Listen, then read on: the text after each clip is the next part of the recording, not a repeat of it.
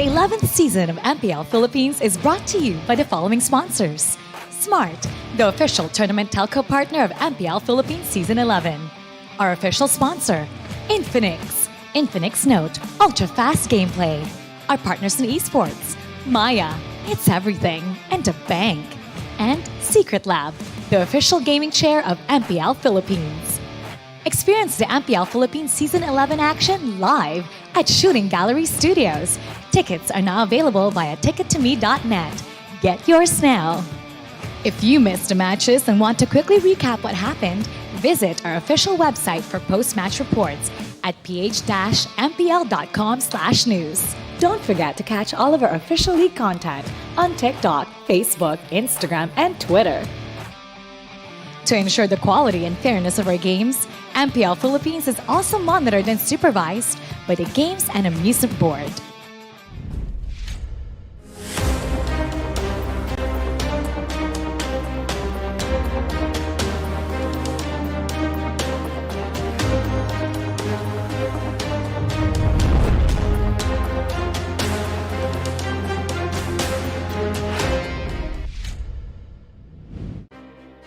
Happy Sunday, everybody! Kamusta kayong lahat? Hello to everyone who's tuned in to watch the greatest Mobile Legends Bang Bang players in action. I'm Mara Aquino, and this is MPL Philippines Season 11. After Bren Esports and Echo secured their playoff spot yesterday, the 6 teams are fighting for the only 4 seats remaining. And that's why this match is particularly crucial for King Kong squad. Nakita natin kung gaano nila kagustong itaas ang lakas. But they've been falling short and they haven't been successful lately. Now up against the top seed, who ultimately controls the fate of everyone below them. What else can this unsung rookie do? Ladies and gentlemen, this is TNC Pro versus Bren Esports. Let's get it started. Casters, pasok! The flame flickers on for the Phoenix. How hard can King Kong climb to keep the playoffs dream alive?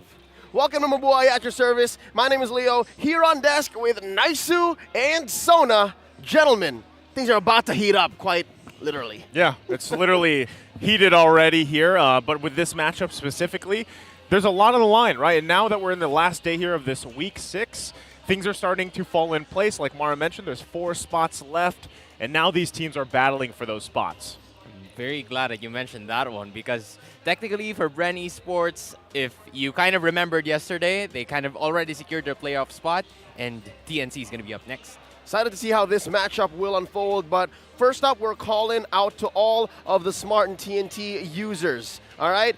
Watching us right now, this here's for you. Continue to enjoy the power of Smart by registering your SIM by visiting smart.com.ph/SIMREG and get free 3 gigs of data. Do that today. Now, back to the matchup. It's TNC Pro Team going up against Bren Esports. As mentioned by Hans here, one of them actually locked in their playoff spot already. Now we can only really imagine what's going on through TNC's mind. It's an obstacle, right? It's quite the tall obstacle to climb, actually, because even though we look at today's schedule, it's going to start off with this. I mean, even after this series, it's another very important one ahead of us. Exactly. What TNC does in Game 1 is also affected by what might happen in Game 2. It's Nexplay EVOS facing off against ONIC PH later on tonight at 6:30 p.m.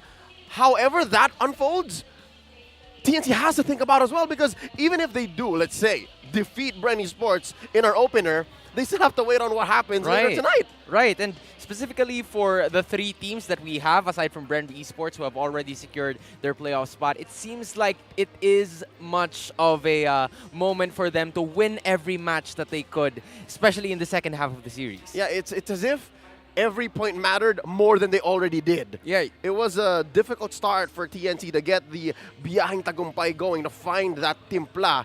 But all the more, it begs to be mentioned, the fight for the playoffs starts now. If they haven't secured their playoffs spot yet versus Nexplay EVOS, Bren could just add on to the pressure, right? Like, yes, earlier this week, they had to lose to Nexplay EVOS once. Right. Very surprising because Yelly Hayes, DR actually played. But now, against TNC, they can actually just, I don't know, affect what the lower half of the playoffs bracket looks like. It's good that you pointed out, because this is what we were actually talking about yesterday here on the desk too, was, even though those 2 spots are secured and they still have the games ahead of them, especially, week 7, week 8, they still have a lot of kind of effect, the ripple effect down on the standings, and how this is all played out. And when it comes down to a point or two, because even if you look at the standings, these teams at this position, they're rather close in points, right? So a sweep, in essence, getting those 3 points could actually prove quite well for any of those teams that is able to pull that off. And that's the question. And it's on the likes of King Kong, right? It's on the likes of King Kong. Now, I don't know if the way I opened up actually put enough focus on how much is on the shoulders of King Kong. It's how well this story is written, because King Kong in the lore is technically a big gorilla that needs to climb all the way to the top of the tower to still manage to stay alive. And he will be the leader of this team heading forward into this match, because again, there were a lot of team fights wherein things weren't going TNC's way, but because King Kong has managed to secure a lot of objectives, specifically the Turtles and the Lords, they still have a fighting chance, and hopefully they get to do that now, facing one of the top teams of Season 11. And again, I can only imagine what's going on in King Kong's mind specifically, because there's so many factors, right? You're thinking about how Bren could have missed out on that secured playoff spot, but they eventually still did, and how it's up to him, but also the rest of TNC are also actually struggling, right? So now, with that being said, we have to consider, is it only up to King Kong? Right. There's a lot on his shoulders, but yeah, it's not 100% up to him, right? I mean, this is kind of the trend for all of this is these teams that are sitting at the top, they have that synergy factor figured out for a lot of them, and that's why they've been able to perform so well, and you see the teams that are struggling, they don't have that synergy figured out. Now, TNC has shown brilliant moments of where within a game, within a specific game, they're pulling things off. King Kong is one of those junglers that does pull some amazing things off. He holds his own against some of the best junglers in the league, but still, it's up to the team, to help him to kind of capitalize off, okay, is he securing us the turtles, even turrets, lords, whatever, but are we able to capitalize on that? I think that's the biggest thing, and that's where, obviously the team comes into play here. I mean, building upon what you guys have mentioned from a while ago, I think from the previous the first 2 weeks of the season, TNC was kind of just jumbling and making their lineups into random. Yeah. But this time, we finally reached the point wherein they finally secured their main 5. And I think that's going to be the main difference into what this series could employ or basically imply in Bren Esports going up against TNC. Because again, a lot of these players have really known and managed how to handle Bren Esports, but facing this time, how can they handle TNC? Well, with that being said, let's go ahead and go to backstage before we get into this matchup. Magkaibang journey ang nakamit ng TNC Pro Team at Bren Esports para sa regular season ng MPL, pero hindi pa naman tayo natatapos dahil kapansin-pansin ang kanilang mga XP laners ay talagang bigay na bigay at pabomba ng pabomba. Nandyan nga ay ang XP laner na si Flap TZ na nalaman nga natin na hindi muna, magsasub-in muna ang kanyang teammate na si Pandora. At halos ganun din naman ang nangyari para sa TNC Pro Team na kung saan nagpapalit-palit din sila ng players at isa sa mga ating nakilala nga ay ang kanilang #1 dance boy na si Jesu, ang kanilang XP laner. Jesu, liga dito! Yan. Jesu, alam mo, nakilala kayo sa mga kakaibang mga pics ninyo. Pinakita nyo yung Leslie kahapon. Pero mas nakilala ka naman sa mga dance moves mo. At gusto ko lang malaman, dancer ka ba talaga bago ka nag-MLBB player? Opo. Talagang dancer pala talaga siya. Kaso lang, Jesu, kasi sa Bren Esports, may isang player doon na napapanood kayo. At sinabi niya sa akin, gusto kong i-challenge si Jesu. Challenge accepted. Challenge accepted! Tawagin natin ang ex-laner ng Bren Esports ngayon, si Pandora. Pandora, halika dito. Wow, wow, teka lang. Dito ako. Okay na, dito kayo. Yan. Pwede ba dito? Yan. Dito na ako. Yan, pantay na. Alright, pantay na. Okay, pantay na. Okay. Pandora, challenge accepted daw. Game ka ba sa challenge? Dance off, laban kay Jesus? Oh, game na. Game na. GG. Alright, guys. Pawang professional lamang ang may kaya nito. Alright? Pawang professional lamang. Hindi tayo makakapag-play ng music. So tayo mismo ang kakanta. Alright? Pamilyar naman kayo sa mga tugtog sa TikTok, di ba? Alright. Jesus, ikaw ang mauunang sasayaw. Dito, pwede ka sumayaw dito. Bibigyan kita ng space. Dito. Ayan, bibigyan kita ng space. Alright. Game ka na? Ah, sige. Anong sayaw ba ang sasawin mo? Yung normal lang pa, yung gumagano. Yung ganon. Ah, di ba ganon yun? Ganon yun, di ba? Wait, paano yun? Paano yung kanta nun? Paano yan? O sige, wag na tayo kumanta. Okay, wag na tayo kumanta. Imagination na lang. Wait the bed. Alright. 5, 4, 3. Ikaw muna. O sige, 5, 4, 3, 2, go!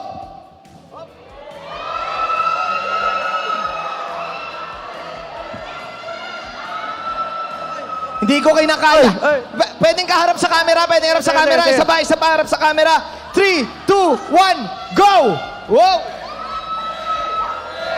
Hey! Woo! Teka lang, medyo mainit. Parang na-challenge talaga. Challenge. Parang na-challenge talaga. Sige, so baba ka muna. Sige. Baba ka muna. Si Pandora naman. Ladies and gentlemen, Pandora! Hey!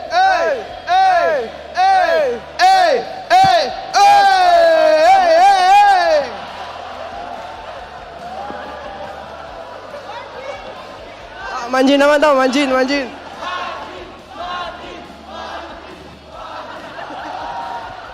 Yun pala yun. Alright, yun yung round 1. Round 2, ikaw naman na magbibigay. Round 2. Wala na alam. Game ka pa, round 2? Round 2? Bigay ka ulit? Bago, round 2? Macarena. Okay, round 2, Macarena. Alright. Round 2, Macarena. Go, Jesus, go! May kanta ba? Wala na kata. Hop. Go. Okay, 1, 2, 3. 1, 2. Macarena. Hey, Macarena. Oy! Pre, parang give up. Game. GG. Last one. Alright, last one. Macarena. 5, 4, 3, 2. Macarena. Macarena. Hey, Macarena. Hey! Alright. Alam ko na. Big boy daw. Wala, parang hindi kaya. Alright. Tingin nyo, sinong mananalo? Si Jesus o si Pandora? Sino dito para kay Jesus?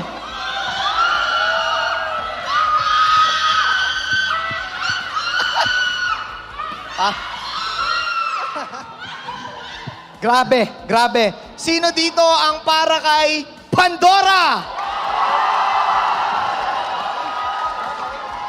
Okay.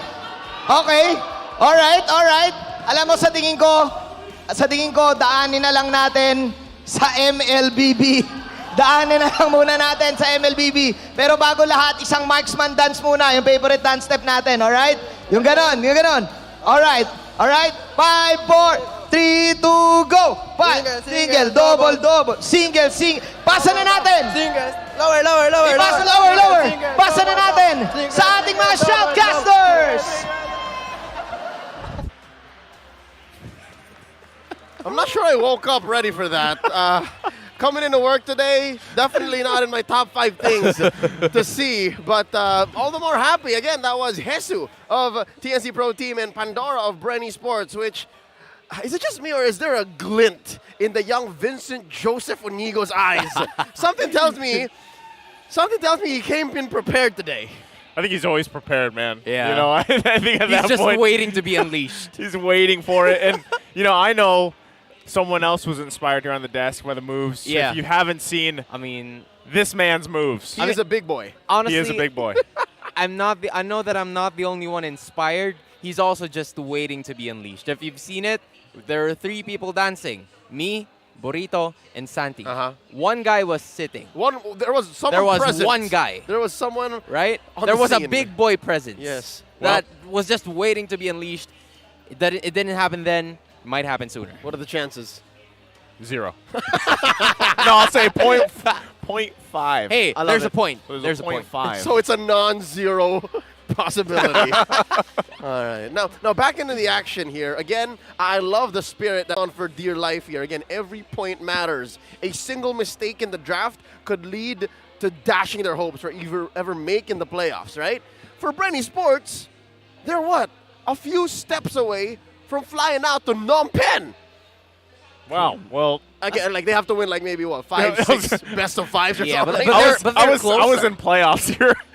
Yeah, I mean, You're way ahead. the new MSC trailer just dropped earlier today. That's so true. just That's true. saying. And that's the thing. They are polar opposites aside, but that's not to say, like, yes, you know, we're having jokes and we're having fun here and all this before the match, but this could technically be a surprise game, an upset game. We've seen multiple upset games, actually, throughout the season, so who's to say that TNC can't possibly pull up an upset here that would actually allow them to shake things up in the standings? Yes, Bren is already secured, but, man, if TNC gets these points, makes these last 2 weeks, especially for the regular season, very interesting ahead of us. Especially with the matchup that we'll be having right now. This is between 2 teams that has everything to lose and has nothing to lose, gentlemen. Exactly. Given the fact that there's just a lot of things in store for us now, TNC is going to try to at least get a lot or as much points as they can to get into a playoff contention. And I do believe that they have enough matches for them to be able to do just that. Yeah. But it's going to be a tough, journey for them. Like the Biyaheng Tagumpay, it's not really going to be as easy. I mean, nobody said it was easy, quoting Coldplay. But at the same time, you'll also have to take note of the fact that Bren Esports, how will they approach this game? Given that they're already safe, there's nothing to lose. So will they give TNC a hard time, or will TNC actually manage to, get over adversity and just climb to the top again? Very possible, Hans. And now I just have to ask here, which Coldplay song? I was thinking It's the that was... Scientist, man. Oh, is it? I was thinking it was Superman by was that Stephen Speaks? Yeah. Right? I think so, yeah. It's not easy to be... But it's like, nobody said. it was... Yeah, Is it, you got it. Yeah, it's yeah, Chris yeah, Martin yeah, walking yeah, backwards. Yeah. Okay, all right. Now we got that figured out. All right. Okay. All right. Now, moving on. Given that it's... I just had to acknowledge my curiosity. I'm sure folks as well watching at home like, what Coldplay song was that? Well, they could easily search. We can't, That's right. That's power. true. That's right. Knowledge is power. Anyways, just wanted to reiterate the fact that TNC here, they have 2 choices. Number 1, continue working on the Biyaheng Tagumpay formula, right? Figure out this whole new main 5 and then play to the meta, catch up. Or, amuse me here, gentlemen, what if they stick to that, but just turn it on its head? What if they surprise Bren Esports with something totally unseen before? What if they debut like 2 or 3 hero picks in this series alone? They did that before. Yeah. This weekend has been the whole, debut hero picks. Saw Florin And yesterday. That's true. Saw Florin yesterday, and A hero I was waiting for 2 years in the making. 2 years. Well, a hero that I've been wondering, how would it work in the competitive scene, and now I've got a little hope for my buddy Gord. There's a little bit of glimpse of hope. We always true. forgot. Maybe. That's well, true. We'll see. All right, nice who gets one. Who's your hero? I mean, honestly, I just want another Zilong. Okay, well, let's welcome Bren Esports and TNC Pro Team.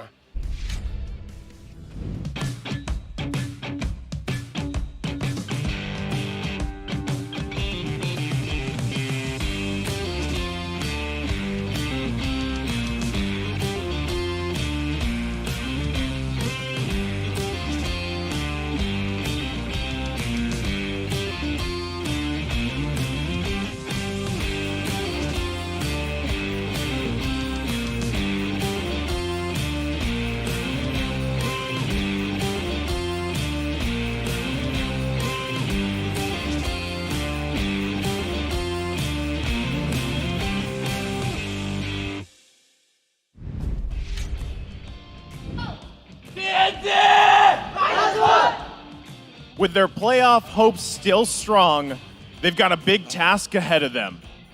Their opponents might be standing tall, but this is now the time for the Phoenix to rise and soar. It's TNC Pro Team.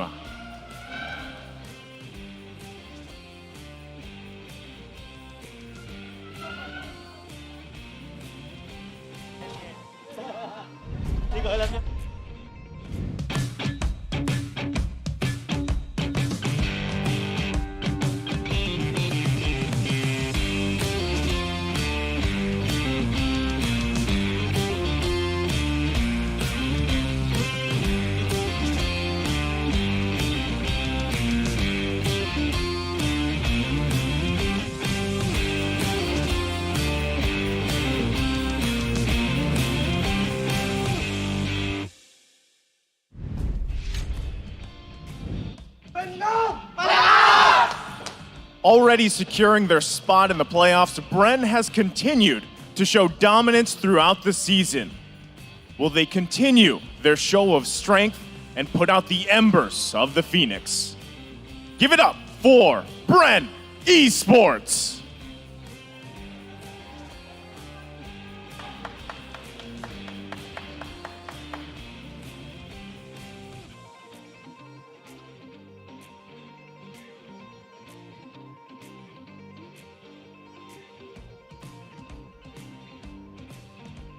And their coaches, Coach Ducky and Coach Lift. Who will come out on top?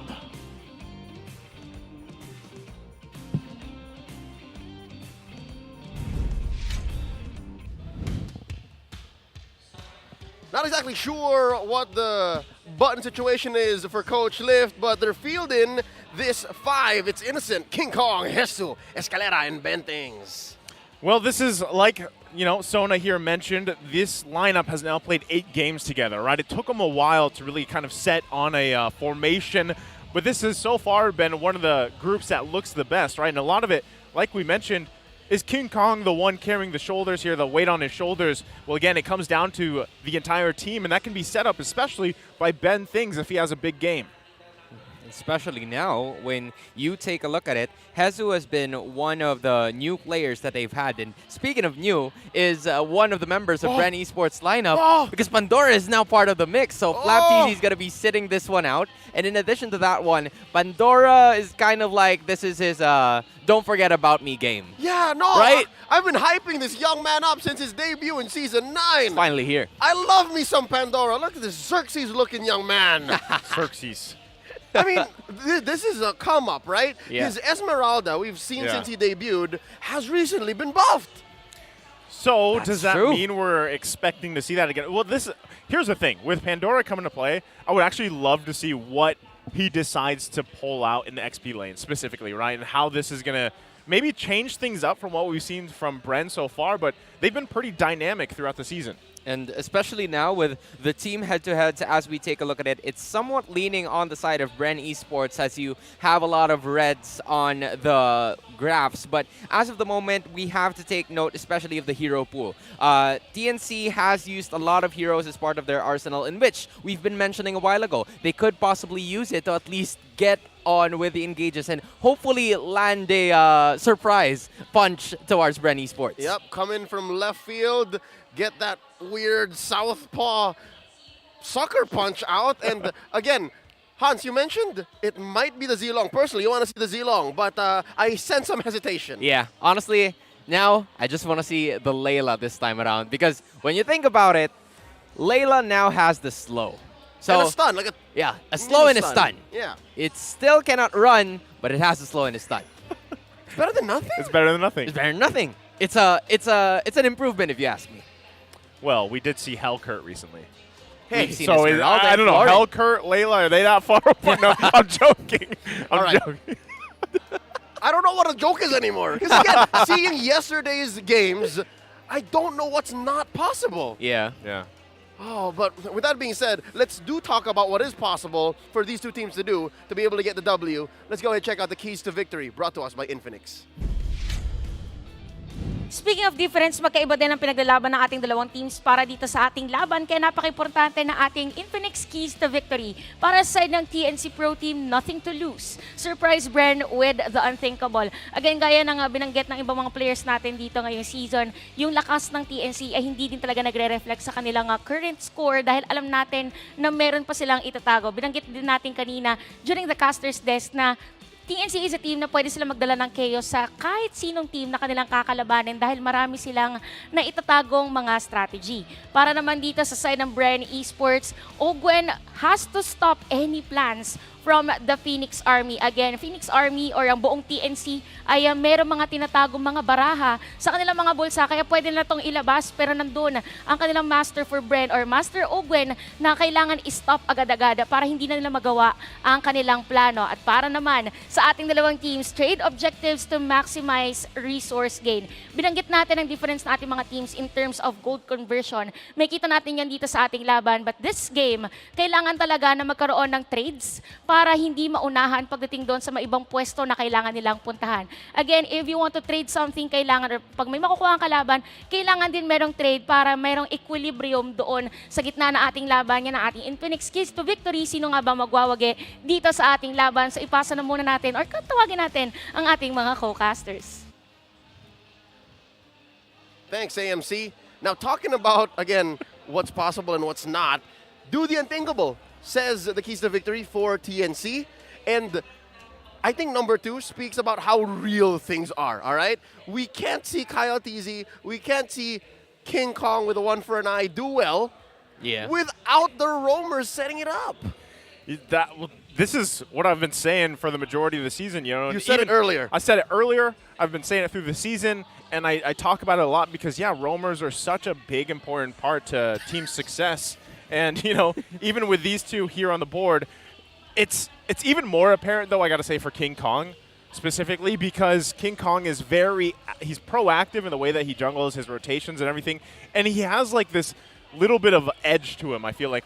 Even when he's been going against some of these teams in the top of the standings like he's about to right now, he holds his own pretty well in the jungle. And I'm very glad that you've mentioned regarding the setup of the roamers because we managed to take a look at the team fight participation a while ago. King Kong has been part of 68% compared to Kyle TC's 58% only. So there are going to be times that King Kong will be the main man that spearheads the team in terms of the team fight because of the hero pool that he has. We've seen him use the Martis from before, especially with the rest of the heroes that you are taking a look on your screens right now. But I guess one of the things that we haven't seen, especially from Bren Esports, is the fact that Ogwen is using those setup heroes. I believe we haven't seen it in a very long time. Specifically like 2 weeks, just because he's always using those Diggies, those, I believe, Chos, if I may. So there's not a lot of AoE skills that you could attest to that. So this could probably be where TNC could come up and surprise them with another punch. Exactly. All the more it's going to matter. So watch out what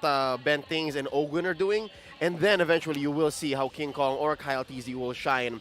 Now, we've been talking a lot about these different roles, and we've seen our XP laners do a little dance-off. Does that mean Gold Lane's going to be relatively mum here in this game? That's a good question because, for a lot of the series that we've seen, it has been highlighting on the Gold Lane. But I love XP lane matchups right now, especially, the way things are going. And even though they have the dance battle, who knows how that's going to translate into the actual game, the Land of Dawn here. Yep.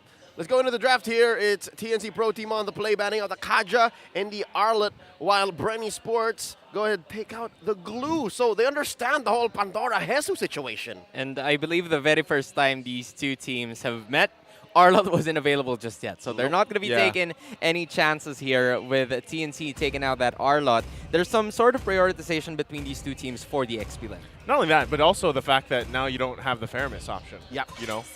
That will also change the course of this series from, like you mentioned, Sona, even with the first time they met each other. So, how does that dynamic come in? How does that shift come in here? And you can already see, too, with the first phase of bans, how it's changing. Fellas, you see this? If the Joy or the 1-1 don't get banned out here, someone's coming up. Someone is going to let through either if they don't come up here for TNC and Bren Esports' last bans. There's a lot of available picks here for Pandora, especially in this phase where you only have 2 bans left before the first phase. And in fact, they're going to leave it open. It's either a 1-1 or a Joy, as they have mentioned here, might be picked off by the side of the Bees. But for TNC, on the other hand, they still have the Fredrin and Valentina available. So it's the same thing. Oh, Or not. or not, yeah. So technically, you still have the Fredrin, right? Yeah. And Fredrin has been one of the heroes that has been used by King Kong in some of his game-saving plays. And when I say game-saving, I mean game-saving. So if this is the 1-1 or Joy ban, I think Bren Esports is happy to like give up whatever's left and then on the swing back, pick Fredrin X, right? Yeah. Time to drop the Okay, beat there of was the class. joy. So 1-1! Pick up 1-1! This is the last time! Well, And- this is the first time in a while. And Because it one- was Marco played the 1-1 twice. And 1-1 this season is still at 100%. Because she was only played twice! And she's not going to be picked. It's the Farsa. I get it. I get it. Coach Lifton, right, are playing with fire, but they're ready to get burned. Like, they know. They're like, okay, give it to Marco, but Escalera, you take care of it. That's tough, though. Yeah, very interesting given that there's a lot of heroes left. Bren Esports might go ahead and pick up the Fredrin and the 1-1 in this specific moment. Because again, you don't usually get a hold of the 1-1 a lot of times in Season 11. But Yeah. this time, now that you have Super Marco, who I believe already has 2 MVPs of the week this season, you can already attest to what he can contribute on the table, especially when he has that 1-1 by his side. So this time, it might be a possibility for them to pick it up, and I guess they're still not letting it. Okay. I guess we're off. I get it. No, I get it. What they said is, Lifton Right are baiting us. Let's not fall for it. Let's answer their possible 1-1. Because I get it. Look, by picking up the square, by picking up the Eve, they have an answer to the Farsa, right? Yeah. They Right. can play the range game. By picking up the Yuzhong now, they also have an answer to the possible 1-1. Now, even Benting's like, yo, are you sure? Is this worth it? Innocent. No, I mean, he's not looking at innocent, but you know, like, But that's the thing. It's like, do you want to just take this risk because you even saw the key to victory? They don't have anything to lose. Is this the time? It's open. Pick it up. Or, you know, even possibly we see how Innocent play the Leslie, right? Which has actually done pretty well so coming far. back. Yeah, she's coming back. Yeah, but again, you have the Yuzong, so there's a lot of ways for them to technically eliminate the fact of using either a Beatrix or all those ranged heroes just because of having the Yuzong. So this time, let's be a little proactive, lock in that 1-1 that will finally go to TNC's side and picking up the Lancelot. And I believe this is a Tanksalot once again, which has actually been a trend. So Kyle TC could potentially answer with this with a Fredrin pick for them, given that Tanksalot and Fredrin just really go on par with each other in terms of taking objectives. or he can make our anime sword fight dreams come true again and then play for a last phase Ling. That's true. Because he's so good at fighting Lancelots on Ling. Hear me out, Hayabusa. Oh, he did Right. it. I heard you. I also saw it. He did it. This is still, I mean, it's not the Ling, but it's Hayabusa, right? And it's still flashy. It's still something that can help propel this game too. But I do like it. I like the Hayabusa. Is it better at, like, let's say, man-to-man conversion, but not as good as, like, I think, I'm not sure if I can say this, and you guys agree, but Lancelot right now might actually be the best objective taker in the game as a jungler. That is very much true. There's a lot of games that could attest to that, given that the sample size is absolutely huge. But this time for them, there's a good, well-rounded amount of damage coming in from Bren Esports, which is why they're now going to be taking out the roamers, or maybe XP laners, because we've seen from the other regions that Hilda is picked up to go to the XP lane to go up against the other dominating heroes that are over there in that specific lane. So now, when you think about it, there's no marksman just yet for the side of Bren Esports. They're taking their time with it. Meanwhile, Lolita is going to be the ban here for them. And I'm actually very surprised. I don't think Diggy is going to be picked up here just because there is a Hayabusa. It's going to be easy pickings for him automatically.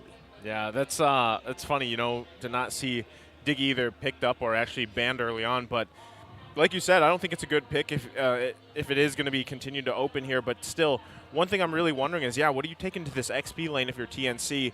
We've been kind of building that up. We got the preview of the dance battle and everything, but still, how can you secure yourself that XP lane, right? Well, yes, Hesu, he's had some good games, but the fact that he's going to be going against this Yu Zhang, he's got to be able to not only win that lane, hopefully, but also be a big piece of value to winning these objectives against having an Eve across from him. There you go, another XP lane ban to narrow the options even more here. Funnily enough, though, what's left on the table? There's already the Glue and Lapu Lapu taken out, the Arlot, Joy. Like, this is so many XP bans. What's left? Homie can pick up a Tams. We going Esmeralda, Thams? And I was honestly thinking of a Benedetta at this point, Oh, yeah. given that they need backdoor access for the Eve's real-world manipulation. And so far, Kyle TC and Pandora has that covered for Bren Esports. And that is the missing piece that TNC needs to go ahead and try to figure out how they can go into the back lines and get the damage from there. But for now, a lot of things are really, starting to get low for the pickings here of the XP lane and the gold lane just because the Melissa is out. So when you think about it, Super Marco and I believe the Roamer, Ogwen, still doesn't have a hero because, again, you have the Atlas, you have the Franco, I suppose, but you still have the Diggy that will be a viable pick for the side of TNC heading forward, unless it's Bren Esports that picks up the Diggy. Yeah, no, that's what's interesting. Both teams actually need more peel. Like, between what's picked up in the first phase, neither could go ahead and pick fights for a while. Like, if anything, I give a slight advantage to Bren Esports. Yep. Yeah. Because they have the real manipulation. We've seen yesterday how long Yua can hold on to that thing. And then there's some sustainability for the Yu Zhong, but it looks like it's an all-in situation for Bren. Like, they understand that their box is so strong. I still love, after all this time, there was a point in time where, like, you got tired of seeing Beatrix, and then she kind of slips through the cracks a little bit here and there throughout this season. And she's just one of those heroes that is always going to be one of those wow factor heroes, right? The snipes that makes the crowd go, oh, or like take a breath. Yep. But still, even with that said, a Beatrix versus a Wanwan. Now, we have seen this matchup multiple times in the past. Agree. Right? And a lot of the times, too, the Wanwan should be able to do much better even later on in the game. Yep. So that's so much reliance here for Innocent. And there's the last two picks. I see your face, Sona. The Trizzle's locked in. You can't spell Riz without Charizla, bro. It's true. No, Finally managed to use it. you can't spell Terizla without Riz. Riz. That's what You know why he has that Riz? Because he's the guy that could handle the team fights. He gets to pull the heroes with him. At some point, this could possibly be the team fight and the crowd control that TNC needs in order to propel them into this game. And specifically the Kufra, I'm very much not surprised with them. With this pick, Ben Things has been phenomenal with the use of Kufra from the previous games that they've had. But again, given that there are two ways for TNC to actually initiate a team fight, it's going to be well for them. However, if it doesn't manage to hit, then the punish coming in from Bren Esports is going to be massive. Exactly. It's very high concept engagements that TNC wants. They're going to need at least 2 or 3 things to go right for them before they can say it's a successful engagement. But with Bren Esports, final pickup, if you smell what the grok is cooking, then all the more it's going to be an uphill battle. All talents on desk right now. See Bren Esports taking this home. Now it's your turn. All right, folks at home, watch out for the smart power prediction. I'll be talking about it more in just a bit. But right now, let's go ahead and take a look at the final lineups, all right? Before we go into the Land of Dawn, at some point in the game, a poll will show up. You only have until the timer runs out to comment your predictions with the hashtag SmartPowers MPL-S11. One lucky commenter who gets it correctly will win a redeemable in-game code. Remember, keep an eye out for the poll. There we go. And even though we have our predictions here, I like what TNC is at least doing. Going back to the key to victory for them. They got nothing to lose. Bring it to the table. They got the Riz on their side now, too. Yep. But still, I feel like Terizla himself could be a game-winning ultimate penalty zone, could change the course. And also, it could also fall flat here. But at least you have Ben Things on this Kufra. Also already pushing Kyle Teasy a little pressure here in the jungle. Also, when you think about it, there's no purifies available for the side of Bren Esports. So one good crowd control ability, or maybe two if needed, coming from the Phoenix Army might be one of the biggest cases here. Just look at that, right? Pressure is going to be applied here to Super Marco just to give Innocent that ample amount of lead, given that right now, the 1-1 is really a late game reliant hero, and you wanted to take care of that, to have that late game investment come into fruition. And the pressure continues. TNC have what, for the majority of the past minute, lived on Bren's side of the river. Yeah, I think, you know, I like what they're doing, because they know with what they've drafted for this game one, if they put pressure where they need to against Bren, they can at least build the leads that they need, right? And that, especially with the fact that we don't see 1-1 too often, if you can get this lead for Innocent, then again, you should have a great time throughout the majority of the game here.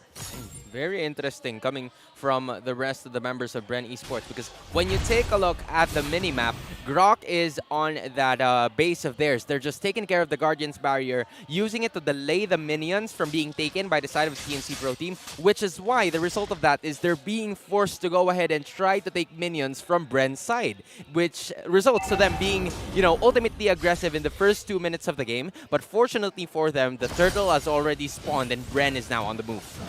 So far, it's working out. I mean, TNC are putting Bren where they want them, and I guess that's the first step towards making these high concept engagements. Oh, there you go. Hezu jumping in with the penalty zone. Pandora already low. King Kong securing the first turtle of the game. No one falls, though, with the right moves right there from TNC. And this is the reason why Lancelot has been like a premier pick for the MPL teams that we have. When you take a look at it, one puncture and one Phantom Execution is all it took for them to get it. In addition, the Retribution as well. That even Kyle Teasy's Hayabusa, one of I guess the ticking time bombs of Bren Esports, could really have a problem with, especially now when you take a look at the items. It's somewhat very lenient to want their very first build. Good one already coming in, but though they are going to focus on him. Not enough to get away. Kyle Teasy falls. There's the response, though, so Escalera goes down as well. But job accomplished for now. Ben Thing's going to be able to get out of there just fine. Kyle Teasy getting focused on, like you were mentioning. Again, what you think about it, that's a trade that TNC Pro Team will absolutely take, given that now they're actually leading and Pandora's in danger. He's got no form there. Not able to get away, can't fly away. Nice pickup there, bottom side. TNC furthering the lead here. So in a great position already early on, under 4 minutes into the game. This is working out for TNC better than expected. Again, if in the first 2 minutes, their goal was to put so much pressure on Bren to just make that first turtle ever easier to take, now it's working towards actually stopping Kyle Teasy's snowball! Oh, they didn't even know he was there. Open while charging out of there. Ben Thing's having a big game so far this early on the Kufra. Big game, Ben. Big game, Benny. They're actually having a very difficult time into trying to engage and get a pick-off, given the fact that Kyle Teasy is using that high and dry as an emblem. Usually when you have a high and dry, you would want to just have one person from the rest of the members of TNC isolated towards the other teammates of his. But unfortunately for them, given that the pressure is on Bren's side and Escalera or Ben Things is not leaving Innocent as of the moment, Kyle Teasy just can't get the pick-offs done. Well, right now, again, can they actually contest this? It doesn't look like they want to, right? I mean, Kyle Teasy did just get his purple, but even by the time he's like, you know what, let me just grab this orange, just give up this next turtle. We don't need it. He's going to jump in. So he thought about it, but still a little bit too late now in mid lane. Few quite low. Able to survive, though, for now. Another objective going to the hands of TNC. So a lot went down in that, 15, 20-second sequence, right? Yep. Few very low. Kyle Teasy not sure if he was going to try to commit or not. He held on to his retribution. But what's this going to mean for the next, 2-3 minutes into the last Lord Zona? Because it's clear that TNC are in the lead. This is going way better than expected for them. Taking a look at the items right now, Clock of Destiny already secured by Escalera, not to mention the 1-1 already securing his Corrosion Scythe, so that's going to be extra basic attack damage coming in from that marksman of TNC. And when you think about it right now, Bren Esports needs to find a way to get at least one pick off through Ogwen's wild charge, because if not, TNC is just going to go ahead and maneuver. This is the dream that they want to actually pursue. Provide Innocent the space that he needs, and then proceed from there. Super Marco now faces danger again. Okay, they already get the flicker out from Super Marco, so for them, for TNC, that is a win. They're going to focus on the turret now, too. Kyle TZ, again at half health, just being invaded on. Top side, though, they find the mark. Super Marco is going to fall in now. Ogwen can't escape the crossbow of Tang. They find 2 top side. Innocent Airlines taking off at the last possible moment. Wind of Nature already secured 6 minutes into the game. Just provides how, confident Innocent is going to be in the direct engage. Ben thinks it's just on point again. The shadow kill going to be used to avoid never mind. He can't get away. Kyle TZ having a rough game. Ben Things and the King in mid. My goodness, that is mechanics over mechanics that is displayed by the Phoenix Army. It was very much of a surprise for Kyle TZ to just see Ben Things out of nowhere, and from there he used the shadow kill. But that last basic attack coming in from King Kong, even if this is a tanks a lot, it just packs a lot of damage. This is difficult. As TNC, you're making the most of the fact that you don't want big team fights as Bren Esports, right? Because, again, they're just so much better at these big 5v5s, and Ben Things is playing out of his mind! Yeah, he's jumps in again, but that's just how much confidence he has. And, that's the thing when we were talking about earlier. Is this on the shoulders of King Kong? Well, right now, he's having actually just a grand old vacation time, securing objectives, putting pressure where he has to. Ben Things, though, man, he is making plays left and right across the map as they now get more space. They get another turret down bottom. Oh, now this is where the discipline from TNC should come into play, right? From the keys to victory from a while ago, it was said that they need to take care and maximize the items that they have, though. He's going to jump in again, finding the right mark. Super Marco falling all under the turret, though. Ben Things now falls mid lane. The 1-for-1 trade. Where do they find the next play here? Bren still holding on to that tier 1. All right, a little messy, but any trade where it's the roamer for the gold laner is a trade I'd take twice on Sundays. It's a maximum win for the side of TNC Pro Team, because not only that, they get to widen the gap in terms of the gold lead that they have. For 8 minutes, a 5k gold lead is already starting to become massive already for them. And Ogwen, it was a good use of a wild charge, locking in the 3 heroes from that mid lane turret. But that is really going to be of the essence of them, as Bren Esports now lacking at least 5k on the gold. Fortunately for them, the Hayabusa has already secured that Hunter Strike, and the Blade of Despair going into Super Marco with that extra attack speed coming in from the boots. But it is going to be a problem for them heading forward if they don't get the stop, specifically King Kong and Innocent. Escalera is going to be fine given that there is an amount of damage, and the positioning is going to be of utmost importance for him heading forward into this matchup. But again, Innocent is starting to build the items. We've noticed him locking in that Demon Hunter sword, and this is really going to be big for them if they want to go for another team fight. Yep, Lord here, just spawning now. And again, TNC knows that 5k at 8 minutes against Bren Esports is huge. So they're just making a beeline for it. Straight up, look! Lord at less than half health! It's going to be tough to fight here and contest. Ben Things with a huge jump! Finds 2! The follow-up damage not there just yet. They secure the Lord, though. Pandora takes the shots and falls. It's only 1 down now. Kyle TZ on the run as well. TNC again on a massive play on the shoulders of Ben Things, finding themselves now marching with the first Lord of the game. He just changed his name on his birth certificate. He's legally now known as Big Game Ben. Big Game Ben. A man with a million moves, if I should say. And now TNC is leading from 5k, make that 7 already, and they're taking care of business, maximizing that gold lead that they have into trying to get as much objectives as soon as possible. And there was no way else for Bren Esports to actually contest because of Ben Things. And Ben Things just woke up and shows violence today. Dude, Hayabusa that was pressured this hard from minute 0, that is what? 2,000 gold, 2,500 gold behind his rival? It's just so hard to come back from. Yeah, that's a rough day to have on any type of assassin jungler that builds the way that these pure assassins do. If you get that delayed early game, it's really tough to come back, right? He's just picking up that BOD. And can I just say, Jesus hasn't even been part of the team fights yet. Yeah. And when you think about it, given that the Teresa is actually there, it really has the upper hand in terms of laning, which resulted into 2 turrets already down on the bot side of Bren Esports. So now, given that there's a lot of space that TNC could actually work out here, there's just, you know, all but the inhibitors left for the side of the Bees, and they really have to play a little passive here. Not to mention, the Halberd is already bought up by Innocent, given that Bren Esports doesn't have a lot of defensive items just yet. The Halberd, it's gonna ruin the Grok, it's gonna ruin the Yuzhong. Even the real like, shield is gonna crumble. Look at that. Athena's shield is the only defensive item onto full. 2 steel leg plates and nothing else for the side of Bren Esports. This is, to say the least, it's a very tough comeback here, and or what they're hoping for. Kyle Teasy, though, able to get out just in time, but the shots come out. Kyle Teasy surviving with a sliver of health. Gonna go ahead, and now Pandora still trying to push them back. Can't find Hesu just yet. He finally goes down. The retaliation is here. Double kill for King Kong. 2K for KK. We're not even 12 minutes in, and TNC are hitting the 10K border. Almost 10K. 8.5, make it 9, because this is Grand Theft Orange. Wow.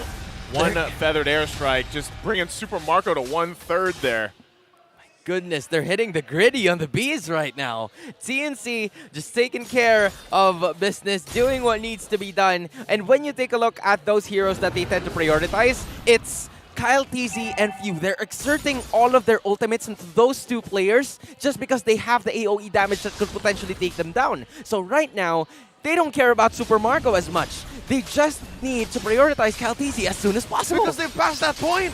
The first 5 minutes sucked for Super Marco. Our Week 5 MVP of the week is not playing his game. Everybody pretty much has a very bad time here on the side of Bren. And look at this. I mean, even with this, right? Few is ranked 3rd in total assists in MPL Philippine history with 1,962, surpassing Chaknu, by the way, 1,961 assists. Good for him, though. That's a lot of assists, if you ask me, and it could potentially go to, you know, assist them right in this fight because they're finally starting it once again. The aggressiveness coming in from TNC is just absolutely massive. And Bren Esports, if there's a saving grace for them at this point, it's their wave clear. They have Few and Super Marco, they have the Nibiru's Passion, but the damage is just going to be lacking. Fortunately for them, Dominant Size is already secured by Ogwen, so there might be a fighting chance. Just maybe. Look at this Lord crashing on down. One inhibitor is going to say bye. Yep, going to go ahead and focus on this bottom side. Kyle TZ trying to clear that mid lane. Minions still making their way, though. Bren's going to have to hold on here. This is also going to be very big for Few. He does get the setup with the real-world manipulation. Going to push them back, buying a little more time. But now, again, a still focused top side. TNC doesn't really have an angle they want to go in with just yet. Hesu does have that flicker penalty zone combination, though, so that could be a potential for them. Ogwen trying to get in position here. Right now, all they have to do really is watch out for bent things, right? Which is kind of hard to do when you don't really know exactly where that Kufa is going to be charging up when. Now King Kong still committing to it. Looks like Bren wants to actually contest this one, though. Still getting in position. Owen going to find them. Wild charges defensively. Now going to be pushed back. They might not be able to commit on this just yet. King Kong securing the Lord. And it's going to call for a retreat from Bren. That was a Hail Mary approach to it. Bren Esports were just hoping for something, but I'd say it's bent things. The fact that he forced out the wild charge made it all the more impossible for Bren Esports to steal. And in addition to that one, given that the pressure was on the side of Bren Esports, there was no reason for Escalera to use the feathered airstrike onto the other opponent, so he just targeted the Lord with that one. Quantum execution to finish it once and for all. TNC knocking on the door. Now this is going to be a tough defense here for Bren. Everything coming down. The penalty zone going to force Super Marco back. They're still going, but Pandora does fall. Lord going to be quickly made work of, but it's not enough as TNC takes game 1. The fire burns! The fire burns! TNC have beaten Bren Esports in game 1. They're 1 game away. We talked about surprise punches. This is one of them. getting that in dominating fashion, if I should say. You take care of objectives, you take care of your lanes, you get the job done and get game one. You know, I can't wait for the breakdown later, Sona, because you got to really see where this all started to snowball in favor for TNC.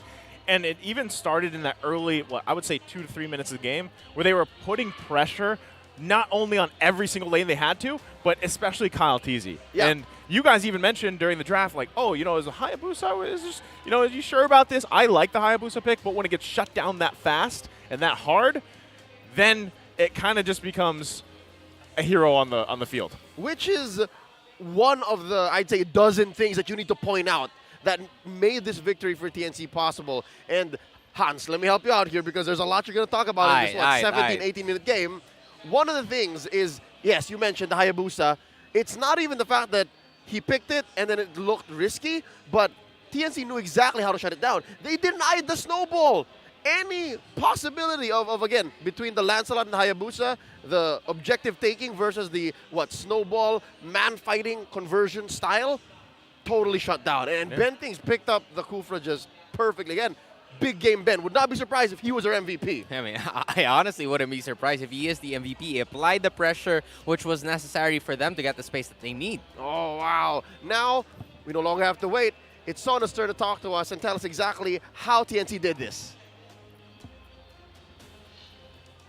It was an amazing display coming in from the Phoenix Army as TNC Pro Team surprised Bren Esports and getting game number 1. And especially now, when you take a look at the compositions that we have for both of the teams, there were a lot of chances that both heroes could go either way, but given that their execution was spot on and game number 1 was what got the Phoenix Army the victory here. When you take a look at their items, there is just a lot of gold gap between the two teams. At least 12,000 at the end of the fight, but it reached 10,000 before the Lord fight even started. And even before, there were a lot of times wherein TNC was just trying to manage and getting the objectives as soon as possible. Not only that, they also managed to get heroes that would be great in terms of the laning stages, which actually were beneficial for them heading into the early parts of the game because there was no need for Ben Things to go into the XP lane and try to go for the gank because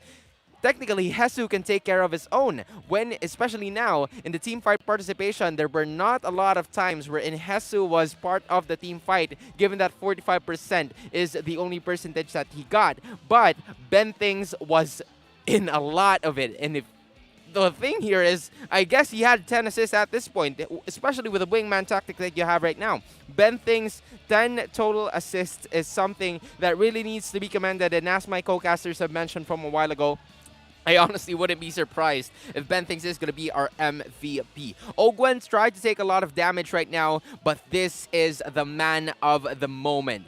Big game Ben, a man with a million moves, and he showed us what he could do. And especially now, with this win, he could probably explain it with his TikTok audition for later, but for now, it's a KDA of Oats. Just managed to get a lot of pressure, especially to Kyle Teasy, where Kyle Teasy in the first 7 minutes of the matchup didn't even get a single kill. And that is very much a surprise because you have Hayabusa who has that high and dry emblem in which he could prioritize those pickoffs that would be necessary for them to win the game. But even so, TNC applied the pressure not only to the Hayabusa, but in addition to that, also the other members of Bren Esports, specifically to Few and to Pandora as well. There was also a time that where Pandora was trying to turn things around and turn the tides back into their favor by unleashing that Black Dragon form that could hopefully and potentially get them the victory and turn things around. And this is that fight, right? Petrify onto 3 other members coming in from TNC Pro Team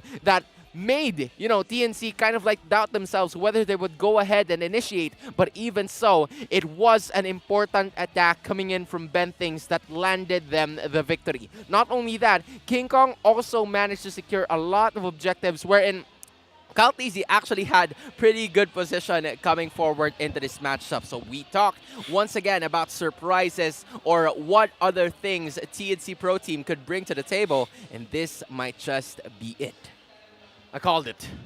Big game Ben. Big game Ben. Big Game Ben. I even mentioned, I was like, Big Game Benny, but I forgot. We already have a Benny. Yes. So it's Big Game Ben. Yes. And he had a huge game. He's currently Daddy Benny. And That's then true. This is Big Game Ben. So many daddies in the MPL, man. Ben 10. Here's one. Well, you know. You walked into that, buddy. Real quick before we get into talking about how Bren Esports could come back, I want to tell you guys all about coming in to the studio and watching MPL Philippines Season 11 right here with us. Experience the MPL Philippines Season 11 action live at the Shooting Gallery Studios here in beautiful Makati City. Tickets are now available via ticket2me.net. Get yours now.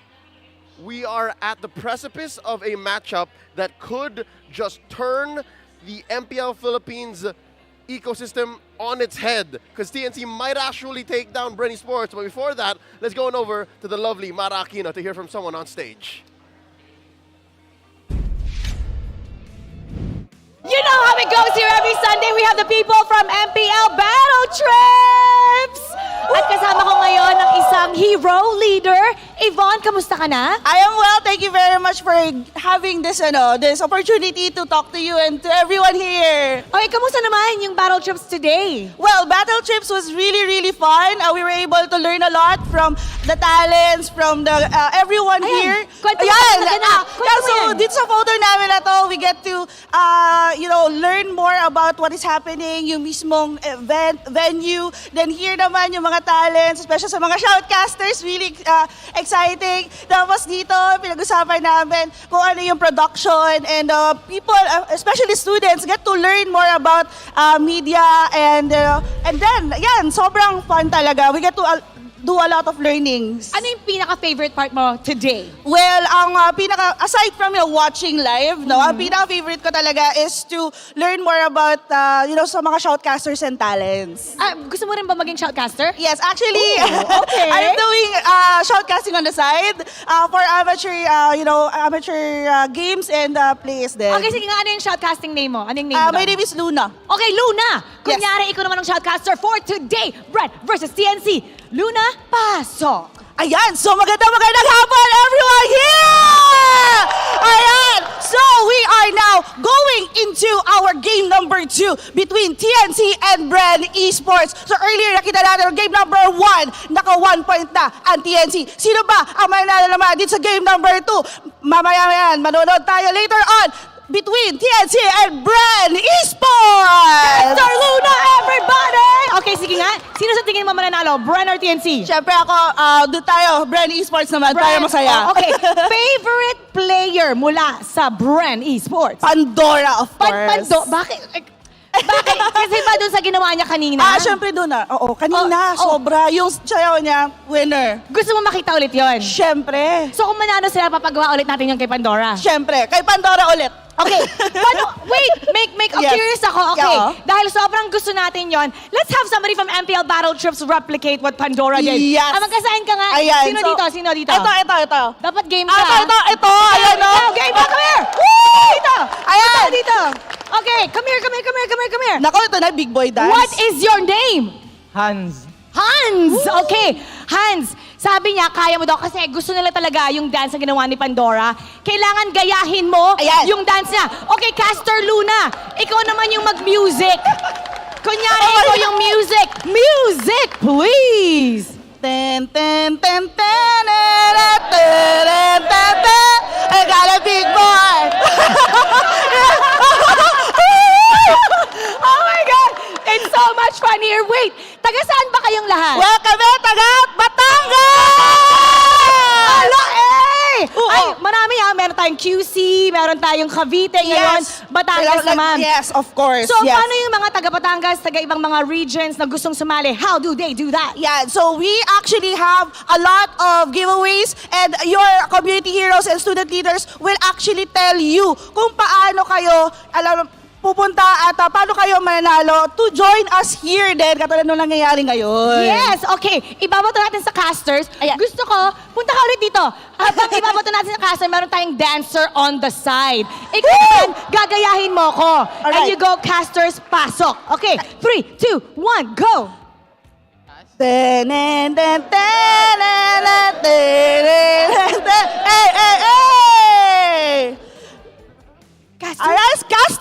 papasok.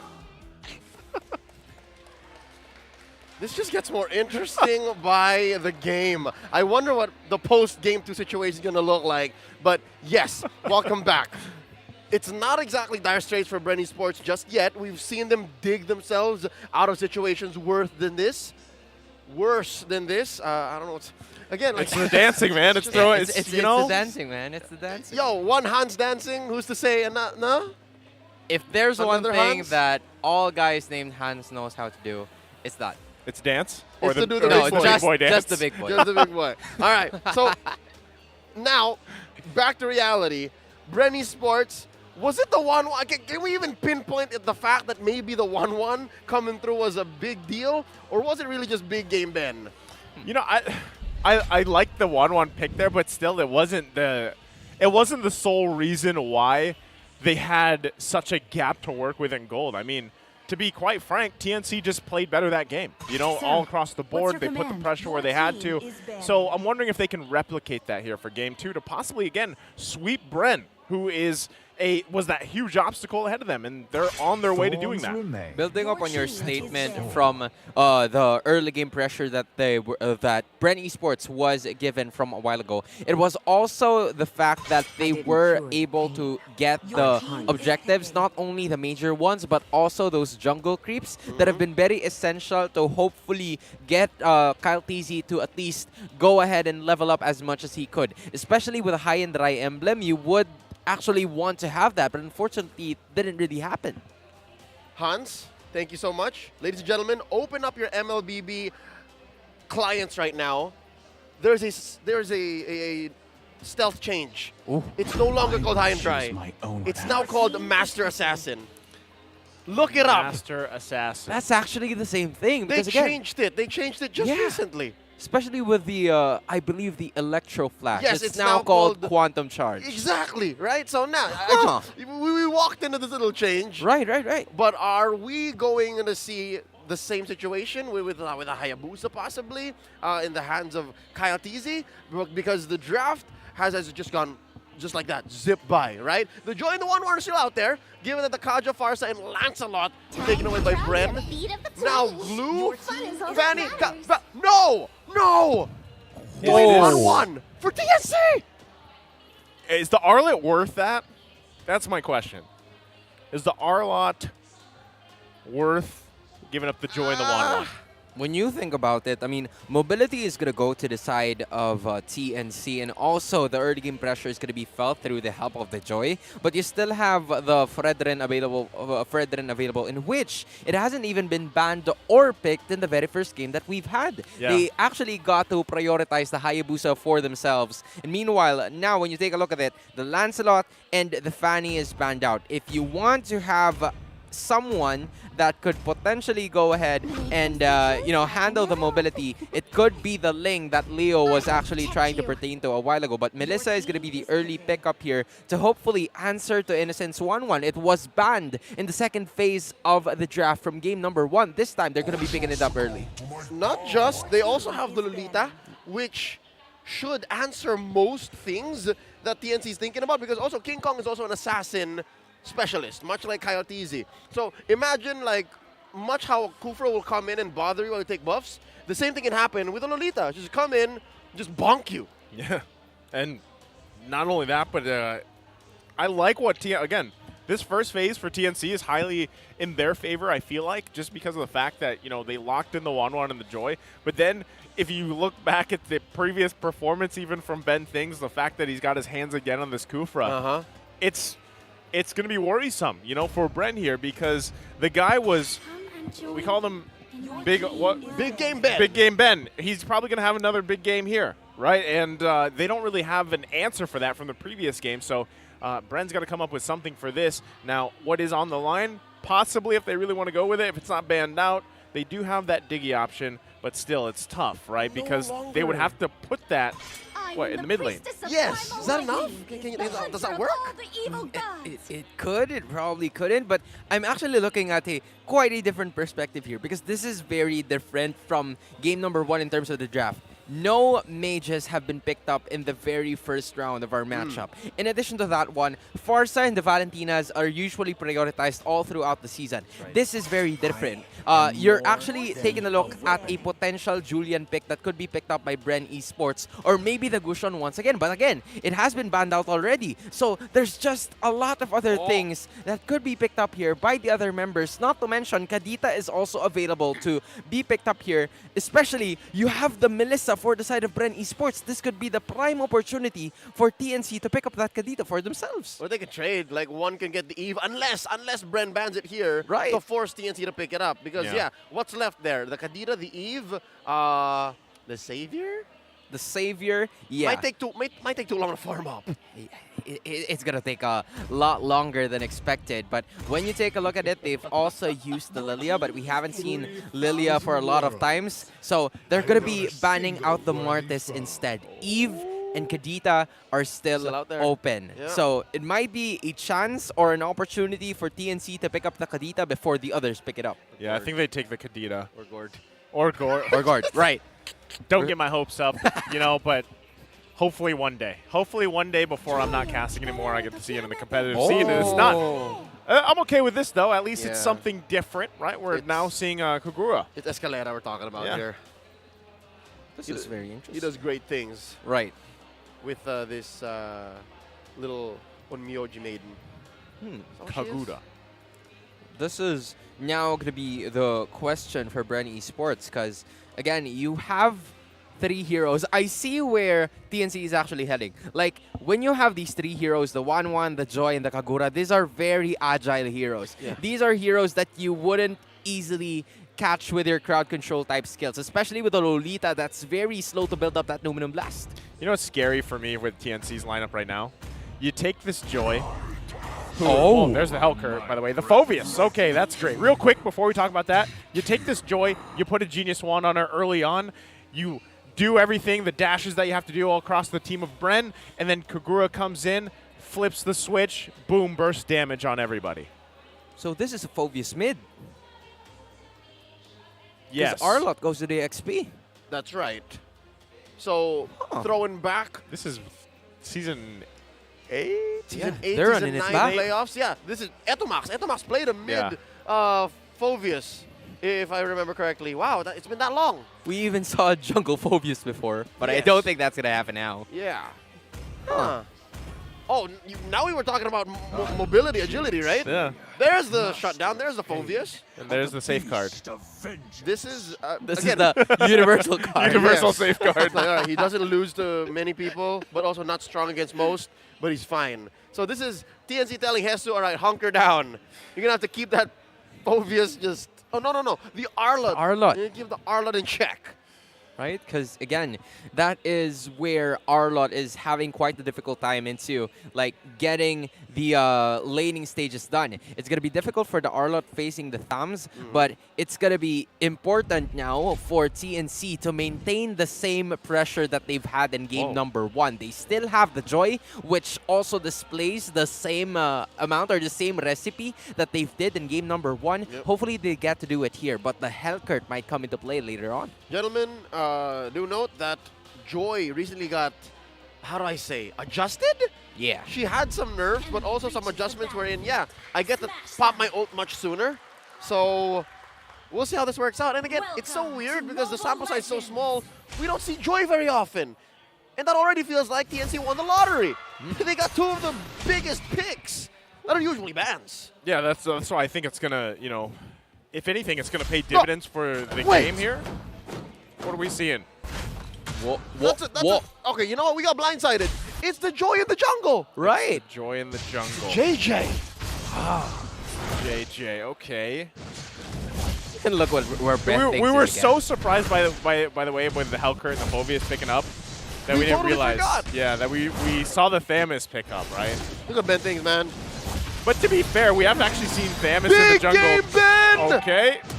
No. All right, they get the flicker out. All right, so But that's the thing, though. You could actually seen Thamus in the jungle, too. That's not too far out of the realm of possibility. Yes, that was a thing about a year and a half ago. Now, something else entirely. The reason why I exclaimed there is because the new Iron Hawk skin on Kupra makes him look like he has the orange buff. Look at him. His sleeves are orange. There, see? His sleeves are orange. Right. Oh, true. Well, Or your sleeves too. he's doing exactly what he has to do. Again, Super Marco focus here. First blood going to the hands of King Kong. So, you know, now that we've gotten the picture, right, of King Kong on this Joy Jungle, how's this going to pan out here, Sona? I mean, when you think about it, or when you take a look at it, Bren Esports already allotted at least assistance onto the top side. But unfortunately for them, TNC just had a lot of ways for them to initiate. First is that mobility that we've been continuously mentioning from a while ago. Second is the damage that could be displayed with King Kong having that mystery shop as your emblem. He's going to have, you know, a faster amount of time into getting the items and landing those itemizations done. And now that the turtle is actually spawned here, Hesu is going to be trying to give space for the rest of the members and hopefully repeat what he did from a while ago. All right, that's 3 men from Bren present here at the Turtle Pit. Hesu going for the pull. King Kong Eyes is purple. Oh, is Kyle Peasy going to make it in time? Yeah, he should be fine. King Kong knows, so you know what? Let me just have Bren do the work while we get in position. Also, you know, Ben Things isn't even up here, so they might be looking for a trade if they can find one. Ultimates. But also both roamers top side, so it ultimately comes down to this 3 versus 3. Both teams working on it. There's the Dark Knight Falls. They do grab it. Kyle Teasy securing the first turtle of the game here. Things are now going to be starting to look different for Bren Esports because those were the things that, or those were the objectives that they were unable to get in the prior match. But now, having that one onto their side, they've also locked in more pressure coming in from Hesu, who uses that vengeance to get away. Oh, y'all saw how he stayed maybe a second or 2 more than he should have? Because he was using the most of the vengeance, and he knew that underneath the XP lane turret shield, he would have been fine. Now, top lane, gold lane has been relatively mum. Oh, wait. Yeah. There's still, I mean, at this point, you gotta just kind of, what we're seeing is both roamers just kind of babysitting this lane, right? They want to put basically their stocks in these gold laners to transition really well throughout the game. And hopefully, again, you have to have this answer against the 1-1. Now, yeah, previous game, you know, Innocent wasn't the sole reason why they won that game, but you don't want him to get to that point, right? He was pretty a threat, especially late game. So now that's why we see so much focus here on allowing Super Marco to have as much of a good time as he can on this Melissa. This is a very secured Melissa, if you ask me, given that she is actually the first one to secure the Corrosion Scythe compared to that 1-1 who is still building up, or actually getting that one just now. So even if Bren Esports actually lost that first blood kill to TNC, which is why there's not a lot of gaps in terms of the gold, but Bren Esports, with that turtle take, they are now on the lead. Unfortunately for them, there is just the flicker skill that has been wasted. It was used out of good intentions, but it didn't really come to fruition. What was that? About 2 or 3 feet short? Yeah. And for 2 minutes, it's down. Super Marco just kind of had a feeling, right? He's like, this doesn't feel right. And he was right. So they have that now, and which means, again, that this leads into this next turtle, right? This next objective.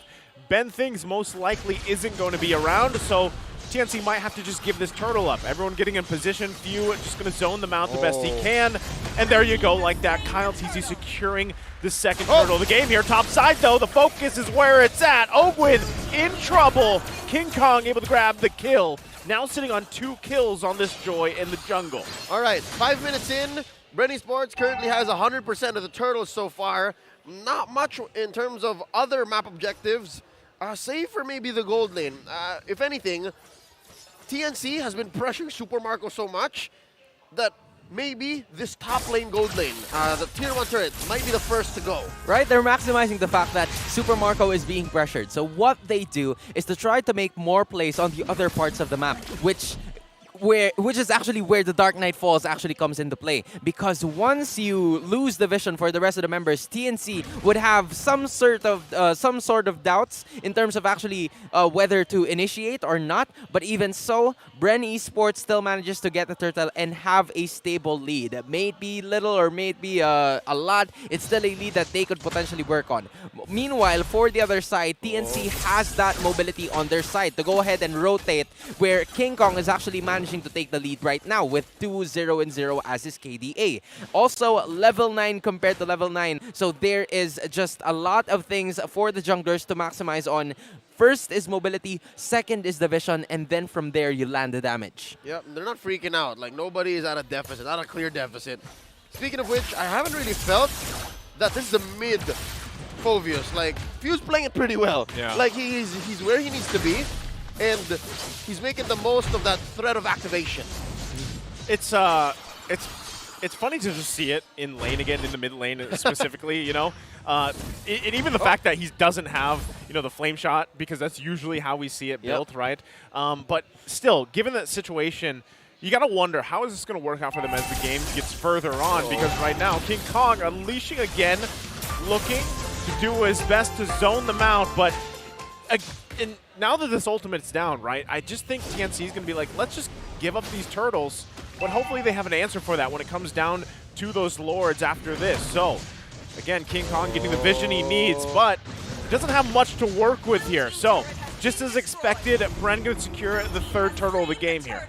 Oh, wow. I ate my words. It's actually the XP lane that goes up first. Wait! Okay, there's Few They jumping came in, has a demonic force, and nothing going to convert out of that just yet. All right. Hans, you were saying? We're starting to see some advantages that both of the teams are trying to employ here. Bren Esports gets the objectives, but meanwhile, TNC is simply just leaving Hesu to do his own thing, right? As soon as they get an advantage in terms of the objectives, that is where they will start to begin the strike. 4 heroes are onto the top side, especially with the items that we have right now. Benthing's ultimately securing that dominant size because he's going to be facing off against the Melissa for the later portions of the game. They want to bring the top lane turret down just to force Super Marco to make another move. But the thing is, Bren Esports is not letting this top lane go. Yeah. As they shouldn't. Yeah. I think this is almost as important as mid lane. The way that they hold it, and they make sure that Marco has a place to at least farm up. So this is good. I think Bren Esports answering back the right way. Ooh, conceal. Hey, Benthing's going to land that one. Does find Pandora, but they don't have enough follow-up damage. Oakland going to miss the Newman on Blast. Not going to commit to anything, but still, I still set on the top side. A lot of attention still here. They know some of these resources are down. Innocent, got to be careful. There's the final slash, putting him in place if he can. There, under the turret he goes. Innocent's going to fall. King Kong now joining the fight, looking to get Ogwin down here, but doesn't have the backup he needs. Ooh. Double kill for Super Marco. Benthing's also running with Escalera. Man, that's why they picked up the Phoveus, regardless of if it had a place to be in the way. They're not done. Oh, the set is there. Pandora almost had it, but get punished under the turret. TNC's heroes have dashes on dashes. This is a domino effect that resulted into TNC's downfall for the next 3 turrets that they've lost.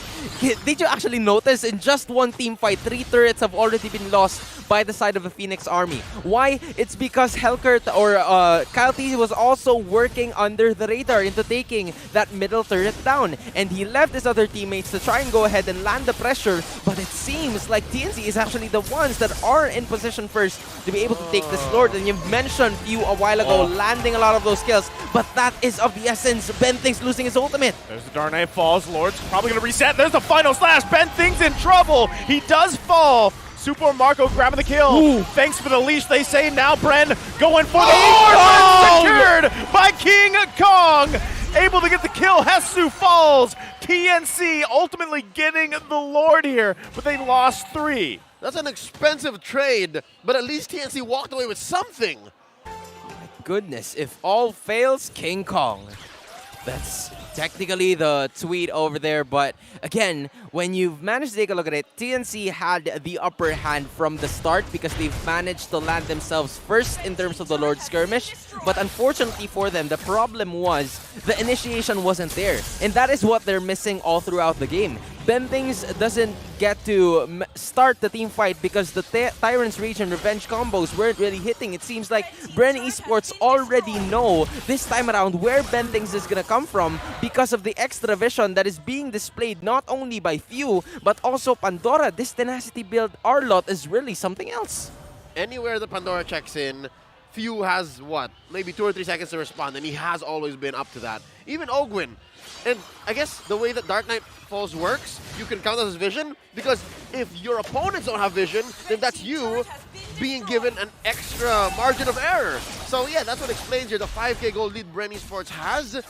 Now TNC, man, I don't know how they can claw back. Like, especially from outside their base. Inside their base, yeah, maybe they can punish, but outside, they're gonna have to close that gap. Yeah, and you see Innocent a while ago building on that Wind of Nature, finally picking it up. But at this point, where Few is actually second in terms of the total damage dealt, no Wind of Nature can help you with that Demonic Force magic damage. So at some point, if you're Innocent, how are you going to position yourself in terms of this team fight? Because again, you're 0-2 and 2. Fortunately, you still have that Marksman emblem of yours to at least land on that extra damage needed for this team fight. But how do you even position yourself? And not to mention, the guy flying under the radar, Kyle Teasy now leads in terms of the gold. So Super Marco has been the point of pressure for the side of TNC. But in fact, it is Super Marco that's shining in this game.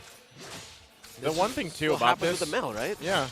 The one thing about this too is, Escalera. He's got that early kill that he had earlier, or he had the kill that he got earlier, but still, you saw the damage displayed there. He's not where he needs to be, right, on this Kogura specifically. Now, is that to say that that won't pan out later on? Well, they need a great opportunity to kind of crunch Bren up together to get that yin-yang overturn off. And that's exactly what I was saying earlier. When the Joy was picked, he had that Genius Wand early on, but still we haven't been able to see that combination really work for TNC just yet.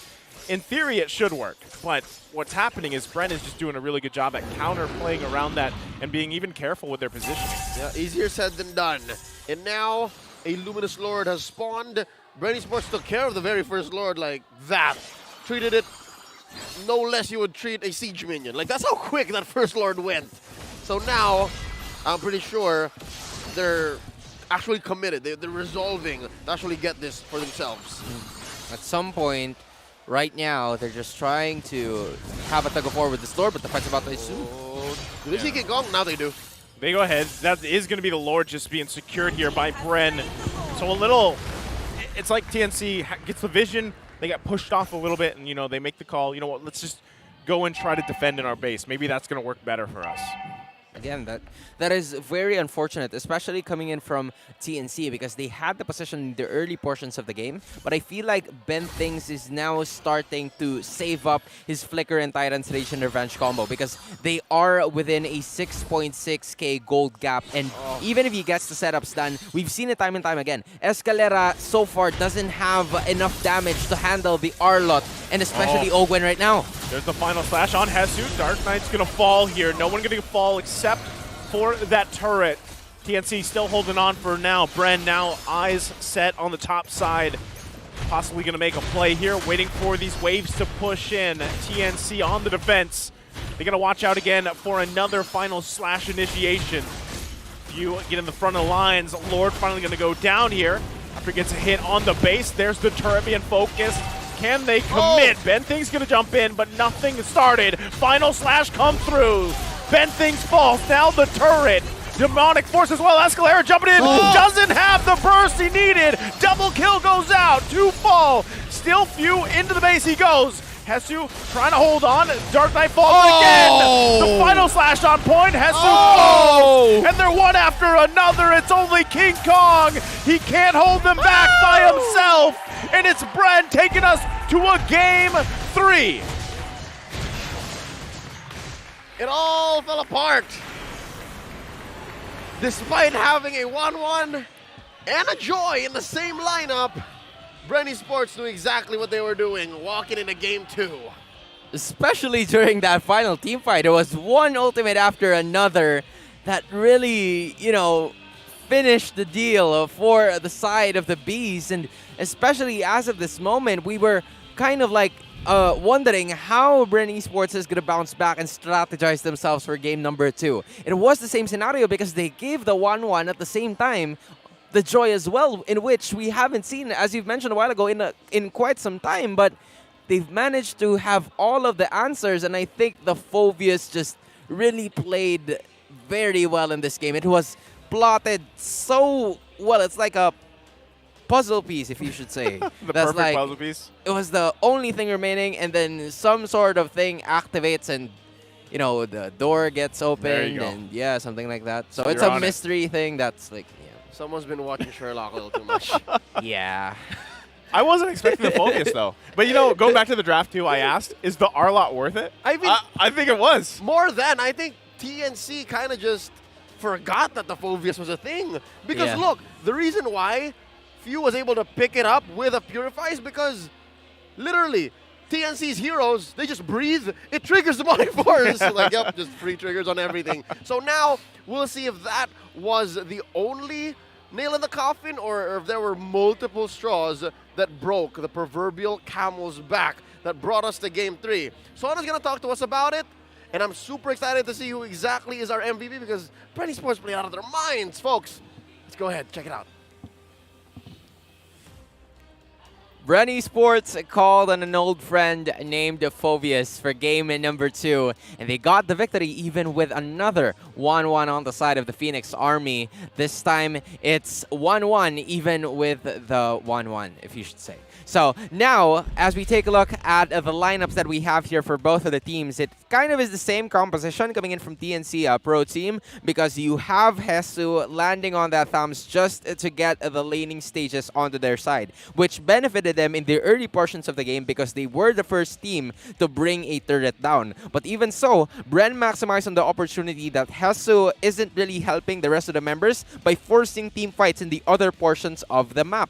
Not to mention, Pandora's 7 assists were really very much helpful here in the early portions of the game because the final slashes were one of the catalysts to them getting the pick-offs and getting the lead step by step. Not to mention, or in addition to what I've said, Few was also one of the main heroes here that have been really, at the spotlight for the rest of the members of the Bees. Hero damage, almost a 50k gold lead here by the side of Bren Esports, even with the damage turret going into the side of the Phoenix Army. I guess that 2,995 was the only bottom turret that they've managed to bring down. And also, the ace here, the pressure point for TNC was supposed to be Super Marco because they knew that they had, fortunately, the answers for them, in which it worked in game number 1. But this time, with the Lolita, a better kind of roamer that could potentially assist them in the early or to the late portions of the game, it finally is it.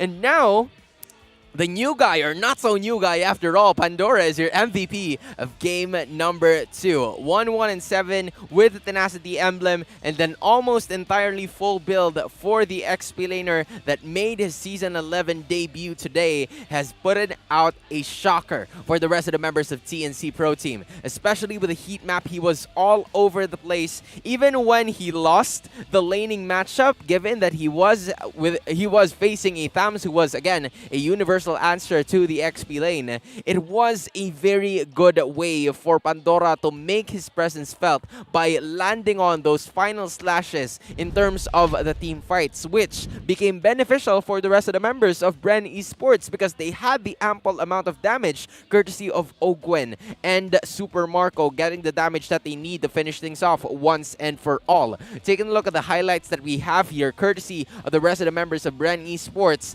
they were playing very aggressive in the early portions of the game as soon as, the ultimates were really popped out. It boiled down to communication and the fact that the rest of the members have managed to see Ben things not really landing those Tyrant's Rage and Revenge combos. Because of the information that was given to them, there was no other way for the rest of TNC Pro Team to go ahead and initiate compared to game number 1 where they had the Terizda, the power of the Riz, to go ahead and get them the engage that they need from then on in case the Kufra doesn't get the full-on engage that they need to win the fight. But this time around, it was the Phobius that was actually initiating, and in case that doesn't work or the rest of the members of TNC fall into half health, it's now going to be up to Pandora to finish things once and for all with the final setup, with a final slash to get them in line and finish it off with a game number 2 ender. This is another game number 3 that is waiting for us to happen.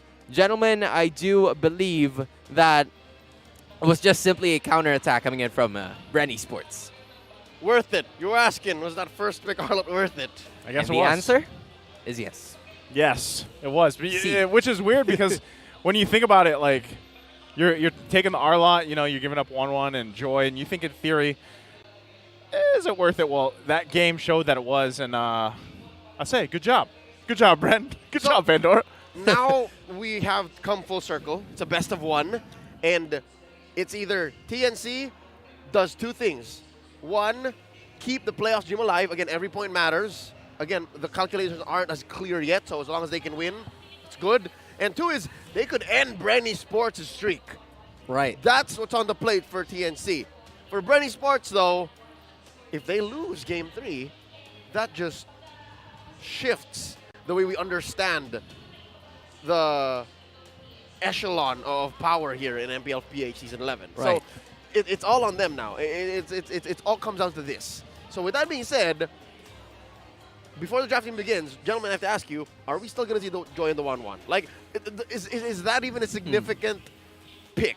Because it seems like the way Bren is playing and the way TNC is treating is like, no, if it comes through, it just comes through. It's almost on the same level as like a Fredrin or a Farsas. Like, sometimes we see it, sometimes we don't, but... Yeah, I mean, honestly, especially now, they're very much willing to let the 1-1 go because they have other ways to like answer it, and we've seen it from a while ago, especially in game number 2. Like the Phoveus is there, and even if the Phoveus wasn't there, the Lolita was also there to assist the Melissa in terms of the early game skirmishes that they want. I honestly feel like for this game number 2 that just happened, the Kadita was just the missing piece. There were not a lot of ways for TNC to try to get access from the back lines compared to the Yuzong, compared to the other members, the Benedettas maybe. So maybe having that backline access for the side of the Phoenix Army would really come to benefit them later on. Yeah, Kadita would be a big threat, and I'm glad that you called that in the draft. I was, again, if you think about the way Kagura works, you should be able to find like different angles to get those initiations off, but I just think Bren did a great job at kind of stopping that from happening, and that's why it didn't work. Whereas, yeah, Kadita, at least you can find a better way in there and then get the burst off and kind of get out, whereas with Kaguro, it's a little bit harder, especially with what Bren had. Now, all that being said, as we're talking about Game 3 specifically, I think you could possibly still see, let's say, 1-1 slip by. But what I'm noticing, too, is, and even from that previous game, why there was so much focus on the gold lane itself is because, yeah, 1-1, as great as she is and as great as, well, I don't know if it's great or not, but as high as the ban rate has been on 1-1, the thing is she does need kind of some hand-holding for a little while to get to that point, and then even in the late game, right, you still have to somewhat get in the right positioning to get that crossbow tang off, because she is one of those marksmen that if you don't get to utilize your ultimate, you know, you lack a lot of that damage in your kit, right? Whereas on the other side, Melissa can just auto-attack, man. You don't have to technically rely on all of those skills, but you have a great auto-attack, you know, especially with Inspire. She's tied with Carry as being the most lethal auto-attack hero in the metagame. Yep. And with that being said, I think you've convinced me, gentlemen. I think you've sold me on the fact that both Joy and 1-1 aren't exactly the end-all be-all of the current metagame.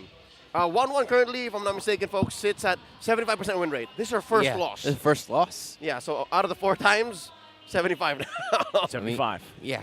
And again, when you compare it to the meta that we have right now, it seems like any hero could be picked. You just really have to put them in the best possible place necessary for you to pick it up. I mean, we've seen the Hellcurt, especially in this matchup, where there were times, especially in game number 1, where King Kong was managing to get a lot of those Lord objectives. But because of the Dark Knight Fall, simply because of that, he has no vision and has no other way for the rest of the members coming in from Bren Esports to determine whether he would go for the initiations or not, because the information is missing. So those vital and those vitals and fundamentals were missing from TNC in game number 2 because Bren Esports deprived that from them. Bren Esports actually found themselves in the very same situation last Friday, facing off against Nexplay EVOS. It was game 2. They brought out the Hellcurt, the debut of Kayatizi's Hellcurt. Right. And then game 3, we were asking the same questions, like, oh no, what's the opposing team gonna do? Hellcurt has been unleashed. Nexplay EVOS did not do anything. They didn't ban it out game 3. They just let it play out. And I think that is a solid approach here for TNC. I would give the same advice. It's like, don't be afraid of the Hellcurt. That's not single-handedly what beat you game 2. Yeah, and with them now being on the first pick side, the priority side, I think this is one of the things, right? Does this change their game plan? Because so far from what we've seen, especially with this the recent patch, the way these changes have gone, I find it refreshing, right? I find it nice that we're seeing these variations in drafts now, and even the fact that, yeah, sometimes Arlet is banned now because we see so many teams prioritize that. Sometimes the Valentina is even taken out, right? So this leaves a lot to question here, and like a team like TNC has great room to pretty much experiment with, but now that it's come down to this best of one case, it's like, do you pull your best punches here? What is that? You know King Kong's going to be fine in the jungle, but still, how do you support him getting there? Ben Things, too. We talked about him in Game 1, the fact that he was able to have,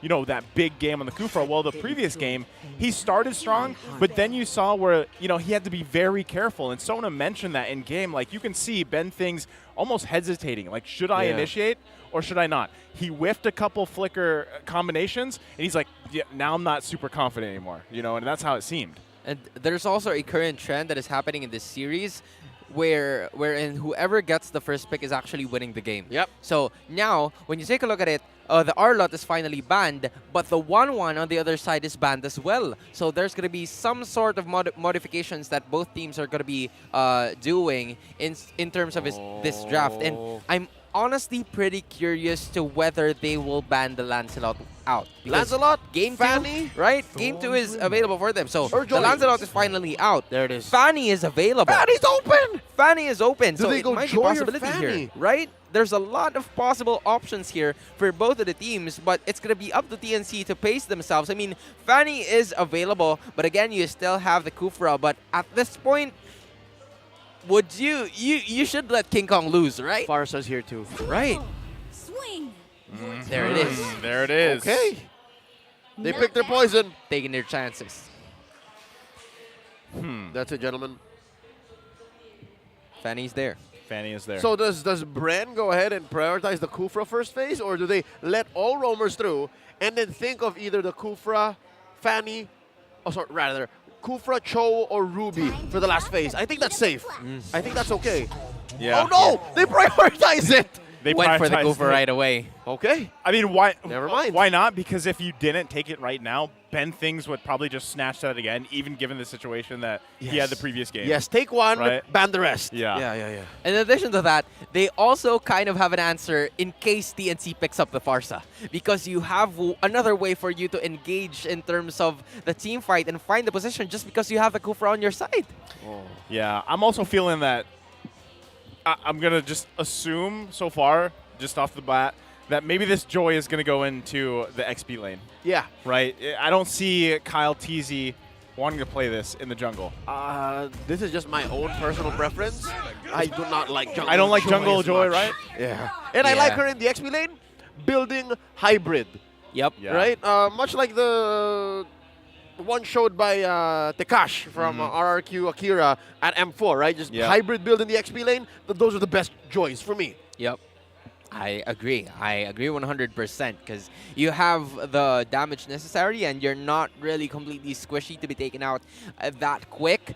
This time, Beatrix and Franco are going to be the pickups here for the rest of the members of TNC Pro Team. This is, again, a very well-rounded lineup coming in from the side of the Phoenix Army, especially with the Franco as your pickup here going into Big Ben? What do you call him again? Big Game Ben. Right. Why do we always forget it? I keep trying to remember it too, man. But Brody's going to be picked up too. So they somewhat have an answer to the early game pressure that TNC wants to display here by having an early game engagement of their own too, because they have the Kufra and they have the Brody to handle the objectives. Yeah. Kind of miss Brody. Super Mario doesn't play as much Brody anymore. Yep. He's now here though. Whoa! Okay, they decided to take it out. So, you know, you were talking about the previous time when Hellcurt popped up. Well, in TNC's eyes, it's like, well, we don't want to play against it. We'd rather not. Yeah. Okay. I get it. I mean, if you're a Fanny, you don't want to not see where you're going. Yeah, how are you supposed to cable when it's You can't see. It's all dark. That's true. Right. Don't do that, kids. There's a Kadita ban too. You know, another option that we were talking about previous game. They could actually work really well for, you know, the way these teams are playing, but that's all taken out. So still, this leaves a lot on the board here for those last 2 picks for both teams. The rest of the members of Bren Esports are still missing that, I should say, that magic damage. I mean, the joy is there, so at some point they still have enough. But in terms of the jungling department, Kyle TZ is yet to secure his very own hero that would go up against King Kong's Fanny. So right now, we're still waiting for the final ban. I suppose it will lean towards Kyle TZ's heroes because there's just a lot that Kyle TZ could potentially use, and it will be, given that the Martis is available. They're trying to put the pressure on the Joy being placed in the jungle position. So there's still a lot of pocket picks that TNC could potentially use here, but now Bren Esports is on the picking phase. And that's exactly why blue side is so strong. Yep. Like, even if you don't get to, I guess, fix your draft with that last pick, you get to close up your draft so much quicker. You're proactive. Oh, and you, the jungle Paquito is here. Jungle Paquito. I totally lost my train of thought when I saw jungle Paquito. How you doing? Talking about the powers of, you know, picking sides here. But yeah, like you said, you get to close out your draft, you know, kind of quicker. Now I'm wondering too, left on the table here specifically for TNC, you got to lock in an XP laner who should be quite tanky. You got to go through those tanky options.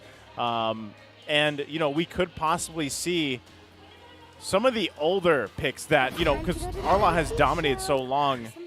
Okay, never mind. They're bringing out the Riz again here, Hands. And in addition to that one, they also picked up the Lilia, rather. Not the Layla. Man. Almost a Layla. Almost. It's kind of close, but not close enough. They're going early all in for the rest of the members of TNC. Because you have the Fanny, your saving grace is going to be the Beatrix and his, or her wave clear, rather, in the later portions of the game. And you have the Riz God, right? On your side. So at some point you have the team fight factor and you also have the pick-off factor for the side of TNC Pro Team. Meanwhile, for Bren Esports, there is just a huge amount of damage. Good objective taking, in which TNC Pro Team could actually work a lot on here. But this time, it is actually looking like it is a mid-lane Joy, gentlemen. Okay, mid. Because you have that Joy on your side, and I believe Pandora is going to be taking on that Grok to the XP lane position. Mid lane Joy. I would say still I like that better than Jungle. Jungle MJ. Joy. Yeah. It's an MJ. We just saw a mid lane Phovius. Yeah. Phovius. But now that it's Joy, what is up with Few today? Did he just wake up and say, I'm going to play the weirdest heroes in mid? I think, you know, He has those days, right? Yeah. He played the Julian, he played the Gushans before. sometimes you just want to change things up. Yeah. You know? You play in the Pro League for so long. Yeah. It's like, today, I want to do this. Coach, is it all right? Yeah. All right. You know what? I'm tired of using Farsa over and over again. The Valentina's over and over again. It's probably time for me to use something different. All right, here we go. Folks, expect TNC to go ahead and do the 4-1 here. It's the Fanny and the rest of them. And then for Bren Esports, I don't know, man. What are they thinking? Like mid-Joy? I don't know what to make of this. I mean, honestly, you just want to have an access towards your mid lane matchup, which is Escalera. You can easily go ahead and use those extra dashes to get closer to Escalera, especially when he gets to use the black shoes, which is a way for him to, you know, get out of very difficult situations. So right now, Bren Esports is still going to be prioritizing that bot lane matchup, that gold lane, that would be really beneficial for them in the long run because you have the objective taking advantage in the early portions of the game. Yeah, you can tell. I mean, even with this, you know, there. Okay, Ogwin paying attention here to the bottom side. I was gonna say, we've got a lot of whole lot of Master Assassin emblem. Right? I was about to say high and dry again, but yeah, we got a whole lot of Master Assassin emblem. Super Yeah, and that's the thing, right? Which team can get this momentum started here? Now, King Kong being on this Fanny, he's gonna want to do that, right? So how do they respond to this? Ogwin gonna jump in, but it is taken. So we still got a while for that first turtle here. King Kong though. actually already getting this vengeance out from Few. That was close. It works. I mean, y'all saw what the Master Assassin emblem was doing there. Like he popped one, skill 1, if I'm not mistaken. Yep. And then just, what, half health. He definitely needed to pop the vengeance. That's an extra 7% damage if, you know, no teammates is just close to your opponent. And as of the moment, Bren Esports will really try to put the pressure. And speaking of Master Assassin, that's a Master of Assassin for you. First blood. Well, that was already a big play from Kyle TZ, punishing the enemy jungler, and now Few going for Escalera and Hesu. There's the flicker, hit the wild charge too! As they take him down, now Bren with 2 kills, and it's going to be a turtle on top of it. TNC is in no shape to contest. Not just this turtle, but I'm guessing even the next if Bren continues the pressure. See what I'm talking about? Like, Few here doesn't care if Escalera uses the black shoes because he still gets to chase him. King Kong just lost his purple, man. Oh, At man. 2.5 minutes, he lost his purple. That doesn't feel good, right? I mean, I feel like Kyle TZ's got a little bit of a vendetta here. He's like, man, my first game was rough. Hey, now it's your turn, King Kong. Ouch. That hurts. They did King Kong dirty. Well, at least he's got orange. At least. But no. He's a fan. Joseph, hear me out. 3 minutes in, right? 3 minutes in. Kyle TZ is almost 1,000 ahead. Oh, man. That's a lot to take in, though. Okay, they're going to need a lockdown here. Super Marco able to survive, though. Few making his way. There's the stun into the wall. Ben Thing's going to get punished, and now it's Innocent. And the vengeance is popped under the turret. Not going to be enough, though. Didn't have enough stacks with that torn apart memory either, but Few still showing the presence there. Want to force Innocent back if he can. They're looking to clap down on him. Innocent can't get away. Few with the patience game gets that kill. Doesn't want to lose those extra minion waves, and even so, he paid, costing his own life. And the rest of Bren Esports are now going to be playing aggressive with King Kong unable to use his cables to the full potential. Oh, man. Kyle TZ is a lethal weapon. I have to say, this Paquito, the pugilist, the prize fighter, any hero he spots alone is basically dead. The Master Assassin boxer now. Yes. You know, this is basically what he is. The Fist of Death. The Fist of Death. Oh my god. The surprise punch, if you ask me. Yeah. Well, They literally cracked the punch with this one. Exactly, still 1,000. Still 1,000 at this point, and what, a couple levels worth? Okay, Ogwin gonna miss that shot, but still, they are taking control completely of these objectives, right? Gonna be able to snag another turtle here, furthering that gold lead even more in favor of Bren.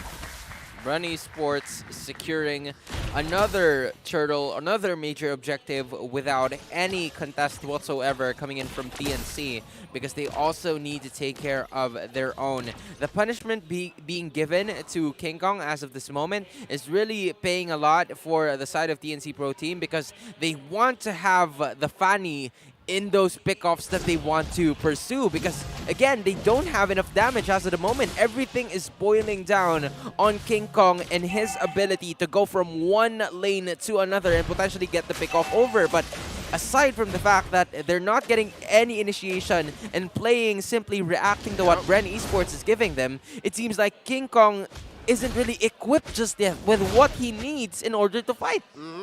Despite the Fanny being a highly banned hero, which does come out, a lot of teams actually have the answer, and here's one, right? You deny that mobility. You deny the fact that, yeah, you can get around the map really quick. Yeah, you have a lot of burst damage. But who do you burst damage? We're ahead now by 3K. Yep, and now the focus on the bottom lane. This is going to be rough here for TNC. Everything comes out. Pandora quite low, but it's a killing spree for Few to fall. Pandora, though, it does go down as well, so it's a 2-for-1. And right now, TNC still trying to get back into this game. Like you guys mentioned, right, when the Fanny is pretty much disabled at this point in the game, it's rough because you're always working against the numbers. Just look at that. He's not even moving. He's just waiting for the moment that the purple objective will come into play, but at this point he's trying to vary his options, right? Where could he potentially go to possibly get the gold to get the items over to his side? And Bren Esports, they're not letting anything go to King Kong as of the moment because they're also putting themselves into the enemy base, into the enemy jungle of TNC. Oh man, I feel for King Kong. You see that? He was sharing the minion wave in mid. Oh, there's the black shoes coming out. King Kong gonna focus on Ogwin, gonna get shoved into the wall. Oh. And now Few there too, but still, you know, King Kong struggling to do anything here at this point. He's got to keep working back into this game. Ben Thing's gonna use the conceal. Wild charge committed from Pandora. But are they in the position to actually contest the third turtle of the game? They've got the positioning. King Kong goes in. Oh. Kyle TZ does fall. TNC finds some hope. Should be able to grab this turtle too. Ogwin goes in. No! King Kong! He does secure the turtle, but he falls again. He pays the iron price. Just when we were seeing signs of life from TNC, Bren claps back. Oh, wait. Few 2 versus 1. Had second thoughts, not going to commit to it, but still, you can see just how massive Few is in this game. Yup, but again, better than nothing coming in from TNC. They've managed to get Kyle TZ, which was one of the leads in terms of this game, in terms of gold, and also getting the turtle, even if it cost the price of King Kong's life. This time around, they know that they don't have the early game portions of them as of the moment, so they're trying to put all of their eggs in one basket, which is Innocent, who is now actually building up pretty well and actually just, you know, 800 gold behind Super Marco, which is, again, not that far behind because you have that Blade of Despair, which displays a huge amount of damage, and if you manage to take care all the other lanes possible before the siege happens from the side of Bren Esports, maybe TNC does have a fighting chance heading into another team fight tactic. Yep, with the Lord spawning in about a minute, if TNC are able to hold on to, well, this less than favorable but not as miserable position, because look, King Kong's getting his buffs. That's better than earlier, right? Oh! Oh, they're going to find Hesu here. Can he survive this? Torn apart memory was used, but they can't find it. Ogwin's going to fall. TNC getting a punish here. So they do that to Bren, but still it's a little while until the Lord comes up. But these minor pickoffs, these minor mistakes that Bren are making can bring TNC back in this game. You saw the gold, you were talking about it, Sona, and even the itemization. They need time to catch up here. Ow. Escalera, careful. Man, I love what Hesu has done here. You see how he survived that engagement in mid? Oh, King Kong! All right, he's fine. Oh! I thought he was fine too. There was like that one... What? That was was a memory, bro. Memory from down under. Or up north. Or up north. That was My goodness. delayed tick of that projectile. It took a while. Wow, but it got there, and now they're immediately placing their own into this Lord take, uncontested. Well, you said you missed Brody, right? It's been a while since you've seen Super Marco play him, and now he gets a kill like that. Escalera going to be the focus. There's the black goes suit. back into the team he goes. Oh! Escalera falls, but King Kong gets a kill himself. And there you go. Bren, though, they still have the Lord top side here. That's a shutdown kill on Few after 4 kills.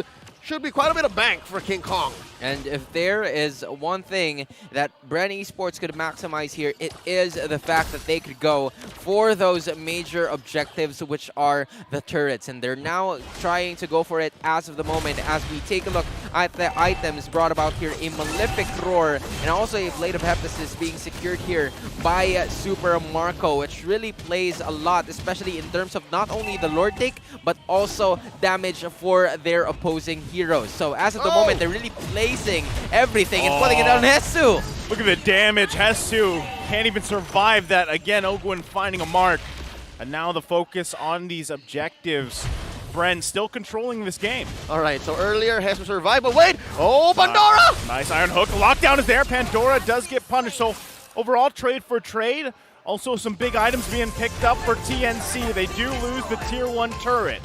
Body of Smith can only do so much. But yes, TNC not letting go. Although this is quite dangerous, Sona, look, it's now 5K ahead. Earlier, they were keeping at 2 or 3K. Now it's 5K. Steady. Super Mark on top of the gold charts. Aside from the gold charge, he's also probably leading in terms of the total turret damage that Bren Esports is actually displaying here. They've already managed to take down 3 turrets on their side, which gave them a lot more in terms of the gold lead. But that is also one thing coming in from TNC. Knowing that the Fanny, knowing that King Kong is actually missing those purple objectives right from the start of the fight, and still have those inhibitors intact. In fact, you still have those inner turrets on your side, which means there are still a lot of good things coming from the rest of the members of Phoenix Army. But one thing that they have to take control of is simply how to get few, because 4-1 and Forest is Joy with an extra vengeance. He doesn't care when Escalera goes for the black shoes. He doesn't care when the Beatrix tries to flicker out and he used those repositions to get away. He simply just doesn't care and lands onto the damage. They continue to pressure the map here. As you were saying, it's Super Marco who you're assuming is leading in turret damage. And I guess that's what Bren Esports has bought for their young gold laner. The fact that they're pressuring so many parts of the map, TNC can't notice or would rather not deal with Marco first because he's dangerous alone. Oh, look at this. They're going to be setting something up here if they can. Oh, 3 members here. Ben Thing's going to go in. Kyle Kesey also in the bush too. Now it's a 3 versus 2. Look at the damage though. Oh. They forced them back. Now it's innocent. They get punished. TNC bit a little too much here. And now they lose 2 members. Bren now eyes set on the next objective.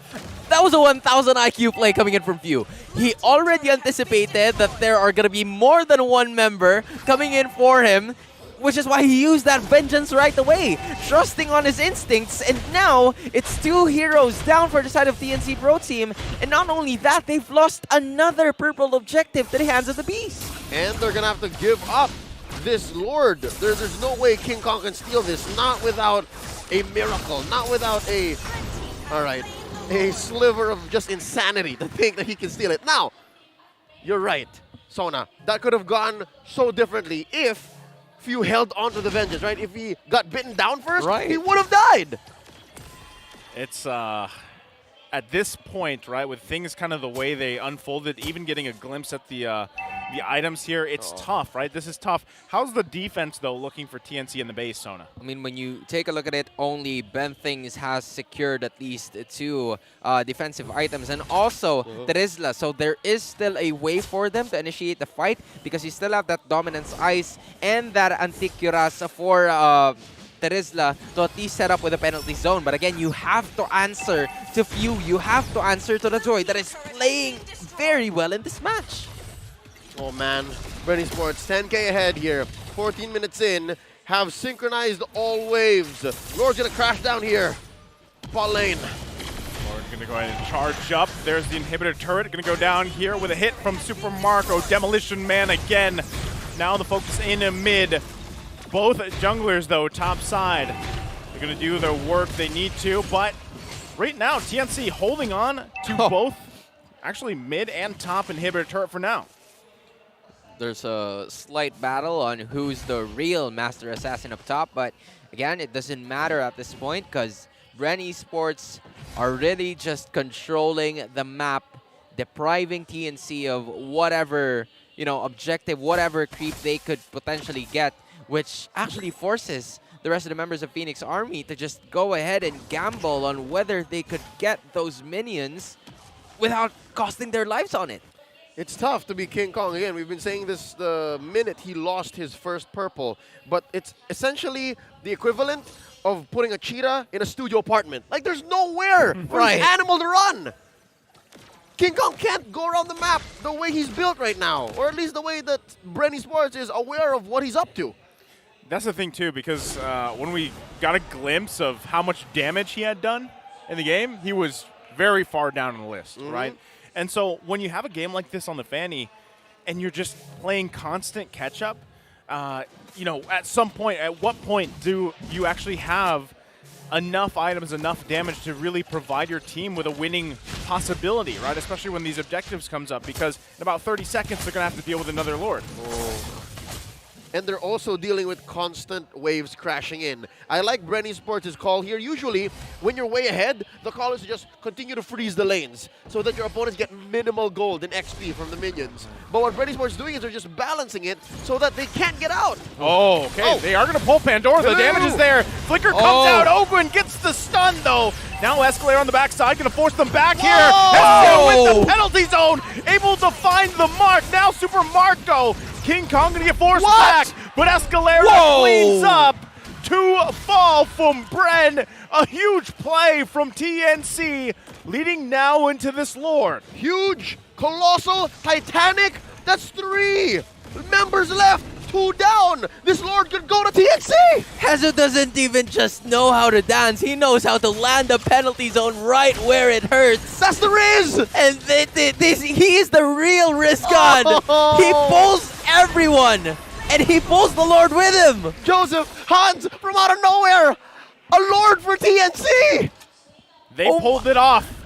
And look at this. The real-time win rate is still for Bren, but this could drastically change depending how they play around this Lord now that they've got on the top side. Something tells me that was calculated before the pickoffs, before the Luminous Lord. Oh my goodness, that was a very well calculated pickoff coming in from TNC, because before the start of that fight, Bren was leading at least 10,000 in terms of the gold. But now, given that they've managed to shut down Few and Super Marco in terms of that fight, okay, Ogwin gonna charge up. They still gotta work on the Lord. He uses the times range. There's the penalty zone again. Boom! Do they have the damage they need? Torn apart memory, not gonna get anyone down here. Conceal play as well. The Lord made quick work of. Oh! Comes through and finds Few. Get over here. come over here, my child. I got you all. Big game Ben again! It's another one. Big game Ben! This is the game that Ben was looking for. This is in game 3. This is where he needs to be the biggest he's ever been. And this is also the reason why we call Franco a walking winning condition. Because Tidesway turned around once that Iron Hooks land on the best possible hero, which is actually the Joy. At the worst time, you're right. Literally, you can miss 99% of the hooks you throw, but the one that actually hits when it matters could win you the game. And in addition to that, Few went full-on magic damage mode. Like, he built up that Blood Wings, Just which one. has, right, that one Blood Wing. So at some point, you would expect that he would have an immense amount of damage to potentially finish TNC off once and for all. But now it seems like they have some other plans in mind. They have similar plans, though. So Bren Esports would just go ahead and TNC would retreat all the way back to the base. This is now in a tense. This has taken what? We've taken about 18 minutes to get to this point. I know we're 19 minutes in, but it took a while for TNC to get to this point, and now you can see even Bren. They've kind of shifted, right? It's like this hesitation now of, okay, maybe we should be a little more respectful in how we approach some of these situations, especially these bushes and everything else, because TNC is back into this game, and this next Lord fight is also going to be crucial again as things unfold, because King Kong has pretty much caught up for the most part, and now he completed that BOD. I bet a lot of what Bren Esports is considering now is where the hell Hesu is. Like, they can no longer Where's the just Riz say, God? yeah, they can no longer just say, okay, we'll engage and we'll take it who we can. They always have to consider where the PZ's coming from. Oh, man. And aside from, knowing where the hell Hesu would come from, it would also be the roamers it would also be up to the roamers to try and initiate, because again, we've managed to see a while ago where Ogwen landing those Tyrant's Rage and Revenge combos, landing onto a lot of the members of TNC. That's right. But that Iron Hook capability is what would potentially win TNC the team fight, and Hesu, the Riz God, has shown himself now. Yeah, he's the vision, right? He's holding on to this penalty zone. Lord going to be half health here. Few sitting in the mid lane, could clear that, put the pressure there. Escalera holding it down as well. Both teams waiting for the right moment. Talk on Kyle Teasy as they get Bren's jungler out of the picture. And now TNC has the advantage when it comes to this Lord if they want to commit to it, but they've got to handle the wave at bot as well. Big game Ben! put Kyle Teasy, Bren Esports jungler, in a timeout about 30 seconds before the Paquito can get on the map. Give retribution for this contest.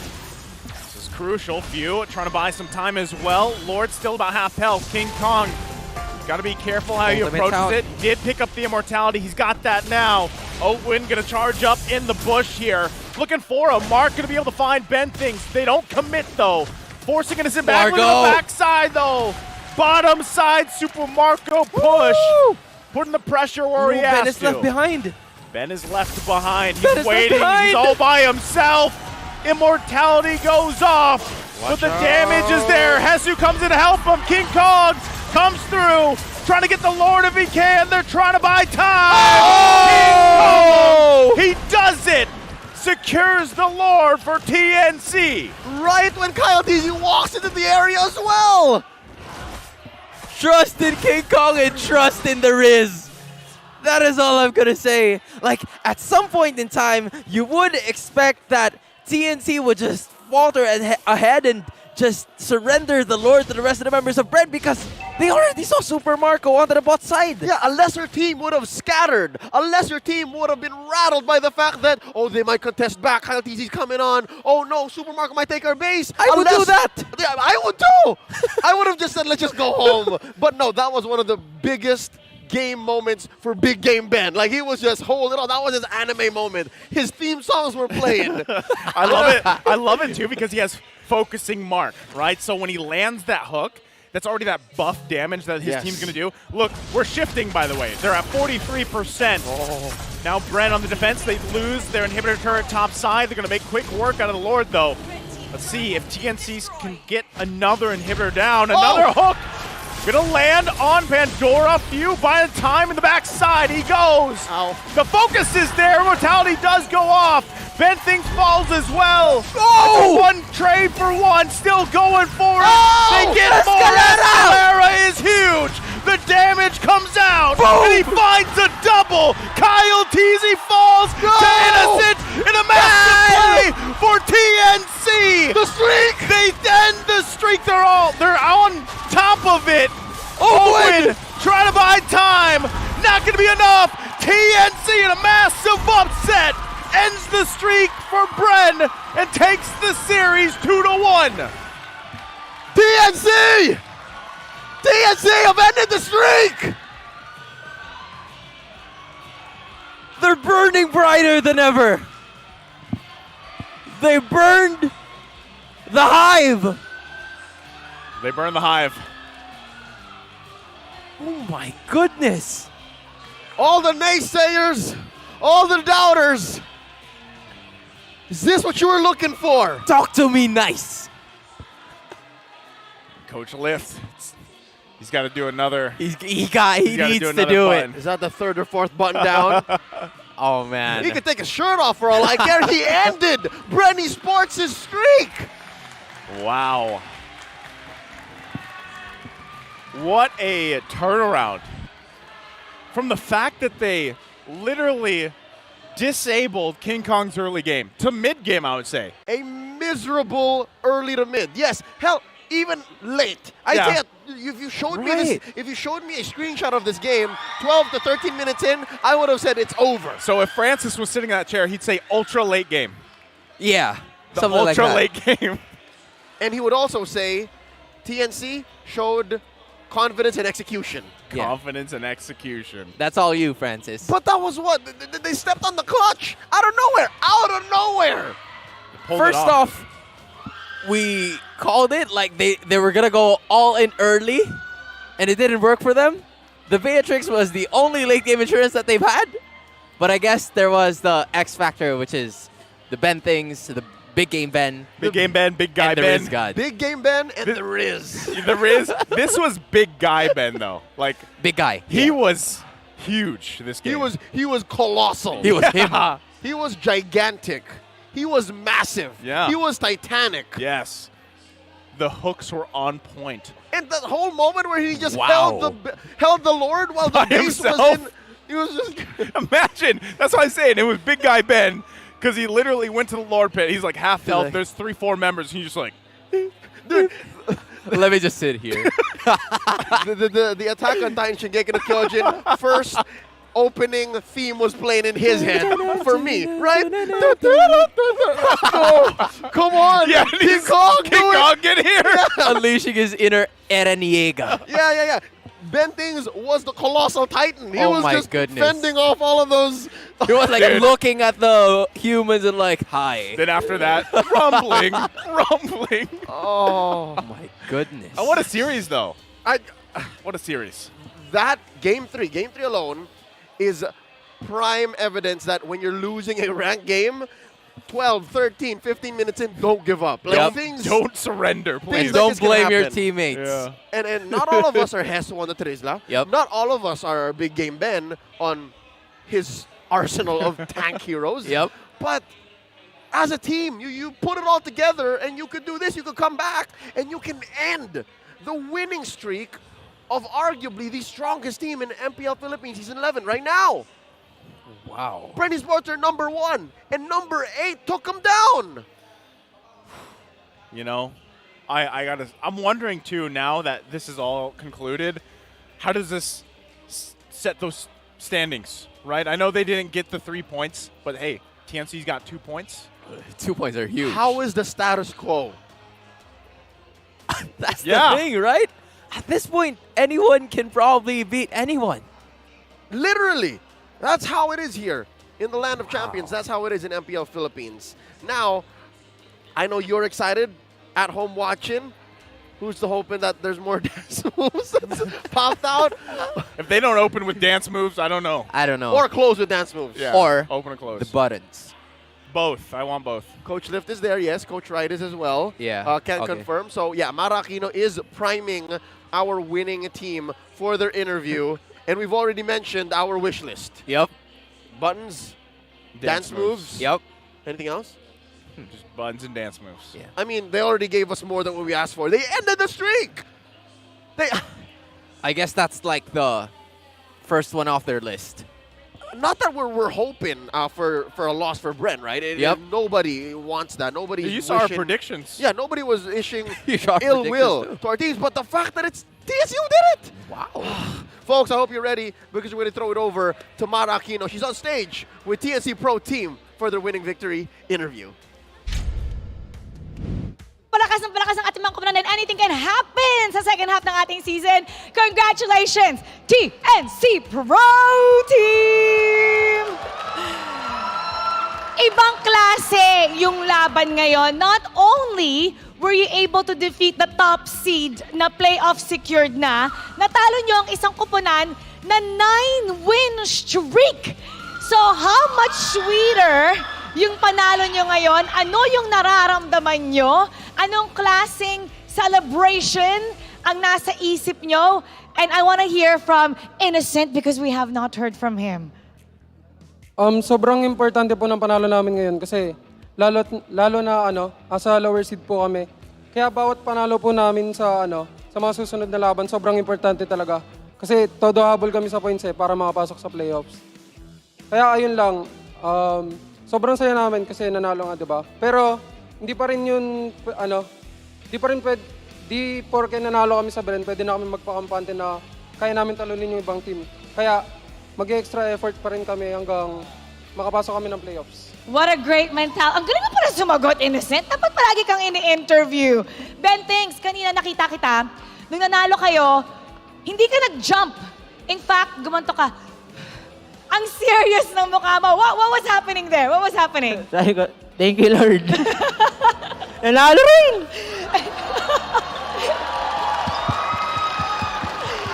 What was different about today? Kasi iba yung pinakita nyo, ibang klaseng conference, very aggressive, wala kayong takot, tapos top team pa yung binit nyo. Ano yung pinagkaiba pagpasok ngayong araw na to? Siguro yung sa mga pag nagre-review kami ng game, yung mga nagiging reason kasi nun, takot mag-commit, takot magkamali. Then yun yung pinipilit namin ma-unlock, yung malabanan namin yung pressure dun sa game. Tapos, yun lang. We're really happy about today's win. Everybody is rejoicing for you guys. Pero ito yung hinihintay natin. si Coach Lift and Coach Wright. Meron tayong deal, okay? May deal tayo na tuwing mananalo kayo, magtatanggal tayo ng botones. Hindi counted yung top hindi counted yung top. Okay. Hindi counted yung top. Okay, ito yung mangyayari. Talikod muna kayo. Tapos slowly, kunyari, nakita nyo si Crush. Nandun. Tapos tatanggalin nyo yung botones. This is the ceremonial winners unbuttoning victory celebration. Here we go. In 3, 2, 1. Ting, ting, ting, ting, ting, ting, ting. Ting, ting, ting, ting, ting. Kasi ito para sa isang panalo, tapos ngayong panalo. Paano? Ay!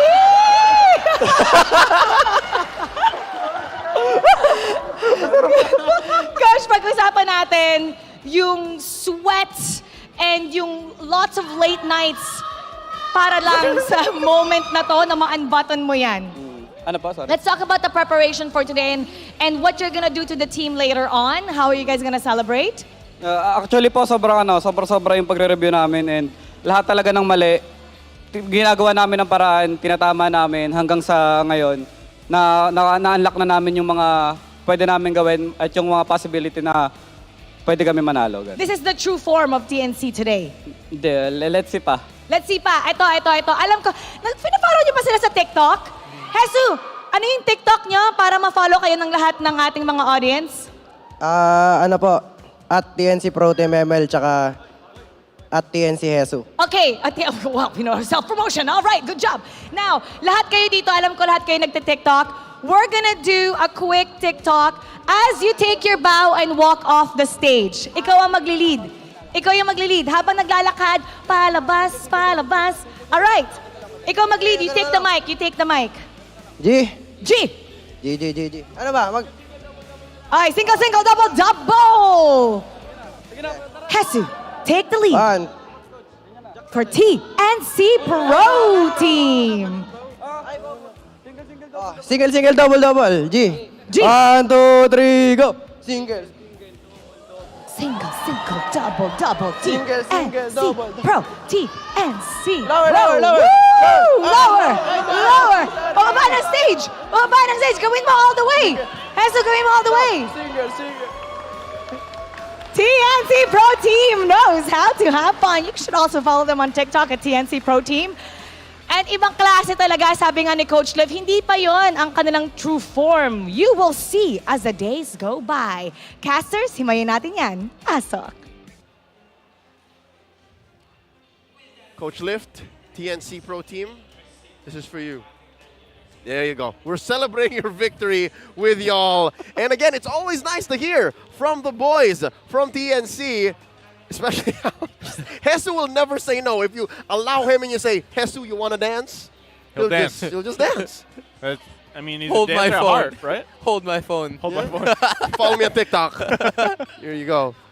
Now, with that being said, as happy as we are for TNC and how well we wish Bren Esports to have a better comeback, we have to break down exactly what happened here in Game 3. And we're going to give that over to Hans Sonagalria to do that.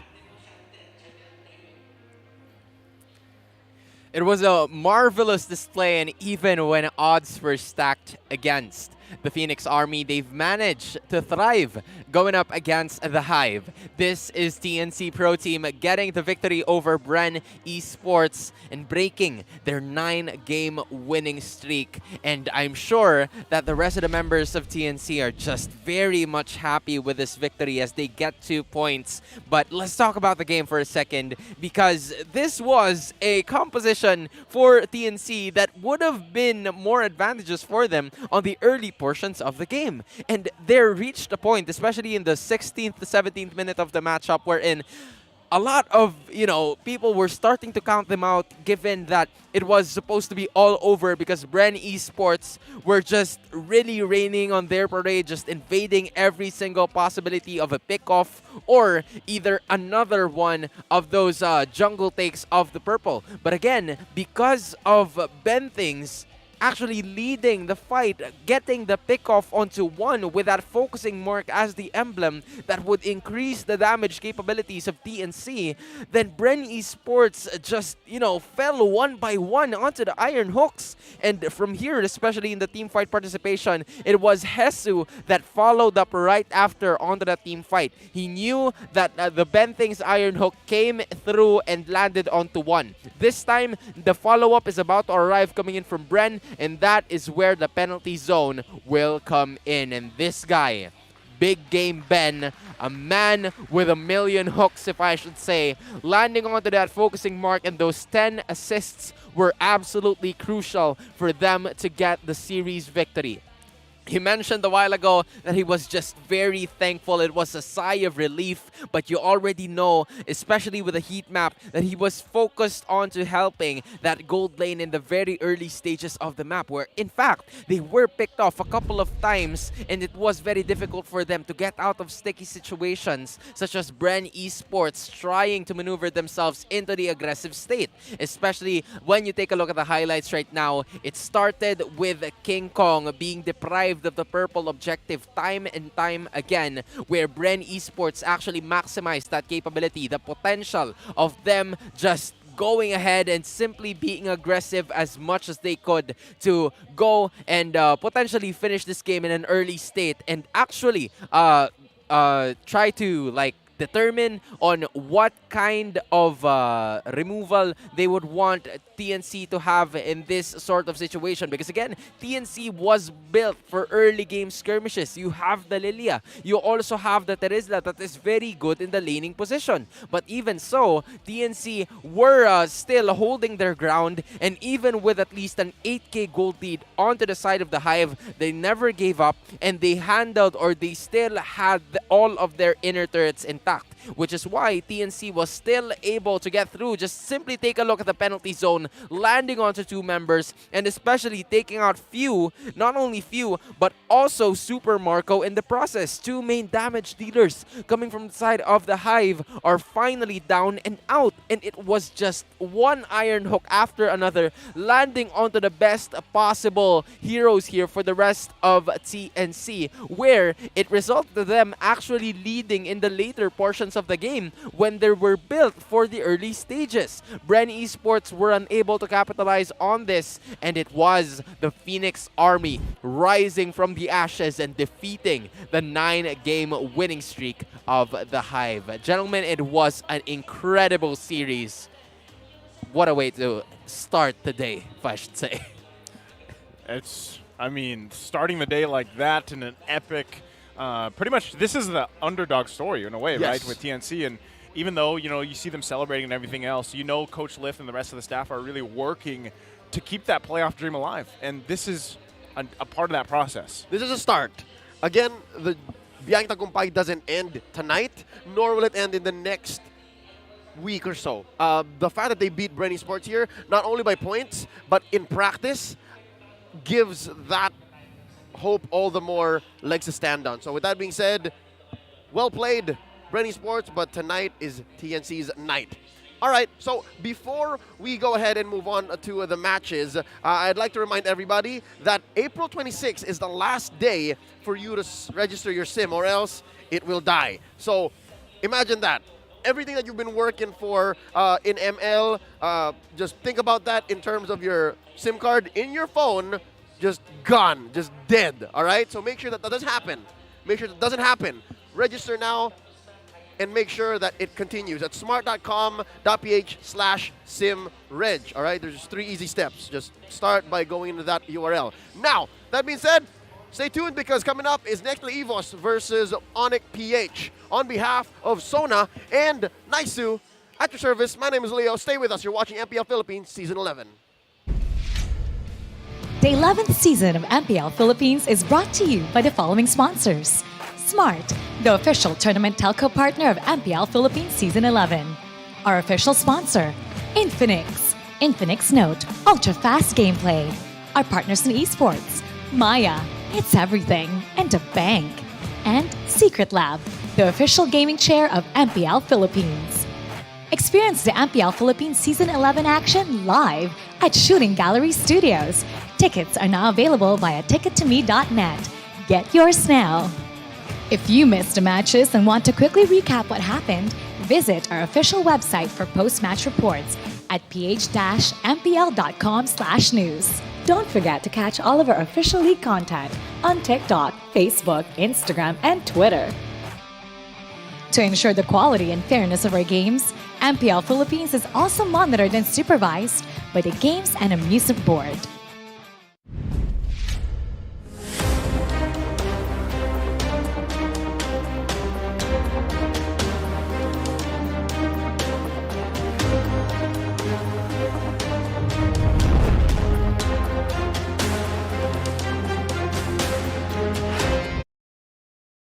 Did you know that you can switch networks but still keep your number?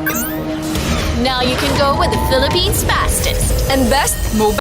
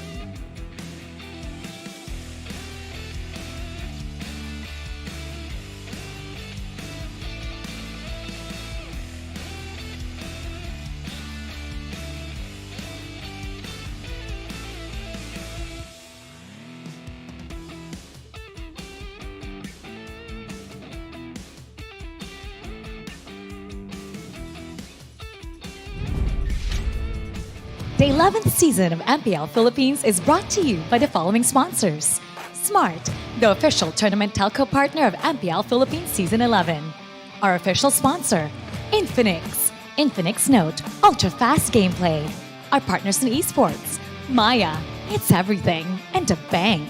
And Secret Lab, the official gaming chair of MPL Philippines. Experience the MPL Philippines Season 11 action live at Shooting Gallery Studios. Tickets are now available via tickettome.net. Get yours now.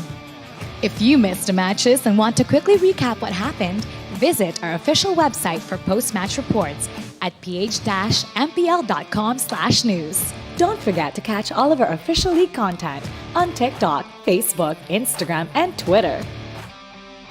To ensure the quality and fairness of our games, MPL Philippines is also monitored and supervised by the Games and Amusement Board.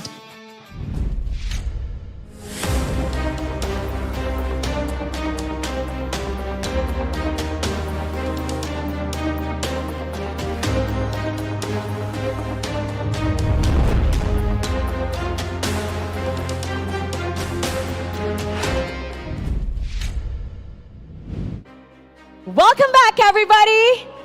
Nagbabalik ang MPL Philippines Season 11. Now, the final match of Week 6 will feature a rematch between two rivals. Now, the Neon Tigers admitted that their failure to come out on top during their first meetup in Round 1 was because they could not match the extra gigil of the Sonics. Pero ngayon, nasanay na sila dito sa professional scene at nabasbasan na rin ng Hall of Legends nomination si Yali Hayes DR. Can Goyang DR and his squad replicate the same dominance that they used to show Super Friends and his camp? Ladies and gentlemen, this is Nexplay EVOS versus ONIC Philippines. Casters, pasok! Underground Kings in a rivalry built through years come to a head here in the big leagues. Welcome, Mabuhay, at your service. My name is Leo. Closing up the night with my boys here, Naisu and Sona. Gentlemen, how are we? We're good. You know, and we just had a crazy previous series, and I'm happy with the way things unfolded, you know, and it makes things even more interesting. And now we're about to have another amazing series. I feel it. And especially now that, you know, we've mentioned from the previous one that every match, every point, especially for these two teams, are going to be super important heading forward because, again, these are the two teams that are, you know, kind of like in danger, or not so much, but kind of in danger because either one would possibly get to face playoff elimination if they don't get their points right. Tonight's matchup will decide which is which, all right? So we're going to find out in just a bit, but for now, let me remind everybody to go ahead and register your SIM cards. Enjoy the power of Smart when you switch to Smart without changing your number via mobile number portability or MNP. Visit smart.ph/switch to Smart to know more. I know exactly how convenient this process is because my lady, she went through this whole thing and I went with her. I checked in and then poof, like days later, number switched over. A breeze. Super simple. I love it. Now, back to the matchup. It's Nexplay EVOS versus MPL-PH. Again, for those who don't know, these two teams, before they came up into the MPL, way back, years back, they grinded throughout the amateur scene, and through many different names, many different banners in the amateurs, they have come up. And here's what's interesting. It's Nexplay EVOS who usually came up on top. That squad that was once known as Minana. Yep. Yeah, and that's the thing. I've actually had, you know, I've watched some of those games actually unfold back in that scene, right? Casted them too? Didn't cast them, but I got to watch this man cast them, you know? But yeah, that's the thing. You see this rivalry that has built up over time, and now that they're here in the professional league, and you're wondering, you know, how did that change? How did it develop? And one thing, too, that you can say is there was a lot of expectations for both of those squads when they came in during their time, even for ONIC Philippines last season, right? There was a lot there. NXPE this season, and now we have to see it unfold between them at this current stage. Yep, and even in the games wherein ONIC were struggling, they always look to one player, right? It's always Super Prince. Yep. Super Prince always saves the day. He's always that guy that is just, heavily relied on by the side of ONIC Philippines. But at the same time, when you take a look at this guy, he has been making headlines all throughout Season 10. We haven't heard as much from him, specifically because of the way things turn out. But just take a look at what NXPE Coach Isan has mentioned. Yep. Basically, nice. I'm going to take this one if you don't You got mind. it. You got it. You can when translate. we lost to ONIC, it's because last time they were more gigil. All right? What is Gigil? There's no... That's where you come in. Sorry. You got it. It's a visual thing. All right, Giggle's okay. like... That's gigil. All right? So ONIC was more... That's why they beat him. Is because, again, in the amateur scene, ONIC-PH, or whatever their lineup was named back then, they were under different banners, couldn't beat Nexplay EVOS. Yep. That's why. They were waiting for the moment. And that moment was like, how was it again? Yeah, they were waiting for that moment. You know when you right almost there. break your phone? Yeah. that's Super Prince and the rest of them. Yeah. Like they placed all of their frustrations onto that one series, and they finally had the the sigh of relief that finally we got the victory against those guys. And tonight, more importantly, both teams are going to have to put in all of the gigil because they're both struggling for points. They're both in danger of getting knocked out. Actually, I'd say all the bottom teams are in trouble. Yep. Anybody that's not secured would need to put in extra gigil. Even what happened with the previous series, like that makes it even more apparent. So, all the more gigil. Let's go on over to our backstage pass to see exactly what's going on behind the scenes for this matchup. Ating naramdaman nung huling laban ng ONIC ang kanilang katatagan dahil kumakapit pa rin sila sa puntos ngayong regular season ng MPL Season 11. At ngayon, kakausapin natin ang kanilang mid laner, ang kanilang Super Prince! Super Prince! Yeah, eto na naman. Salamat sa mga hiyaw. Salamat sa mga hiyaw. Super Prince! Paano ba, dito ka, tabi tayo, yan. Paano ba nagiging process mo para maging motivated ka pa rin sa paglalaro mo? Lalo na nasa ibaba kayo ngayon, pero tuloy-tuloy pa rin. Madalas pa nga, ikaw yung nagiging dahilan kung ba't kayo nananalo. Paano ba yung process mo? Ano ba yung iniisip mo tuwing naglalaro ka? Iniisip ko lagi yung winning condition namin sa early, tas kung paano tatapusin din yung laro. Yun. Galing. May analysis. May analysis. Ay, paano ba yung nagiging motivation ni Super Prince para magtuloy-tuloy pa rin yung MPL Season 11? Yung mga coaches namin, pati yung mga boss, tas yung pamilya ko, yun lang. Yung family, yung mga boss, at yung mga coaches! Alright, yung mga coaches. Meron ka bang message sa coach ninyo na si Coach Blapsy? Wala, pogi niya lang. Ang pogi niya lang! Ano, pakiulit. Pakiulit. Ano yung message mo sa coach mo? Pogi niya. Ang pogi niya. Saktong-sakto. Nakita na natin sa camera ang isa sa mga pinaka-poging coach. Kung nag-agree man kayo. Si Coach Blapsy! Yan! Hello. Kuya Kebs, kung hindi nyo natatanong, ang tawag kay Coach Blapsy ay Kuya Kebs. Ayan, Kuya Kebs. Ano naman na masasabi mo kay Super Prince? Ano ba ang pagkakaiba ni Super Prince nung una mo siyang nakilala, nung pumasok ka sa grupo, and then ngayon, nandito na kayo sa MPL Season 11? Si Prince actually marami nang na-develop sa kanya. Hindi siya kasi yung bata na, yung typical na bata na introvert, tahimik, mahihain. Pero habang tumatagal, siguro mas naging open na siya sa mga kasama niya, sa ibang tao. Lalo na pagdating sa in-game. Before kasi, actually nahihirapan siya magsalita. Kasi talaga? matalino siya eh. Matalino siya sa laro, lalo na sa pagbasa ng mapa. So, pwede nating sabihin, madalas, pag nakikipag-communicate siya sa inyo, one word lang. Mga ganon. Actually, di nga siya nagsasalita. Totoo ba? Totoo ba yun? Hindi ka talaga ba? Kasi iniisip niya yung position niya talaga. Kasi alam natin na isa siya sa mga talagang medyo safe na player talaga pagdating sa mid. Sa laro. Pero ngayon ba, nakikipag-communicate na siya? Nakakaya niya nang mag-call? Isa yun sa mga na-develop niya na kaya niya na isa siya sa mga nagsha-shot call actually. Talaga? Ikaw na pala nagsha-shot call ngayon? Isang sample nga ng sample nga ng shot call. Ayaw mo. Ay, wag na lang. Ganyan. Okay. Anong sample ng shot call niya? May narinig ka ba? Nandyan yan. Nandyan Sige, yan. wala Alright. dito. Siya nga nagsabi na ang pogi mo daw, isa ka daw sa pinaka-poging coach. Coach, kung hindi mo... Sakto lang. Sakto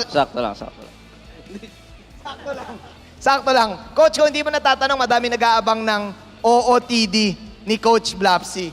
Bakit? Marami nag-aabang ng OOTD ni Coach Blapsy. Pwede mo ba kaming rampahan? Ayan, isang ikot lang ng OOTD mo, alright? Saan yung camera natin? Ito. Dito ka magsimula. Ayan. Alright, amin na yung mic mo. Alright. Ito yung camera. Kunyari, passion show.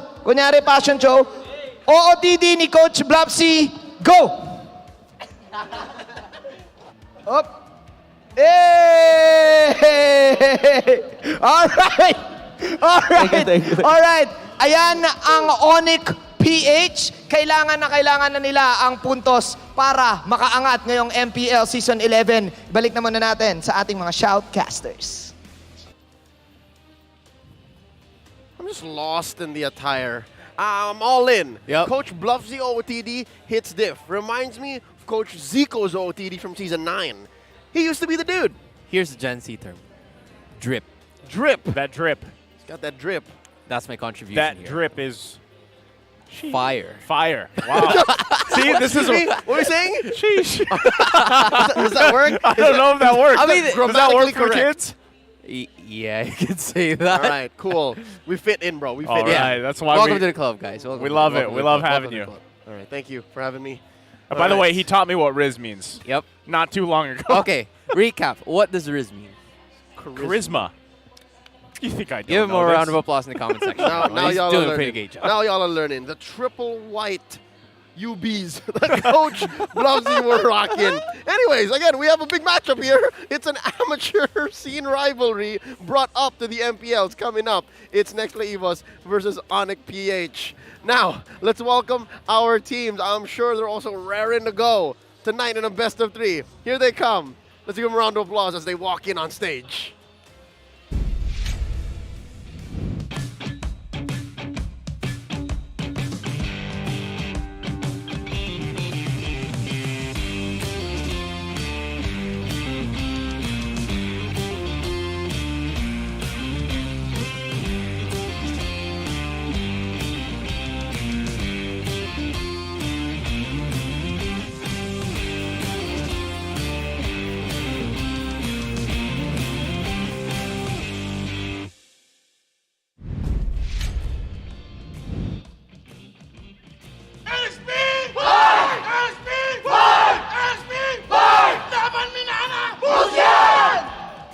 The Neon Tigers have had their ups and downs, but now is the time to face and force their way into the standings to fight for that playoff spot. Let's welcome to the stage, Nexplay EVOS.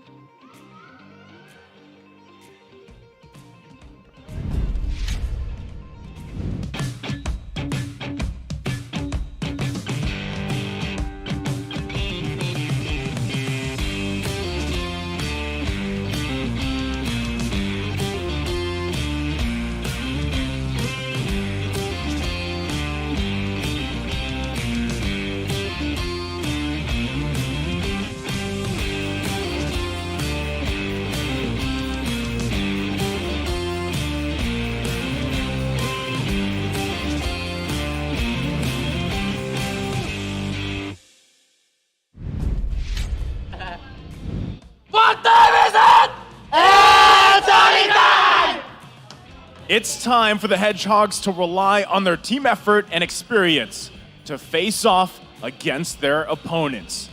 Can they inch closer to a playoff spot? Give it up for ONIC Philippines.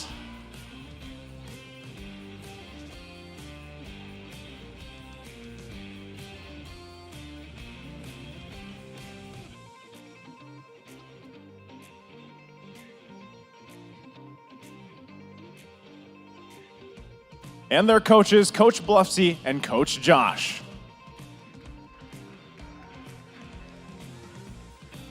Let the battle between the two common teams face off.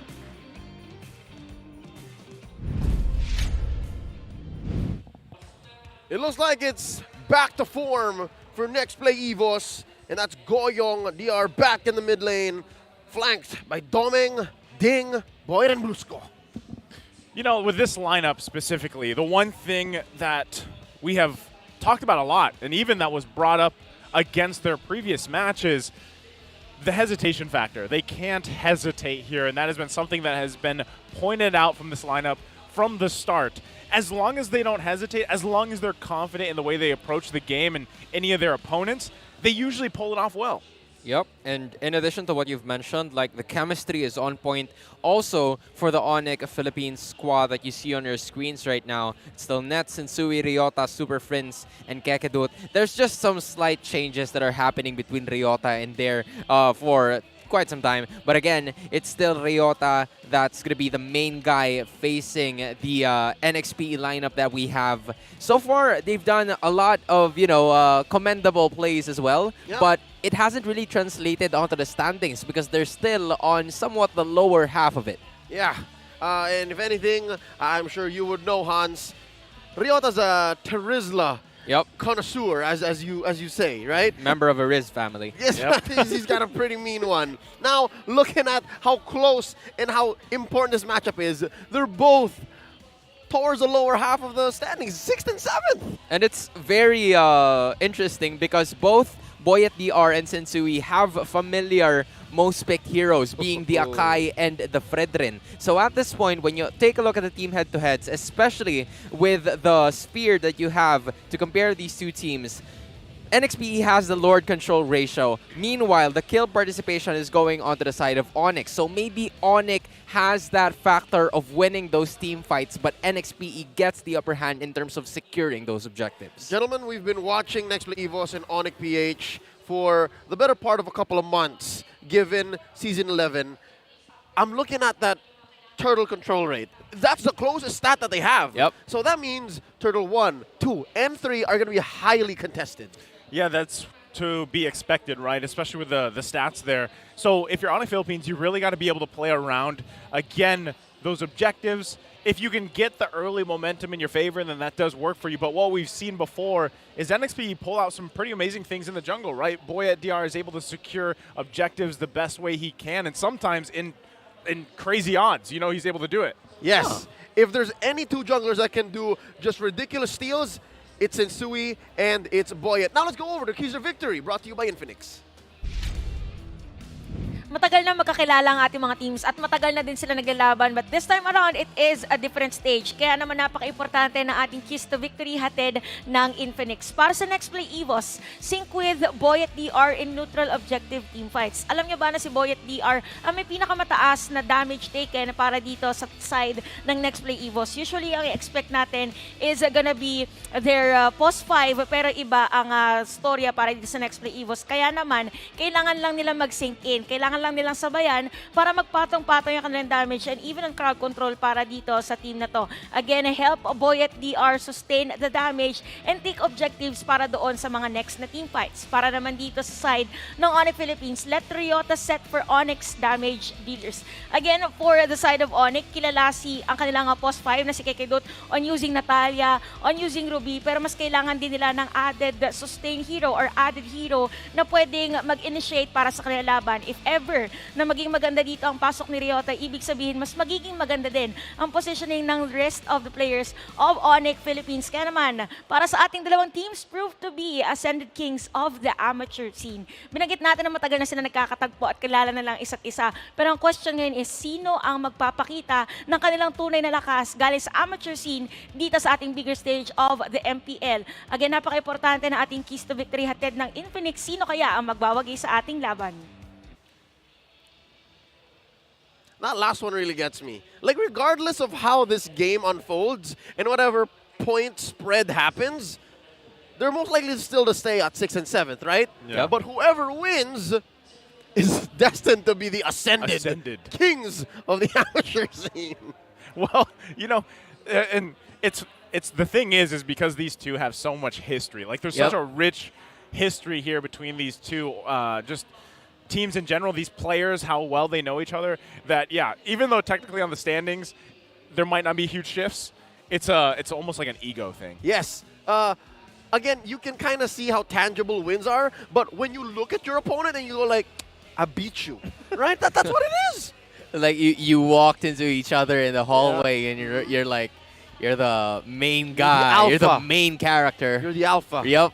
You're the sigma. You're the super. Right. You're the sigma. You're the super. Love friends. Yeah. Interesting. You can only really imagine, right? Like between these two, how many best of 3s, best of 5s have they faced off against? Right. Some of them were 3 bands. You know what I mean? Yeah. Like, not even in the MPL yet. Oh, okay, if we get a glimpse of this, right, their previous matchup, again, I'm going to say the same thing I did previous series. How much of this is going to change? You know, with the fact the way that the changes have gone with the drafting phase, even some surprises on those priority picks. That's what I want to see here. I want to see both these teams if they do that, or if they just opt for that play style they're known for. This was from the age of the second pick. This was red side winning. Yep, and in addition to what you guys have mentioned, like the same styles have been adopted here by the side of ONIC Philippines because they have picked up Fredrin for every single game that they've had in the jungle position. Meanwhile, Coach Josh and the rest of the members of NXPE have picked up other heroes, specifically the Martis, the Baksha, and also that other last hero that was the Fredrin, which was actually the Akai, that kind of, made the play for NXPE a little different because they have to adjust to the junglers itself. And again, we mentioned before Keys to Victory, if there's anybody who's going to be stealing things and then playing out of their minds in the jungle with the sharpest retributions you've ever seen, it could possibly be Sensui and Boyet. Here we go into the draft for Game 1. It's Nexplay EVOS on the play. Being the home team, they chose this side as blue side wins more now. They ban out the Kaja while ONIC-PH answers back, taking out the Joy. Okay, so there's the Diggy bans coming out. Nice. Now, given what we're going to see here with the bans, I'm wondering too, in terms of priority, that first pick, what do you think that's going to be, Sona, for NXPE here? Honestly, they could prioritize one of, I guess, Doming DR's heroes, or maybe Goyong DR, who actually came back into play for the series, because from the previous ones, it was Yeli Hayes. But I'd actually like to talk about the way NXPE is banning going up against ONIC Philippines, because for now, as we take notice, all or almost all of the teams going up against ONIC are always banning Kekedut's heroes. This is the same. Hakadut. This is the same 3 bans all the time that we've seen from every single team that is trying to win against ONIC Philippines. And so far, it has worked out for them, given that, Kekedut is kind of left with not a lot of heroes left in his arsenal. So Fredrin is going to be the obvious pickup here for NXPE, given that they don't want to make the same mistake that they've had in Game 1. It's gone down a couple percent again.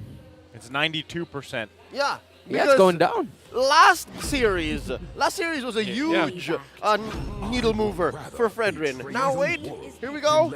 The swing back. Was this a worthy trade? Look, check it out. It's Farsa and Yu Zhong. Super Friends hero, Ryota hero. I think it's good that they took the Yuzhong away from Yep. Ding. Because Ding would have snapped that up, and he has had some of Ding's best games have been on the Yuzhong. Yeah, and they could also set themselves up to pick up a marksman hero right away because they don't have the threat of the Farsa going into the opposing side anymore. Right. So there's no long-range damage so far if you take a look at NXP's lineup, because they only have the Fredrin so far. But Ryota, this would also boil down into the setup that was needed in the second Keys to Victory that was presented to us a while ago. Right? Ryota with the Black Dragon form to initiate and hopefully use the Petrify will be crucial to winning this matchup. Doming DR is going to be locking in this Beatrix. There's been news, especially in the amateur scene so far, that he's been the best Beatrix user that the amateur scene has seen. Over there. Oh, over there. Yeah, over there. It's like a Filipino sniper junior. Yeah, a Filipino sniper. Yeah, junior. Like Baby Oheb. Filipino sniper DR. Well, yes. You could say that. All right, now closing up phase 1 with the Kadira, which we like still this don't know pick. where it's going, right? It's not impossible that maybe Brusco has a pocket Kadira as a roamer. ONIC-PH, though, do they lock in the Mel here? No, it's a Claude. Huh. All right. That's okay. Interesting. Honestly, the Mel would have gotten beat up. Yep. The Melissa is they took that into consideration, but knowing that Takadita is on the other side, it's going to be very difficult to pull that off. This so is easier. Claude is much easier because you have increased mobility. You can go in and out of team fights without getting, a lot of like the damage potential that NXPE is going to display here. The only set of heroes that you could have is just Beatrix unleashing the Renner on you. There's the comparison I was talking about, Damn, Ding. Yeah. He's much better on the Yuzhong than Ryota. That's why it was a good choice to pretty much take it out of the hands, right? And deny him getting that pick because there was one game in particular where he had a triple kill early on and just carried that game. Well, given that Ryota's hero pool is much wider. Yeah. So Ding has been able to specialize on the Ryota. Now going into the second phase, wow. ONIC-PH, I didn't notice. The Arlott went this far. Went this far into the draft without being banned or picked. Yeah. They somewhat prioritized their very own damage dealers first before taking care of the supporting cast in this kind of situation. Because when you take a look at the hero pool that has been brought about by Ding all throughout the season, you still have the Glue, the Benedetta, and I believe the Lapu Lapu, unless ONIC Philippines goes for the ban. Lapu Lapu would play very well because it applies the pressure towards Super Friends whenever he tends to use the Feathered Airstrike. So aside from the fact that you need to worry about the Kadita, you might also have to worry for the Lapu Lapu if you're going to be unleashing those ultimates onto the opponents. Man, I can only imagine what's going on through Coach Joshua Alfaro's head. There's so many choices, and this is one of them. I was going to say, yo, that Glue, that's dangerous. Don't give it a Ding. Gonzo. But also, the Lapu Lapu, you mentioned these heroes, right? They're all still there. They're all still solid answers. Not like having those answers is important also for ONIC Philippines. The one thing is, right, again, Kakadu might be, what do you call it, Hackadoot, right? There's a lot of Hackadoot going on here. So Kakadu might find himself on one of those go-to picks, which is the Ruby. He might find himself in that position where if he does pick up the Ruby, again, it's been a situation for the majority of their matches when Kakadu has had to play that, where you are forced into a situation where you're forcing these fights, you're forcing some of those flickers, these I'm offended combinations. Oh, you mentioned it. And it's tough. Okay, so they ban it out. So now, I'm not even going to go deeper into that explanation, but it's going to force him into a Lolita pick. Similar thing, though. Sometimes you are trying to get those setups, and it doesn't end up working out. So hopefully here, for Kakadu, he's able to pull this off with a Lolita pick. It's fine. It has been kind of like figured out by NXPE that the Ruby might get picked here by ONIC Philippines. So they result to a Lolita, in which I would actually consider that would work on NXPE side, because you have the Farsa and you have the Claude. It's going to be very easy for you to maneuver. So great way to deny it from NXPE to at least not cause any more trouble. But when you look at NXPE this time around, there's still some room for them to pick up at least an XP laner, the Lapu Lapu or the Benedetta that I mentioned from a while ago. They're going to be picking up the Hayabusa and the Cho. All right, Rome Cho. So XP Fredrin. Exactly. Huh. I don't know how to feel about this. I'm on a loss. I love me some Fredrin, but the XP lane version of it is hot and cold. Huh. Here's what I'm thinking regarding this Cho pickup. You pick up the Cho because you have the Claude on the other side. So it's somewhat gonna be easy for you to pick up the Claude using that Wave the Dragon tactic. But at some point, when you take a look at this composition, one Numinum Blast can just wreak havoc on these on the composition that NXPE has. And in addition to that one, what's missing from the lineup of NXPE is that vision control. You don't have any way for the rest of the members of NXPE to find and gather information in which could be like a potential advantage going for the side of ONIC. That lineup that both teams actually drafted, I have to say, is very reminiscent of our predictions. It's here and there. Like, there's no clear call. I actually can't say. Yep. It's tough to say. I mean, as we get another look here, both lineups, one of the biggest things is this Hayabusa pick. You have to be able to get that early start you're looking for, right? We saw exactly how dire it can be if it is shut down early on. So they're going to have to pull that off. And we're going to have to wait a little bit longer before we actually get to see this unfold. But yeah, both teams, both team compositions, it can go either way. Okay, given how ONIC-PH drafted, I'm not sure how easy it is to deny the SB from the HB because they only have the Lolita. That's the one that can actually sit in that bush and then try to stop and bonk the ninja. Before SB to the HB. Yeah, snowball, the Hayabusa, Okay. right? Yeah. I was wondering what the SB was. Yeah, snowball. Hayabusa. Yeah, Yeah, now, hey. Hayabusa is one word, by the way, folks. I know, you don't have to spell it out for me. But that being said, maybe Nexplay EVOS can get away with it. Maybe, because again, it's very expensive for ONIC-PH to do that unless they planned for this. Unless they've done this before in scrims and they've crafted this lineup to go, yeah, if they pick the Hayabusa, we're going to give it to Boyet. Hayaboyet. Hayaboyet is in. That's low-hanging fruit. I just need to get in there. Yeah, I mean, that's like 6 out of 10, if you ask me. Thanks. I was going to say 5 out of 10. Tough crowd. Tough crowd tonight. Now you made us laugh. It's 8 out of 10. But going back to this matchup that we have right now, it's the battle of the AoE advantage for the side of ONIC Philippines going up against a possible setup and a pick-off capabilities of NXPE. Yeah, now that you mention it, yeah, ONIC-PH does have an amazing box, especially with both the Yuzhong and the Martis. Like, they can dictate who's allowed to go where, and if you'll die doing so, while Nexplay EVOS, they can play guerrilla warfare, Yeah. but they just need to find those angles, I'd say. Find the angles, and like Sona mentioned, you know, pick-off potential is going to be huge for NXPE if they can pull it off. But looking at this, ONIC, the stronghold, they're ranked first in average damage taken with, what, that was 393,000 damage. So huge. Big damn. Big damn, man. That's kind of the story here. But yeah, going back to it, they both have different winning conditions with their compositions, and it will really just come down to these the execution factor. But when we saw those stats, we know that NXPE is going to be wanting to contest and has a good chance of winning those early objectives. Look at that, though. 2 concussive blasts for both Ding DR and Brusco DR. So they're really looking forward to just being the sponge of the team. We saw ONIC Philippines from a while ago being the ones that would usually take the most damage because they lead it. But again, the fact stays that there are a lot of other tanky factors coming in from NXPE that they could use to just gather the damage and funnel the damage onto those 2 members. And ONIC Philippines would not have anything left in terms of the team fights later on. And I think ONIC understands that dynamic, right? That's why they have these purifies, and that's why there's a good amount of mobility. Like, look at this. A Phoveus would be happy to face off against ONIC-PH. Look, they can all dash. Right. They can all get out of there. They can skedaddle if they needed to.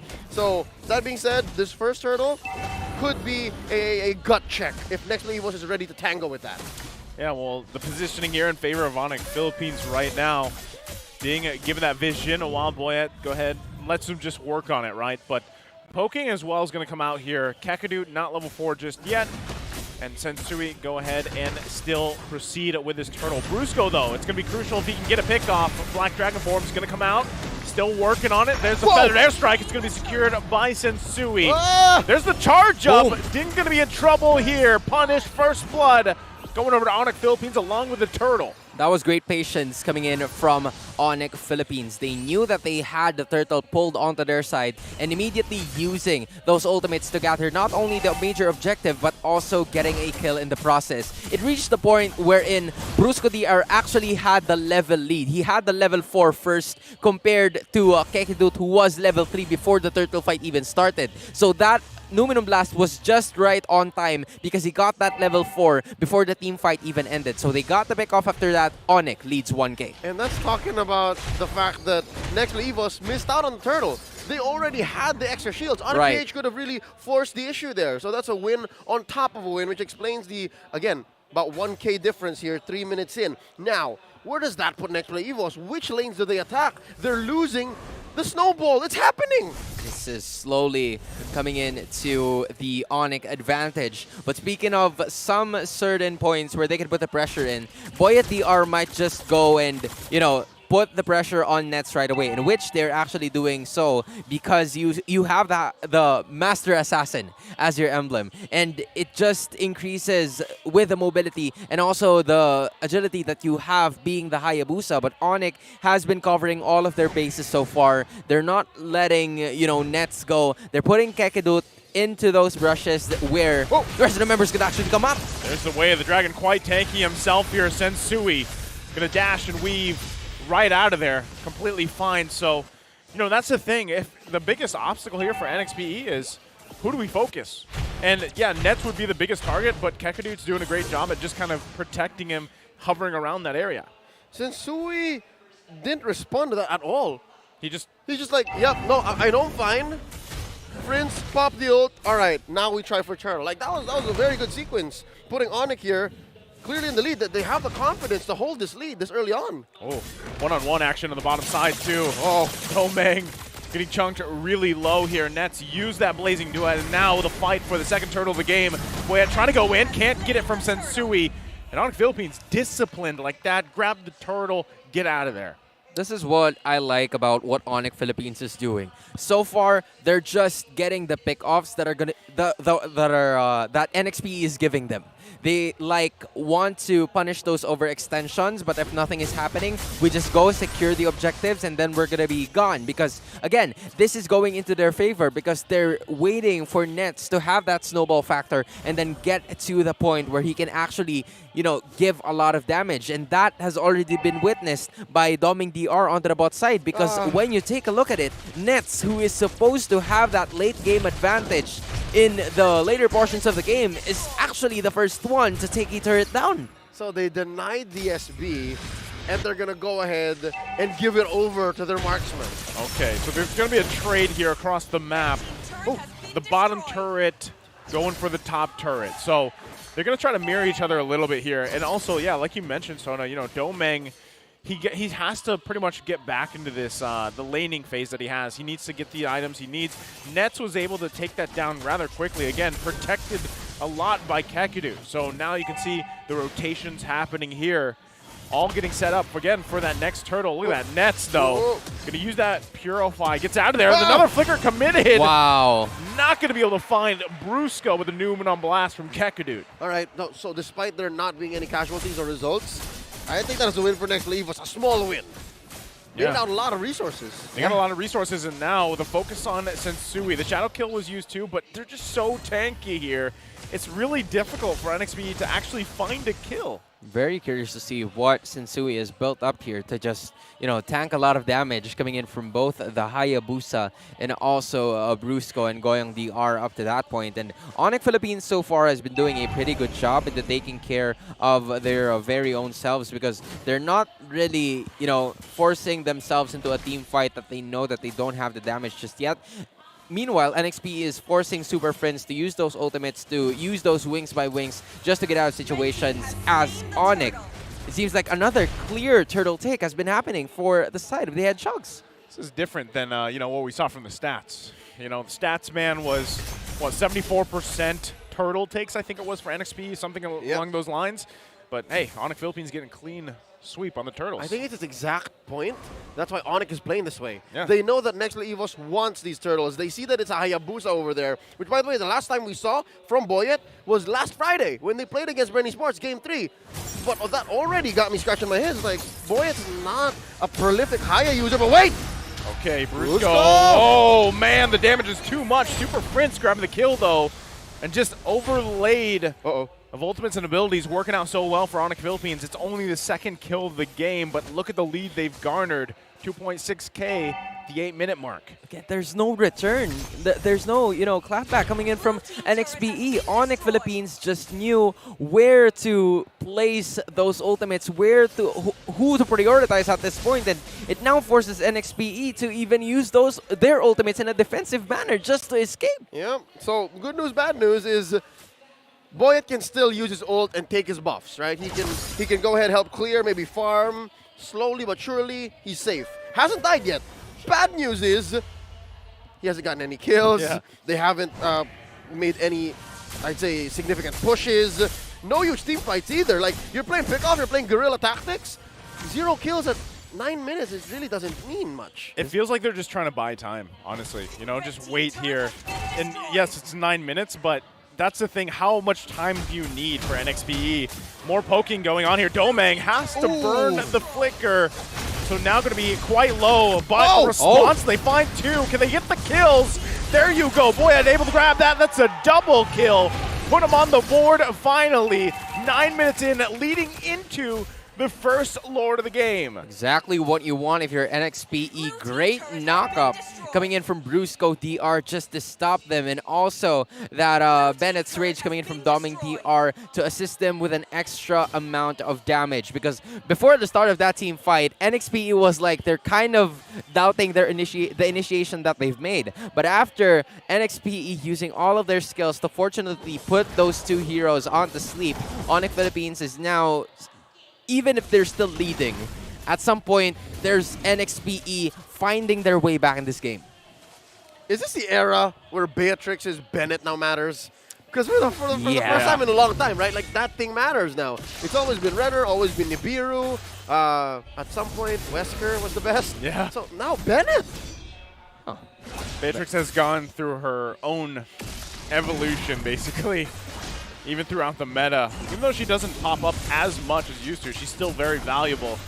But right now, it's NXPE that has to be able to find value in this fight. They don't want to give this up to ONIC Philippines, despite that little lead they had. They had 2 kills they were able to put on the board. They just got to be careful how they approach it. Boyet waiting for his own angle here. Brusco could also look for a big pickoff using the conceal. Looking for Super Prince, gets the way of the dragon, but not going to be able to commit on it. Gets poked down by Nets. Brusco putting himself in bad position.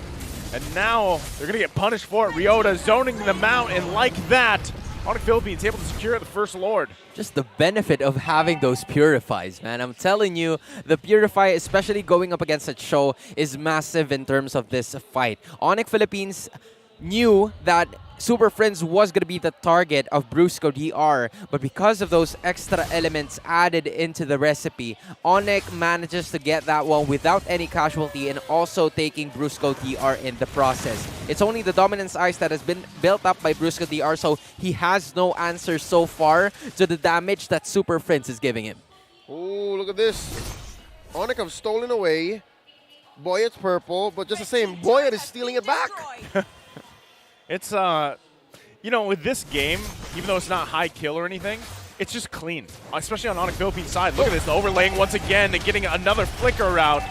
The usage of the Feathered Airstrike from Super Prince is so on point. A lot of the times it's just to get NXPE to react, sometimes even use some of those battle spells, and they profit off of it.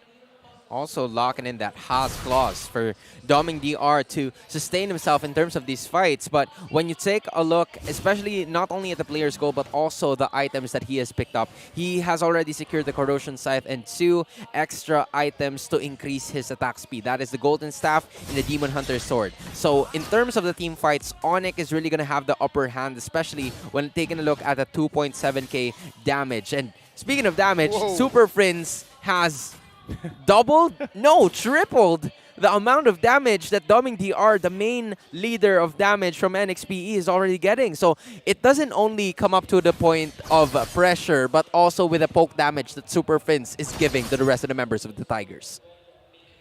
We're about a minute away from this Luminous Lord spawning, and ONIC is keeping this 2.5, about 3k gold lead here. It's an honest lead. They're not exactly cordoning off Nexplay EVOS from major resources. It's more of just ONIC is, I'd say, allowing them to make moves, but not ones that would hinder them, or at least allow them to catch up. And that's the thing. I mean, with the lineup that NXPE has here, we were talking about this in the draft, they have to be able to find picks. And at this point, it hasn't looked too good other than the 2 kills they got up earlier, right? So this is the difficulty that they're really having. And, you know, how does this translate to these next couple of Lord fights? Feels here being picked up here. instruments or items are being picked up here by both Boyet and Doming DR. I've mentioned a while ago that Doming has picked up the Has Claws. Meanwhile, Boyet DR has picked up the Endless Battle. So that's increased basic attack. If they want to go for a pick-off or a team fight mixed with the Master Assassin, is going to be massive and huge. Meanwhile, he has also gotten that extra 10% cooldown that will really be beneficial for them later on, because you don't want to be in a team fight and have those timers wait for you, because ONIC Philippines really has those really has a lineup that will punish you later on in this matchup if they really caught you inside their backs. Yeah, not to mention the Purify. Not to mention the fact that they also have an escape valve for them. Yeah. This one's going to come down to if Boyet can get in there and just kind of steal this under ONIC Philippines' noses. Because look at this. I mean, Nets, even though they'll just force Ding back, the couple of shots here. So it either comes down to Brusco, if he can find an angle very similar to the previous fight.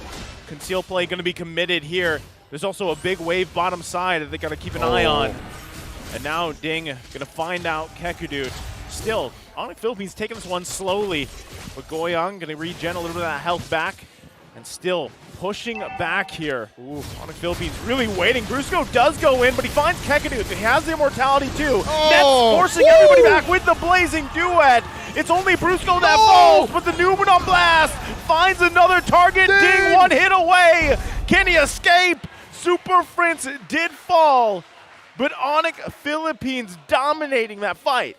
Could have been much worse for ONIC PH, but Nexplay EVOS, they got picked off. Like the right people got picked off. And that was the perfect time for Nets to unleash his fury, right? Locking in that blazing duet right away, and also having Ryota to just set things up for them, distract the rest of the members of NXPE, while ONIC Sensui is taking care of the Lord for them. 15 minutes into the game is really evident here. That 3.7k gold lead, especially now that Nets has that luxury of picking up that defensive item, which is a brute force breastplate, and not go all out offensive, because he knows that the rest of the members of NXPE doesn't have the defensive items just yet. You're only taking a look at a Guardian's Helmet and the Dominance Ice built with a Molten Essence coming in from the Fredrin, which is Ding DR, and that's not a lot of defensive items to just back from the Claude. Ooh! Okay, they're going to push him back again. Lord's finally going to get taken down. There you go. That's what they were looking for. Kekudut Immortality going to be popped. They can't get the kill, though. Now it's Brusco getting punished. Nets grabbing a kill himself. Boyet. Now the focus of Sensui. Ryota with Black Dragon form going to push him back. Noodle Blast going to be charged up. Not going to find a target here, but they inevitably lose another turret topside. Oh, close call. See how far Boyet went to try and get a kill? And again, we've seen this. This is the story of the past one or two team fights, huge team fights as we enter the late game. Nexplay EVOS can deal out damage, but ONIC PH just denies it.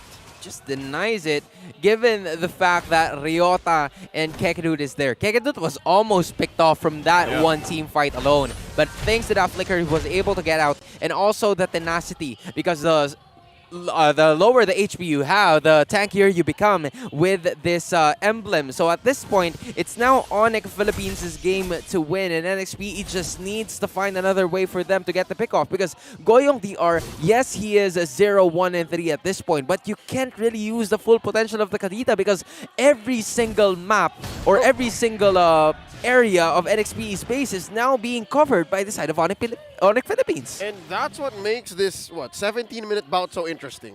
ONIC PH are keeping it very close, right? 3.5, 4K give or take.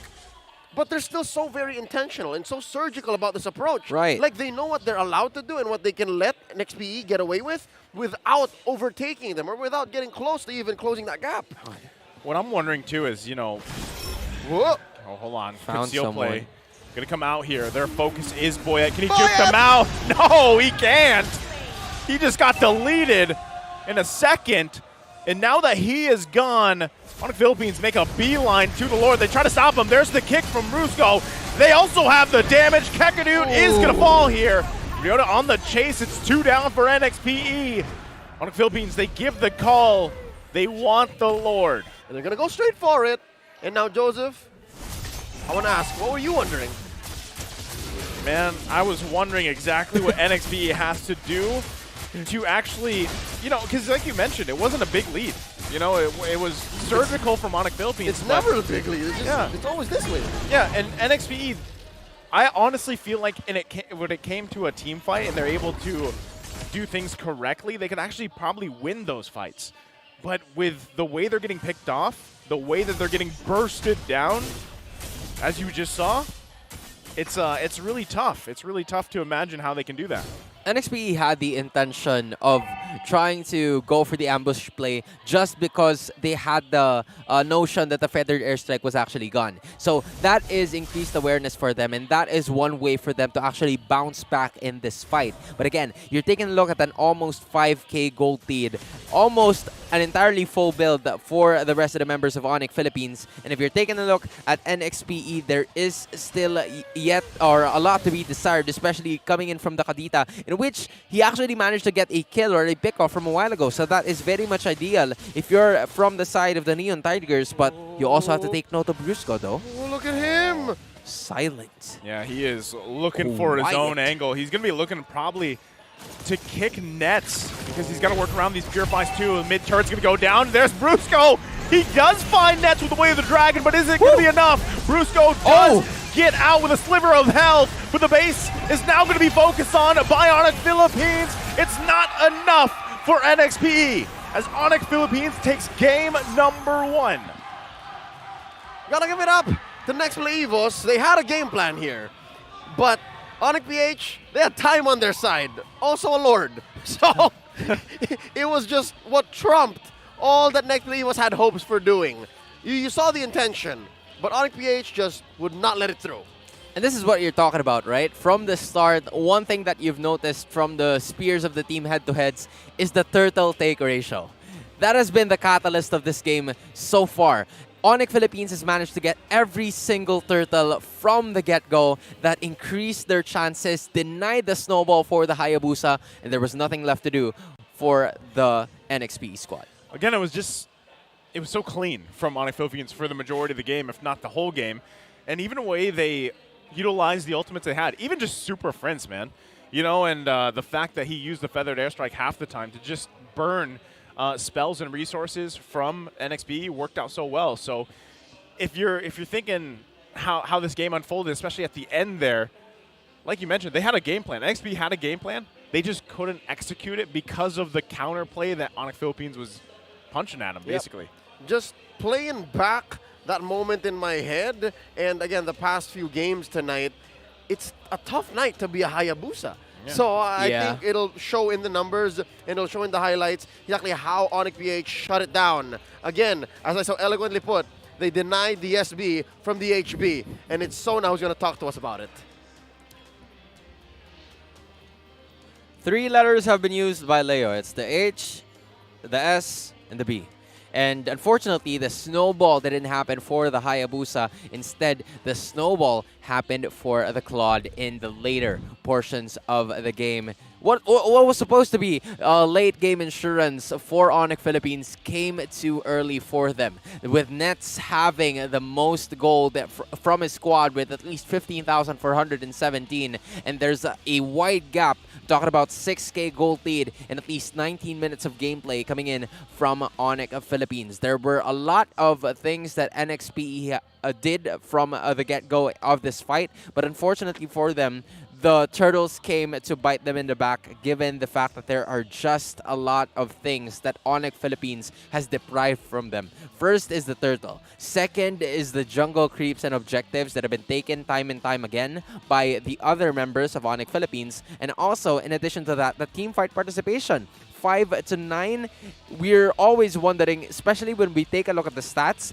there's not a lot of KDAs coming in from both ONIC Philippines and NXPE, but this is the reason why. They don't need to get to secure the kills just to have the initiations done. All they need to do is to just imply the pressure, get the space by getting the pressure done, and from there, they will eliminate their opponent from contesting the major objectives that they want. Super Friends with an 89% kill participation here for ONIC Philippines has been masterful because he also had that total or the most damage dealt in this moment so far. But that is also because of the fact that there weren't a lot of defensive items for Magic defense here from the side of NXPE, but the MVP is going to be none other than Nets. The Avarice emblem helped them so much, gather the extra gold, Purify also to nullify at least the Way of the Dragon that is being brought about by the show, and having that luxury of picking up that Brute Force breastplate was what sealed the deal for Nets using this Claude. Looking at the highlights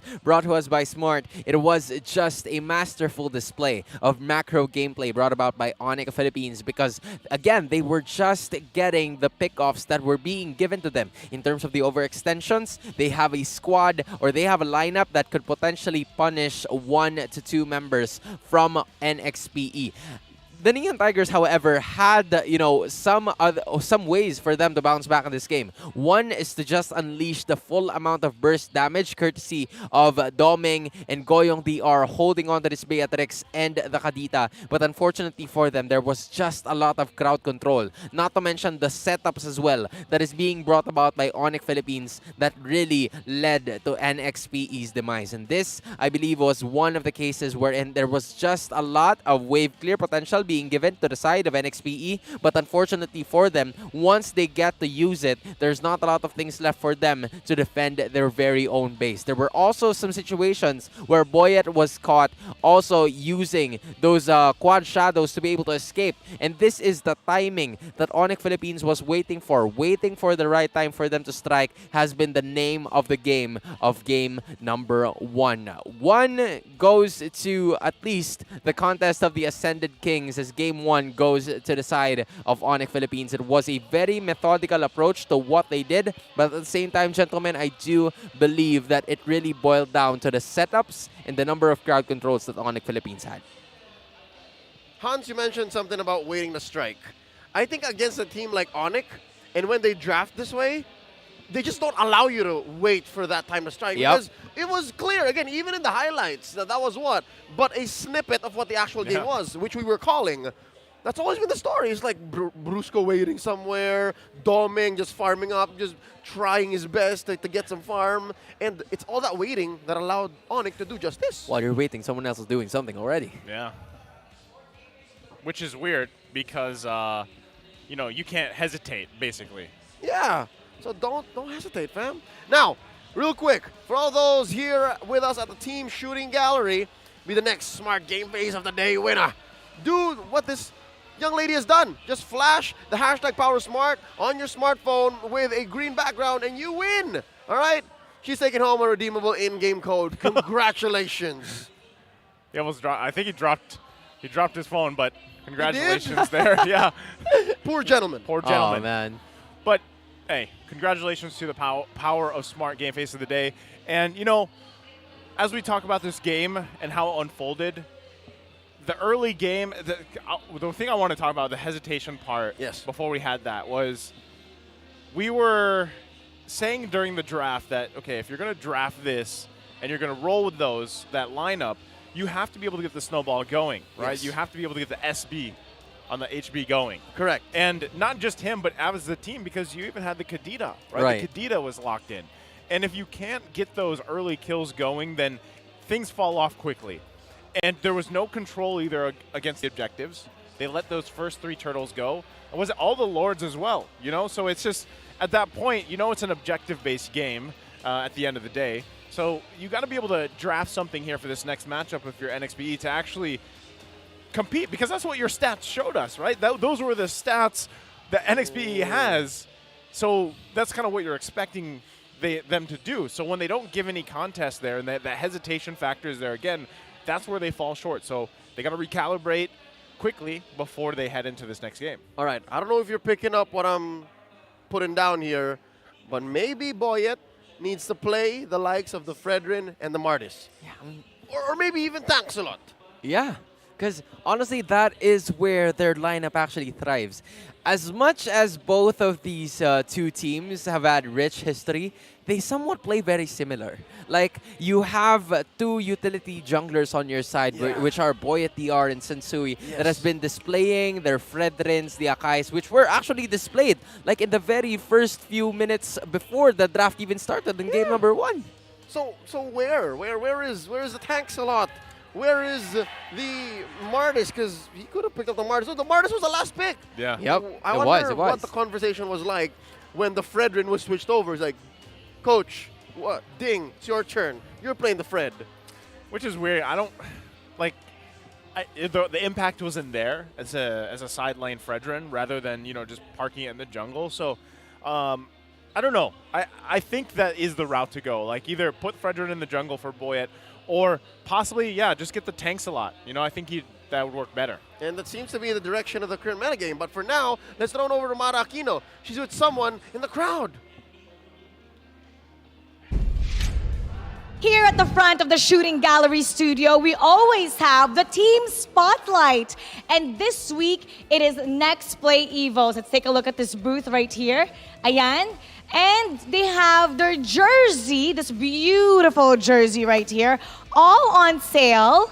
And you can actually choose kung ano, or lahat sila 63. Okay, meron pa bang hindi 63? Lahat sila pala, 63. At kung gusto niyo tignan, yung size chart, nandito yan. And it's all on sale only for 1,199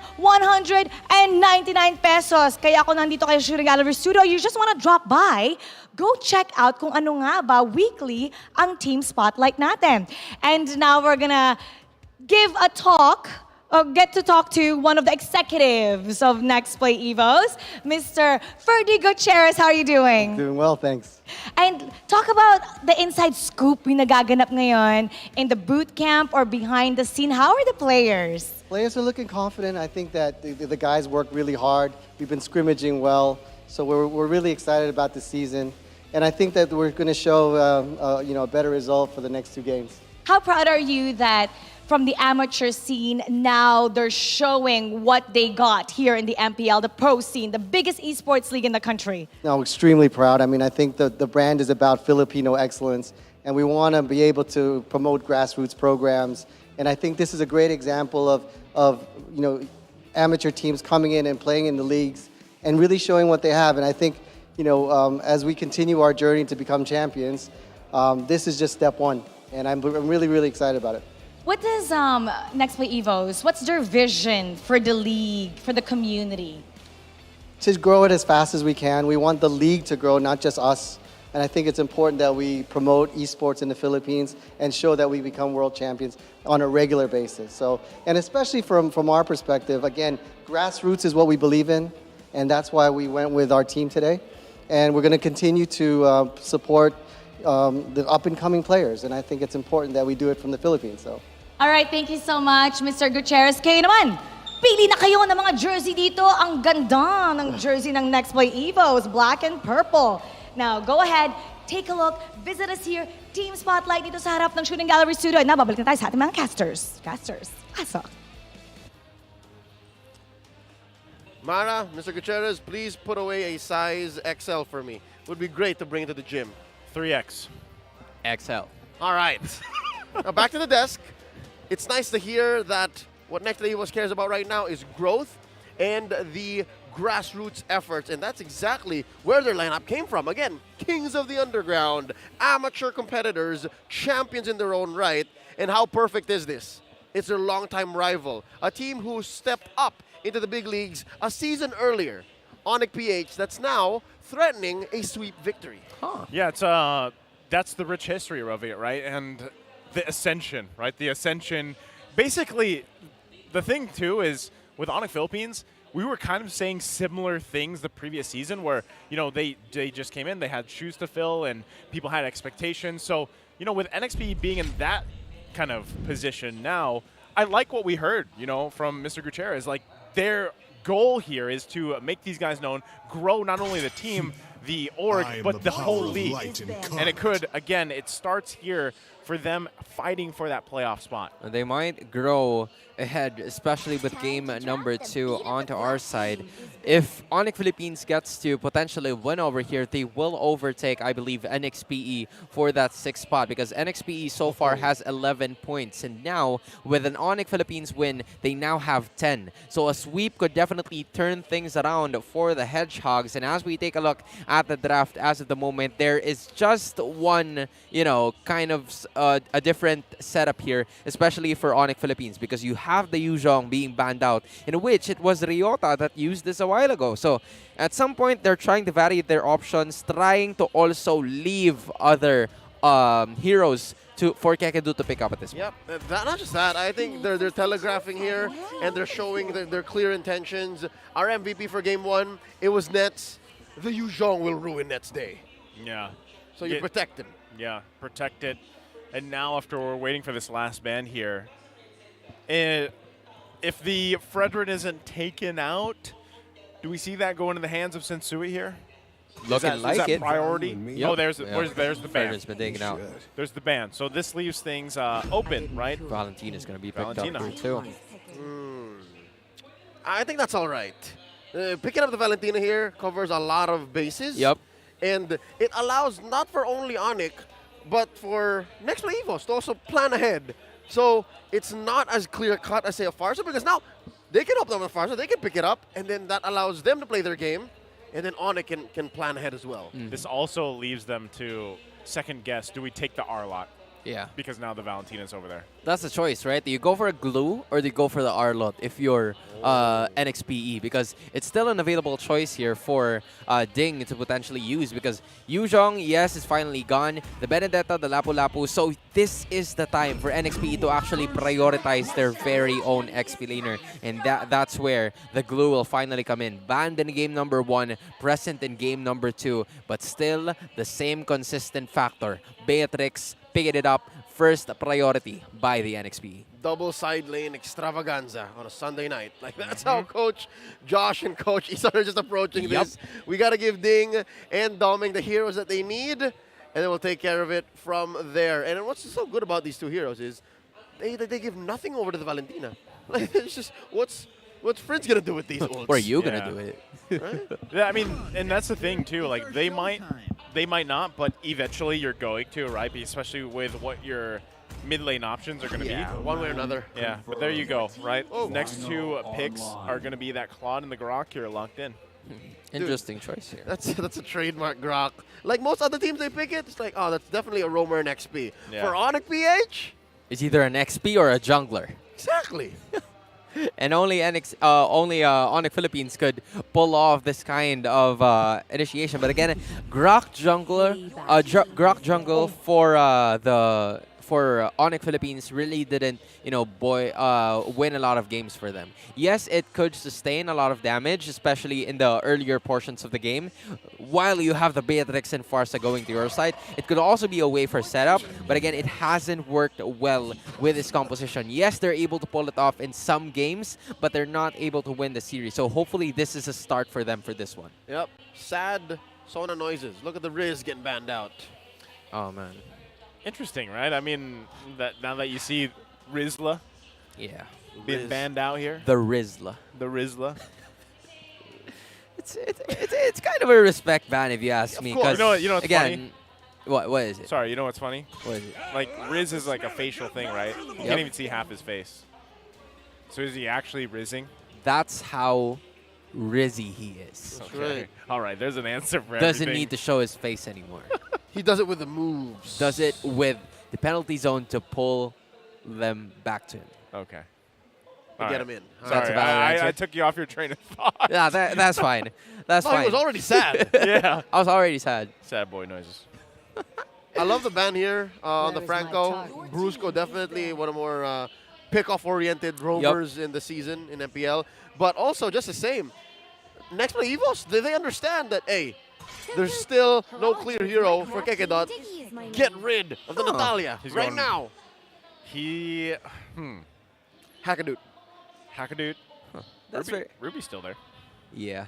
I mean, we are still there because, you know, the Natalia, the Franco, and the Diggy has been banned. And I'm very much surprised that the Diggy was banned at this point because it kind of like opens the portion of the Lolita being picked up here because the Diggy is finally gone. So Lolita is going to be the choice for Brusco DR. I believe this is a better choice compared to the show that he had from a while ago because he finally has access to at least the hard crowd control without using his ultimate just yet. You have the hammer.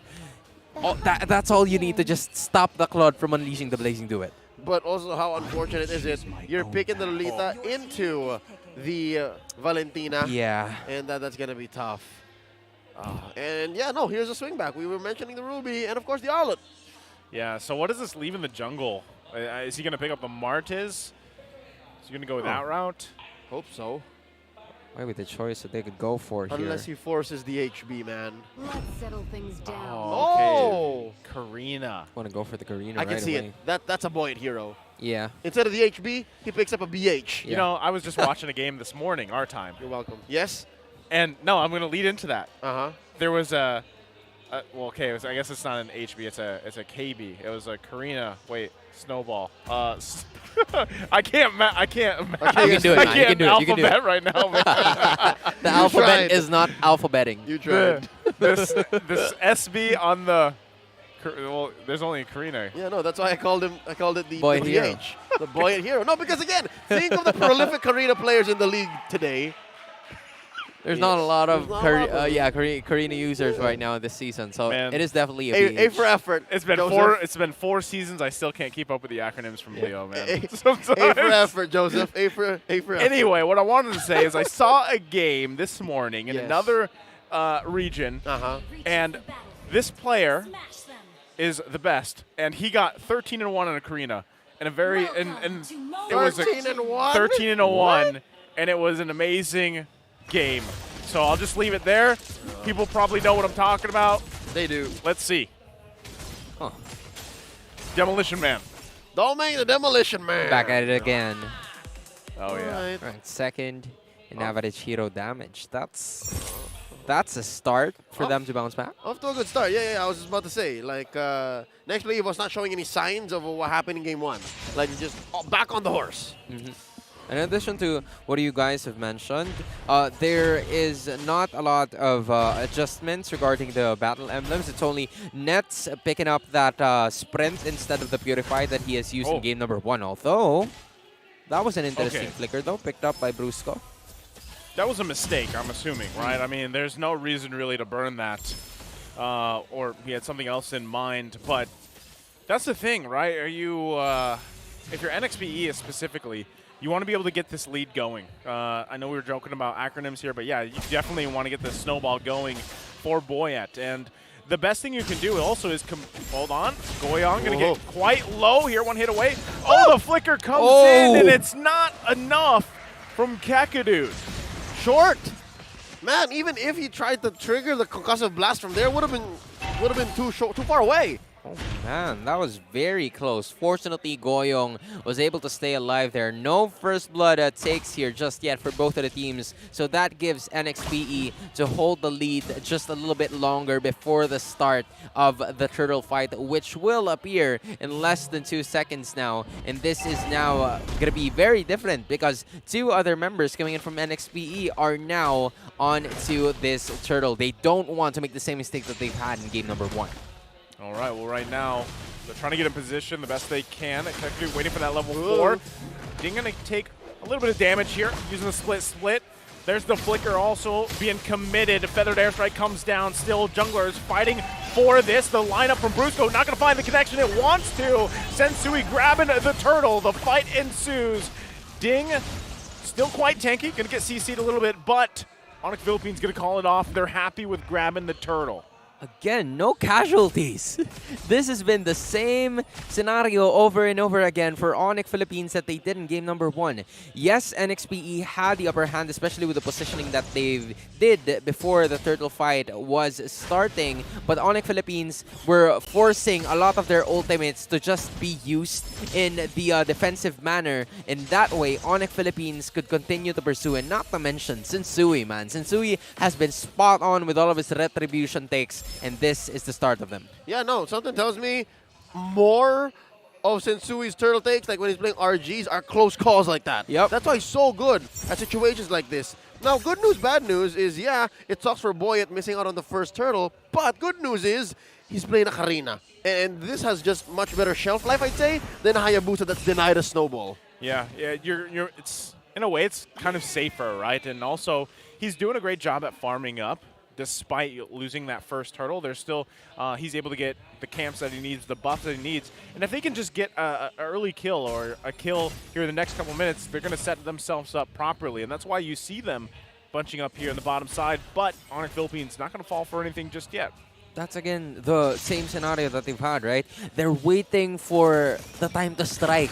And while they're actually doing that, the minion waves are slowly being lost in their grasp because ONIC Philippines is taking care of all of that while also pressuring the other lanes. So what NXP needs to do here is to just move on quickly and try to rotate as fast as possible, because if they continue to group up on just one specific place only while not having the items just yet, that gives space for ONIC Philippines to gather items of their own. What this basically means is, yeah, it might not cost you to get kills or actually even gold or XP, but it's the opportunity cost. The fact that you were missing out on other things on the map is actually affecting the way you're playing now. Oh.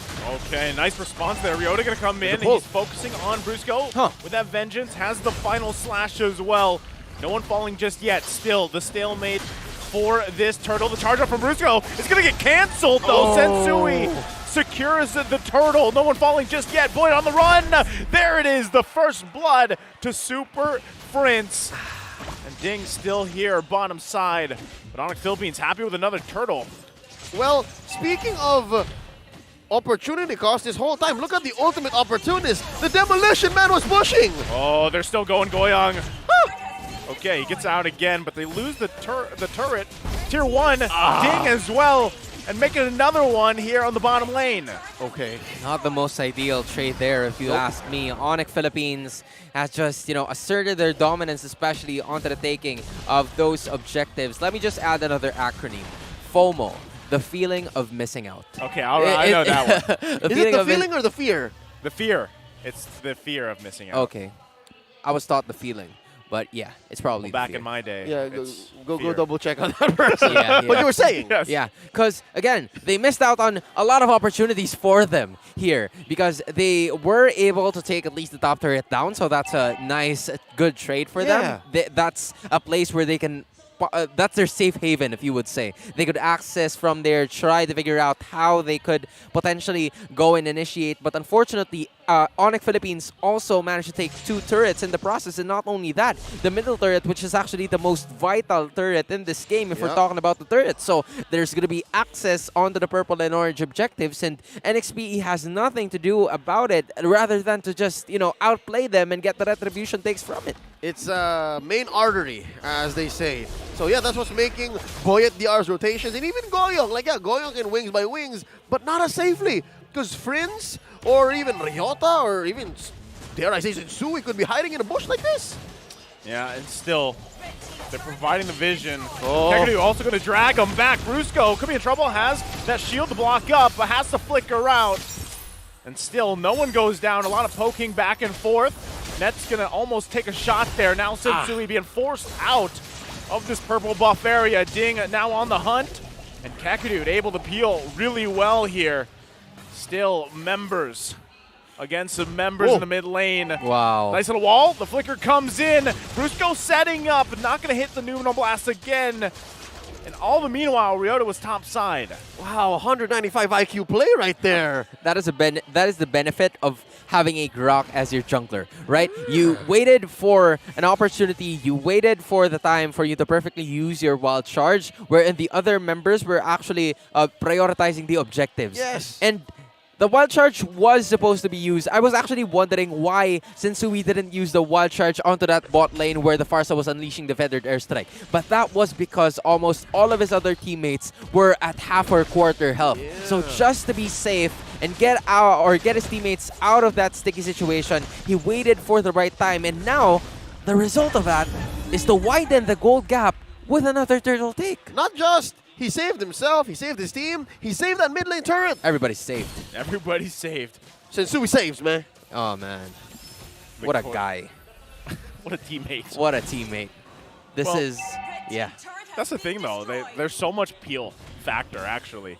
We're not even talking about Ryota's peel factor. Whoa! Here he goes, though. He's actually just going to go 1 versus 2, waiting for the rest of the team to come up.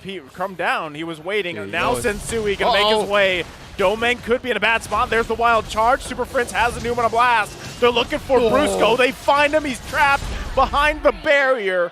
Brusco falls. One pick is all it takes. As said by Dua Lipa. I just changed the lyrics over there. But again, ONIC Philippines just, prioritizing one hero and allotting all of their ultimates to them is something that is very nice to see because they're not really forcing all of those ultimates, and they know that when they use all of those resources onto one person, there is not going to be any counter attack that will be displayed by NXPE. So they're not really saving all of those ultimates. As soon as they see just one person, they're going to be forcing it out without any counter in return. And does this not look like deja vu to you? ONIC-PH with a clear lead, but not a massive lead, but just the same, the map looks similar. They're taking care of it very well. Yeah, you pushed us here and there, but where it matters, we're still in control. Yeah, and it's... Oh, Boyet! Boyet's going to get pulled.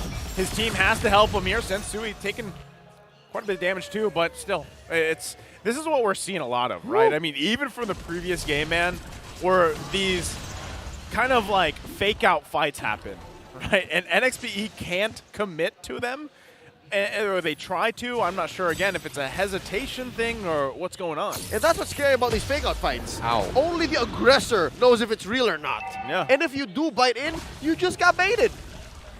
And that's funny because it's Sensui. That's the one who's actually doing it. That's his thing. He's the one that handles the retribution, but this time, there are going to be some certain points wherein you were going to be forced to use the wild charge, and yet he still doesn't. That's how much of a disciplined player Sensui is. He continues to evolve and impress a lot of the MPL fans so far. Speaking of which, he's going to continue that right now. Oh, okay. He didn't know everybody there. He's going to wild charge now. Points, but look at the final slash from Ryota.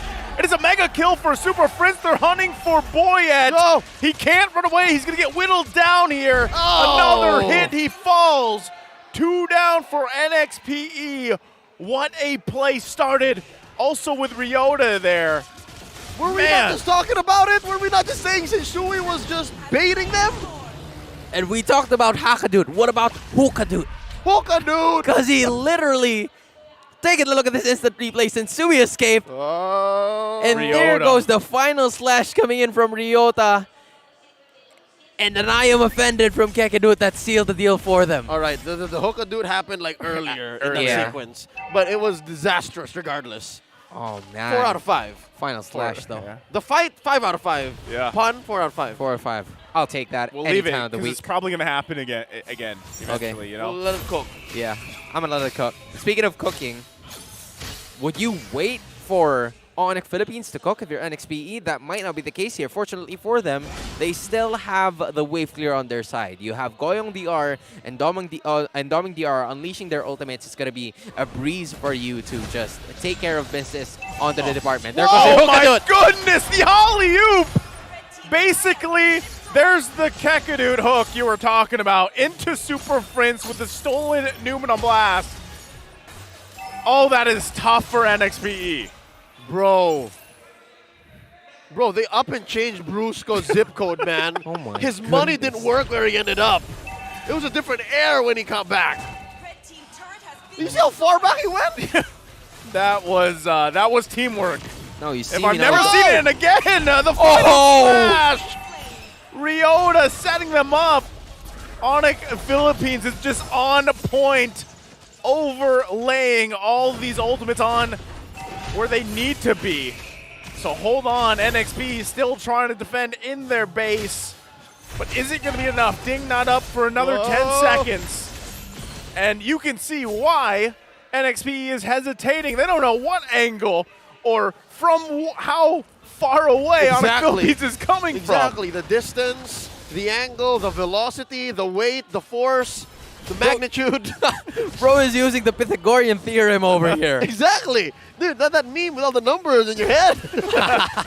Calculating. Like, everything's so calculated at this point. Like, what a wonderful way for you to use those crowd control skills. Final slash to put them close, and then I am offended to put them a little closer. That's how not so close this fight has been, going into the advantage of ONIC Philippines. And they've managed to use all of their crowd control skills very well. And mind you, he hasn't even used the wild charge just yet. And that's how much power you have with the crowd control skills coming from ONIC Philippines. He rarely uses the wild charge, man. Right. Half the time he's using it to just escape. get out of the feathered airstrike. After a sequence of baiting, right? Yeah.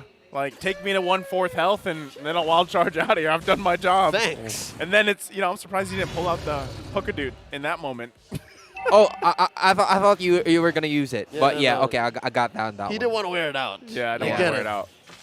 But Diminishing returns, Yeah, I don't want it to. I don't want to wear it out. But again, Sensui, walking his catwalk again. It's been the story of this game specifically because he just nullifies every single thing. Oh, Kekadute again with the hooker dude comes through. There's a wild charge. Boy, that's still going to live though. Ding now. Stopped! Half health, actually quite low. Going to get cleaned up by Ryota. They lose one. And ONIC now looking for this Lord. Okay. Goodness. Okay, you know what? Despite that, not going towards NXP's way at all, it was less than ideal. And that's a good thing. They could have lost more men. Again, Sensui making that crucial play with Brusco DR unleashing that Numenon Blast because he used the Guardian's Barrier to stop them while also taking care of the Lord. Like, that was just masterful macro management coming in from this guy. Macro and micro. Sensui making us think Grok has like 6 skills. My goodness. One of them is baiting.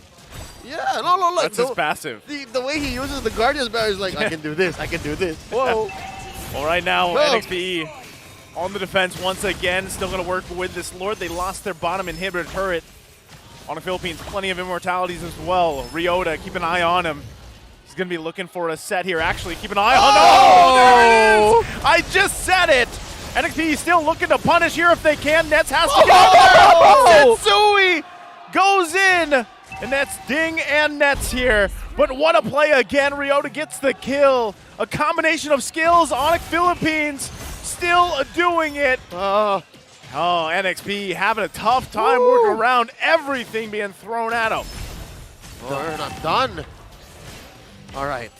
The disciplined play from ONIC here, despite being about close to 10K ahead, they respect Nexplay EVOS firepower. Not gonna lie though, beautiful defense coming in from NXPE because they didn't lose an inhibitor and they used the fullest potential of the arsenal that Doming DR has. And he is the silver lining of this NXPE squad. 0, 0, and 0 so far. Not really picked off just yet. And also having that weapon master is something that you would give Doming DR in the later portions of the game. Locking that Blade of Heptasis as well while securing the orange objective is something that ONIC Philippines needs to worry about because NXPE is starting to put all of their resources on one basket. And if they continue to get to pick off Doming DR, especially with an entirely full build that you see on your screens right now, this is going to be ONIC's game for the win. But as long as NXPE still has Doming DR on their side, it could go either way.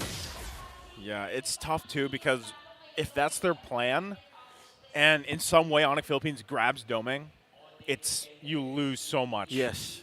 And then it just kind of collapses from there. So this is very crucial that they protect Doming, keep him at this 0-0-0. Doming needs to play out of his mind. Like, he is that one shining icon of hope for Nexplay EVOS. Needs to be Doming Nation. Yeah, this is the time, They are but citizens of the Doming Nation. Yep. And they're very much willing to give those buffs to both Domeng and to Goyong as well, because Boyet DR probably realized that he's not the main focus of damage anymore. The damage department is no longer in his hands. He's gonna be there to just, you know, take the damage, similar to what Sensui has been doing with those 6 assists. Boyet DR, unfortunately, hasn't been worked for him because it's a 0-3-0 as of the moment. But again, that's another ultimate that was baited out from NXPE. Yep, Ding is not going to be able to cut through the lineup of ONIC-PH. Yeah, and now that he's down, you know, having that split available to him, he's going to kind of just be a shield, you know, just walking in this zone. Nope. Not sure if it's going to work at all. Boyet can't even get the angle he's looking for. Sensui not even going to pay attention, so they go ahead and reset it. Interestingly enough, thought Nets was going to continue to work that, but he actually got brought to about half health, so maybe that was the call here. That could be it, or they also just respect the fact that the way Boyet and Brusco are situated. I'm not even sure if they know Brusco's here. Yeah, they might know now. The lineup's there too. They know Domeng's in that part of the jungle. Whoa! No slash. Brusco is just dodging vision. Using the Matrix. All right. They still don't know where Brusco is, I think. Waiting for Brusco to just present himself.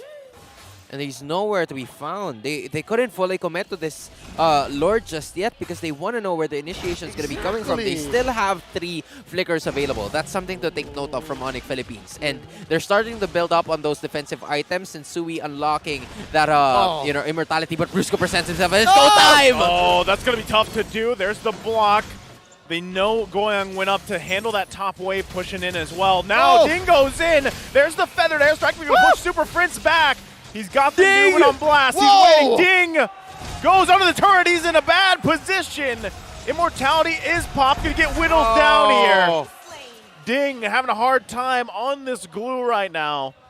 Keep an eye. Again, Super Friends has the Newman on blast. NXPE still looking to possibly contest this. Actually, it might be better if they just defend in their base. They're still holding on to the 2 inhibitor turrets. That was the plan for them, right?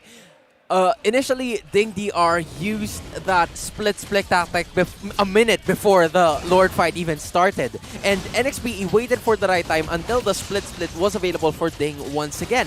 Unfortunately for them, it really didn't pay off as much because he was the first one to get picked off and also been the one that hasn't really used as much because there's still 3 flickers available for the side of ONIC Philippines before the start of that Lord fight. So 1 wouldn't hurt and 2 are still available right now. Yep. I'd say there was an intention there. It was as pure as it can get. Ding tried to buy time, and that was bought for initially by the fact that Brusco was hiding in those bushes so well. They were juggling bush vision.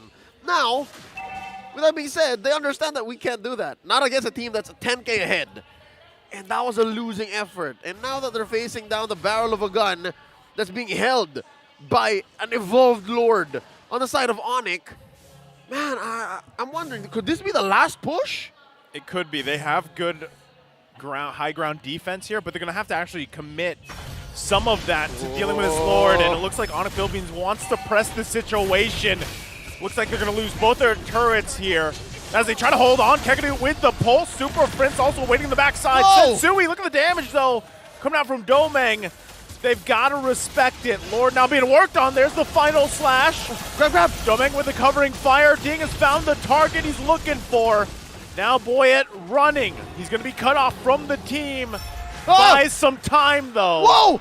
They're going for him. Hold on. They're going to go for him now. Boyet. He's going to get chased down here. Run! Boyet. Boyet. Run, Boyet. How much time can you buy? Oh! Riona. Not going to let him go any further. Final slash back to the team. Oh no. Is it just me or did that final slash look like it was half the map? Keku goes in, gets the pull. Brusco does have the immortality. The final slash comes through. They're going to whittle them down here. Domeng running for the base. It's 3 versus 5 to charge up. Not going to happen, though. Goyong doesn't have the feathered airstrike just yet. 3 versus 5 and a bunch of minions. Riona with the final slash. Goyong. It's looking grim here for NXPE. ONIC Philippines now working on the base. No minions! They don't have minions. Domeng getting chunked low. Ooh. Kekadu does fall. Minions! Now it's the minions. That's focusing Lock it in. on the crystal. Oh. And there you have it. ONIC Philippines with this sweep against NXPE. Delayed but not denied. The Hedgehogs win the night. There were a lot of things that happened in that team fight, first of all. Yep. Because Naizu, you can now, catch your breath. Woo. And second, it was that moment wherein it was a good Farsa play to just allot the feathered airstrike onto the Valentina so that there wouldn't be any more further casualties before that first knocking on that base. And then things were starting to go well for the side of NXPE. Unfortunately for them, that is where the gold gap and the item gap started to come in. Yeah. The damage potential that is being given by ONIC Philippines was something that NXPE could no longer handle. And it reached the point wherein Boy at DR had the intention of picking off at least one, but it didn't happen from there. Yeah. It hit a critical mass. You saw the intention and you saw the game plan that Nexplay EVOS were employing or deploying. And they could have defended if they really wanted to, right? But this is the equivalent of doing a PR and your shorts just wouldn't hold you in anymore. Yep. Like your thighs are just popping out of your shorts like, I can't anymore. I can't. And then you just give up. Like, that's what happened. But they could have defended. I could have sworn. That's a great picture. I could have sworn, but you know what I'm talking about. But still, what was that? 2 or 3 false defenses, right? False finishes. It was. And they almost looked like they could have held on for at least one more, like, Lord. Another wave, and then lead into another Lord. But, that's the thing. We even talked about that when Sona was breaking down Domeng. You're putting a lot of eggs in one basket. Mm-hmm.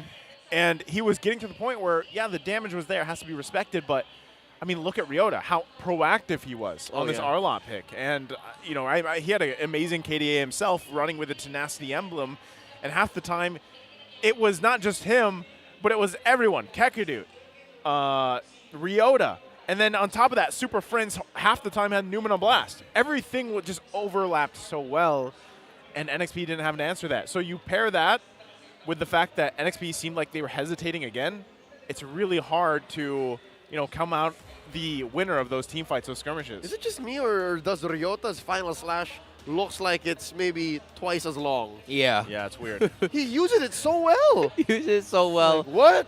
At the best angle. Let me show you a demonstration. Like, this is exactly what happened. Ryota went like, Mm-hmm. And then, as soon as this happened, Gekidut went, and And then, Nets just went. Sorry? That's Nets? Yep. He's trying to impress you with the sound effects, by the way. It's not me. I don't told know if you noticed that. It's Renmar or Wolf. It's not me. How's the Super Friends new on Blast? Oh, that's up. When he takes it. Bajoomsh. Bajoomsh. See? And, I perfectly pictured the team fights. Right?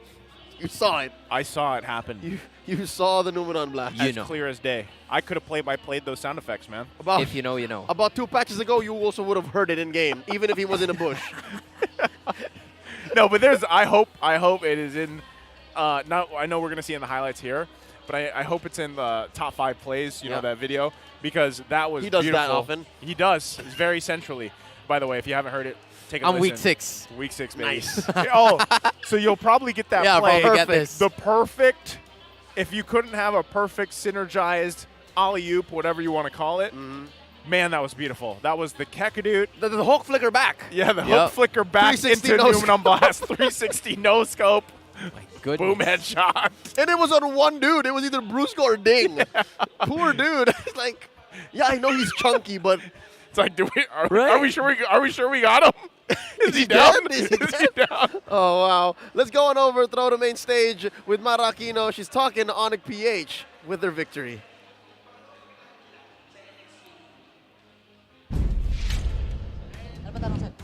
Congratulations! 2-0 para sa ONIC Philippines!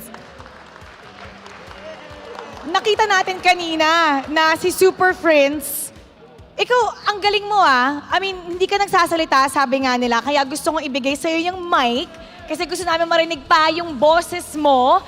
Lagi kang nandun sa lahat ng fights. Parang isa lang ata doon na wala ka. Yung galawan mo, always almost perfect. Pero paano mo nagagawa yon kung hindi ka masyado nagsasalita? Nagsasalita ako. Oh, yeah? Ba't sabi ni Coach Bluffsy hindi daw? Sabi niya lang. Pero mahihain ka talaga. Dati mahihain ka. Dati lang. Dati, pero paano nagbago yung confidence mo simula nung napunta ka sa MPL? Dahil. Ano? Gano'n pa rin naman yung confidence ko eh. Ganon pa rin. Okay. Sabi niya matalino ka daw, pero talagang, sige nga, tanungin ko si Nets, sa comms, nagsasalita ba talaga to? Opo, madaldal po talaga yan. Madaldal. Pag sa namin, sa mga ice cream po, madaldal siya. Tsaka marami siya sinasabi. Like ano? Kasi Kasi ni Pesto nung kalaban. Kasi so, pag naglalaro, madaldal. Pero pag hindi naglalaro, tahimik, introvert. Hindi naman na-intervene sa akin yan eh. Coach Bluffsy, niloloko mo ata kami dun sa interview. Araw-araw kami Ikaw, punta ka nag-uusap dito, yan eh. Coach Bluffsy. Okay. Kasi nagtataka kami kung sobrang tahimik na Super Friends. Ang galing-galing niya, paano yung comms niyo? Tahimik po talaga siyang bata kasi nga, parang typical na bata lang, may sariling mundo. Lalo na Okay. kapag break time or hindi kami nagpa-practice. Parang nanonood lang siya ng it's either anime or K-drama. Tapos, yung comms niya kasi sa loob ng laro is iba. Talagang, yun nga, kagaya na sinabi ko kanina sa interview with Manjin. Before, nahihirapan siyang pagsabayin yung isipin niya yung position niya and then isipin niya yung ipapagawa niya sa kasama niya. Yun yung mga bagay kasi na parang gusto naming i-develop sa kanya na makapagbigay siya ng info kasi sobrang galing niya pong bumasa ng mapa. Kasi yung pagbasa kasi ng mapa actually medyo mahalaga dun sa loob ng laro eh. Tapos yun, dinevelop lang namin ng dinevelop. Hanggang ngayon, medyo tahimik pa rin siya sa labas pero pag sa loob, maingay naman talaga siya. Eto, Coach, ang laking bagay na ginawa nyo ngayon dahil sa 2-0 na ginawa nyo, na-overtake nyo yung next place sa 6th place. Umakyat kayo because of the 3 points. Now, meron kayong 3 laban left. That's Blacklist. We all know what they could do. Bren, they're so strong. Kanina lang na-snap yung winning streak nila by TNC that you're also gonna face. And TNC seems to be very confident right now because they have nothing to lose. Nakikita nga yung kanilang lakas ngayon. So, with those 3 teams, ano sa tingin nyo doon yung pinaka-tough for you guys? And what are you gonna do? Actually, yung tingin ko naman po yung 3, tough naman po sila. Pero kasi, since nanalo kami ngayon versus NXPE, mas nagkaroon ng reason yung TNC para mas magkaroon ng motivation talaga. Kasi parang nagkaroon sila ng ibang agenda eh. Marami pa yata pwedeng mangyari dahil natalo namin yung NXP po eh. Yeah, they can basically ruin things for everybody and still manage to go on top. So, in this situation, are you feeling lots of pressure? Yung pressure hindi naman talaga nawawala. And siguro kung paano na lang namin i-handle and kung paano namin ipaintindi sa mga bata na at the end of the day, kailangan pa rin nila mag-enjoy. Yeah, ang feeling ko hindi na pa-pressure itong si Nets eh, kasi pumapasok ka sa 5 eh, tapos nakakatakas ka pa rin, tapos walang death eh. Pero wait, si Boss A gusto ko makausap because may nakita akong ganap kanina. Si Banoobs pumunta sa dugout nyo. Parang nagkaroon kayo ng something going on there. What happened? At kasi gigil ka eh. Gigil ka ngayon eh, parang may gusto kang sabihin sa kanya. Ikwento mo anong nangyari at anong gusto mo sabihin kay Banoobs. Yung dalawang teams kasi namin naghahabol para sa playoffs. Kaya, syempre, dikit yung laban, dikit yung... Ay, di pala dikit. Pero...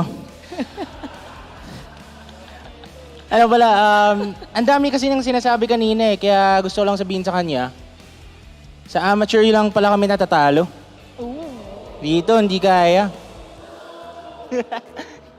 Yan lang naman. Okay, meron ka pa bang gusto sabihin para sa Nexplay? Hindi, bumabawi lang ako. May sinabi siya sa akin kanina eh. Ano ba yun, chika? Next time na lang. Next time na lang. Si Banoobs ang tatanungin natin dyan. But for now, let us celebrate your win. Congratulations, ONIC Philippines! You may now take your bow. And the walk of victory. Super Friends. Bye. Bye! Yan ang final message ni Super Friends. Ang daming pwedeng mangyari. People are fighting to get in the top 6. Ang top 6 lang ang pupunta sa ating playoffs. And it looks like ONIC Philippines is going up. Himayin natin ang ating laban. Pagtala na tayo sa ating casters. Pasok.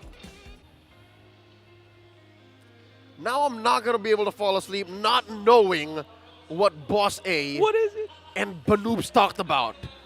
Me too. Why would you say that? Why would you say next time? Why? Para, like, what's para? For intensity. To keep us guessing. For continuation. Yeah. So that there's thrill. But ONIC Nexplay was not going to happen anymore. This was the rematch. What if in the playoffs? Maybe. Sona, talk to us about it. How did Game 2 happen? Got you on this one, gentlemen, as ONIC Philippines gets the sweep against Nexplay EVOS in their rematch, and I guess history repeats itself with a better taste since the sweep happened for the Hedgehogs. Let us take a look at the lineups, especially with the items that both of these teams had, wherein it was a very clean game coming in from ONIC Philippines, even though this lasted 22 minutes and 38 seconds. This is just because of the fact that they were very disciplined with their approach. They're not forcing all of their ultimates on to open opponents coming in from NXPE just because, you know, they're out of position, they're overextending their stay over in the base of ONIC Philippines. They're not really lenient towards that. Instead, they're waiting for the time wherein they could potentially use their very own ultimates to fortunately and hopefully win the game for the team. Now, let us take a look at the team fight participation. Not going to be surprised that Kekedut and Ryota, even Super Friends, is getting 92% of the team fight participation, wherein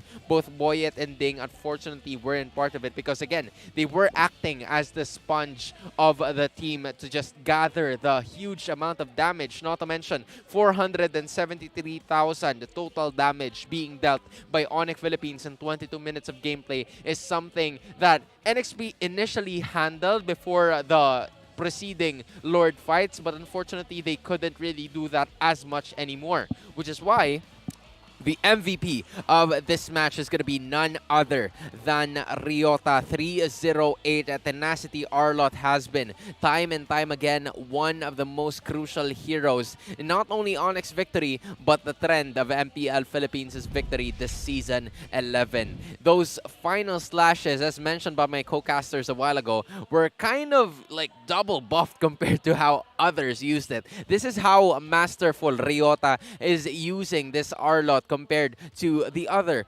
players that we have here in MPL Philippines. And that was, in this game, attested to that, especially when NXPE were using their ultimates just to escape from the team fights that they were part of. And there were also moments wherein NXPE was about to win the team fight, but thanks to Sensui being disciplined enough to just wait for the right time to use his wild charge, it is now going into the hands of ONIC Philippines. And slowly but surely, they were able to get a lot in terms of what they want to do as a team. Final slashes, hackadoots or whatsoever, they've managed to just, you know, allot their damage potentials onto at least one or two members coming in from the side of NXPE. There were also some times wherein Nexplay EVOS wanted to just bounce back and try to figure out how they can close the gold gap for these two teams. Unfortunately for them, that is also the rise of action coming in from these from ONIC Philippines specifically, because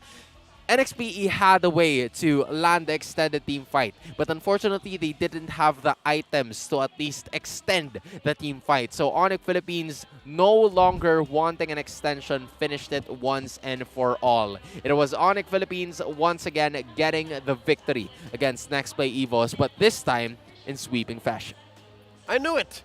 I had a feeling it was Atoy R, aka Fi Makasa, who got the MVP. Again, that final slash is... It was on point. And like you said, maybe it was, you know, just a little bit longer. Saw it. Confirmed. It was the actual length, but it feels longer. You're right.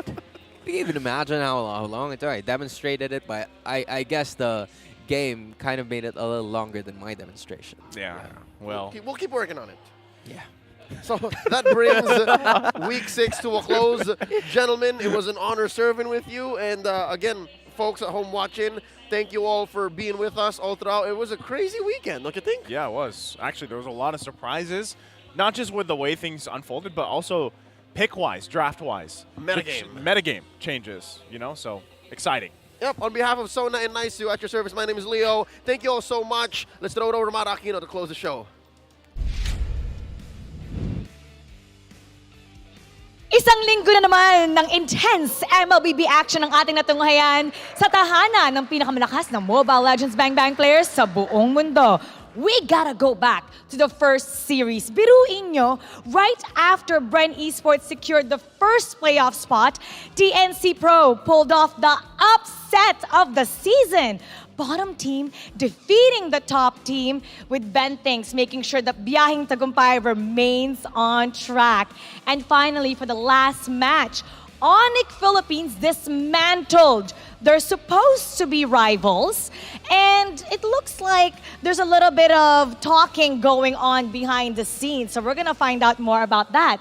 But first, pag-usapan natin ang ating playoff secured spot. We got Echo, we got Bren. Next week, may makakasali kaya sa hashtag playoff secured. Malalaman natin yan. Muli ako po si Mara Aquino na laging nagpapaalala sa harap ng pagsubok at tagumpay. Laging tandaan, itaas ang lakas. Thank you, John Joseph Laida, MPL, fan and designer. See you all next week para sa isa namang umatikawang bakbakan. Bye, everybody! Keep it good vibes. The 11th season of MPL Philippines is brought to you by the following sponsors. Smart, the official tournament telco partner of MPL Philippines Season 11. Our official sponsor, Infinix. Infinix Note, ultra-fast gameplay. Our partners in esports, Maya, it's everything, and a bank. And Secret Lab, the official gaming chair of MPL Philippines. Experience the MPL Philippines Season 11 action live at Shooting Gallery Studios. Tickets are now available via tickettome.net. Get yours now. If you missed the matches and want to quickly recap what happened, visit our official website for post-match reports at ph-mpl.com/news. Don't forget to catch all of our official league content on TikTok, Facebook, Instagram, and Twitter. To ensure the quality and fairness of our games, MPL Philippines is also monitored and supervised by the Games and Amusement Board.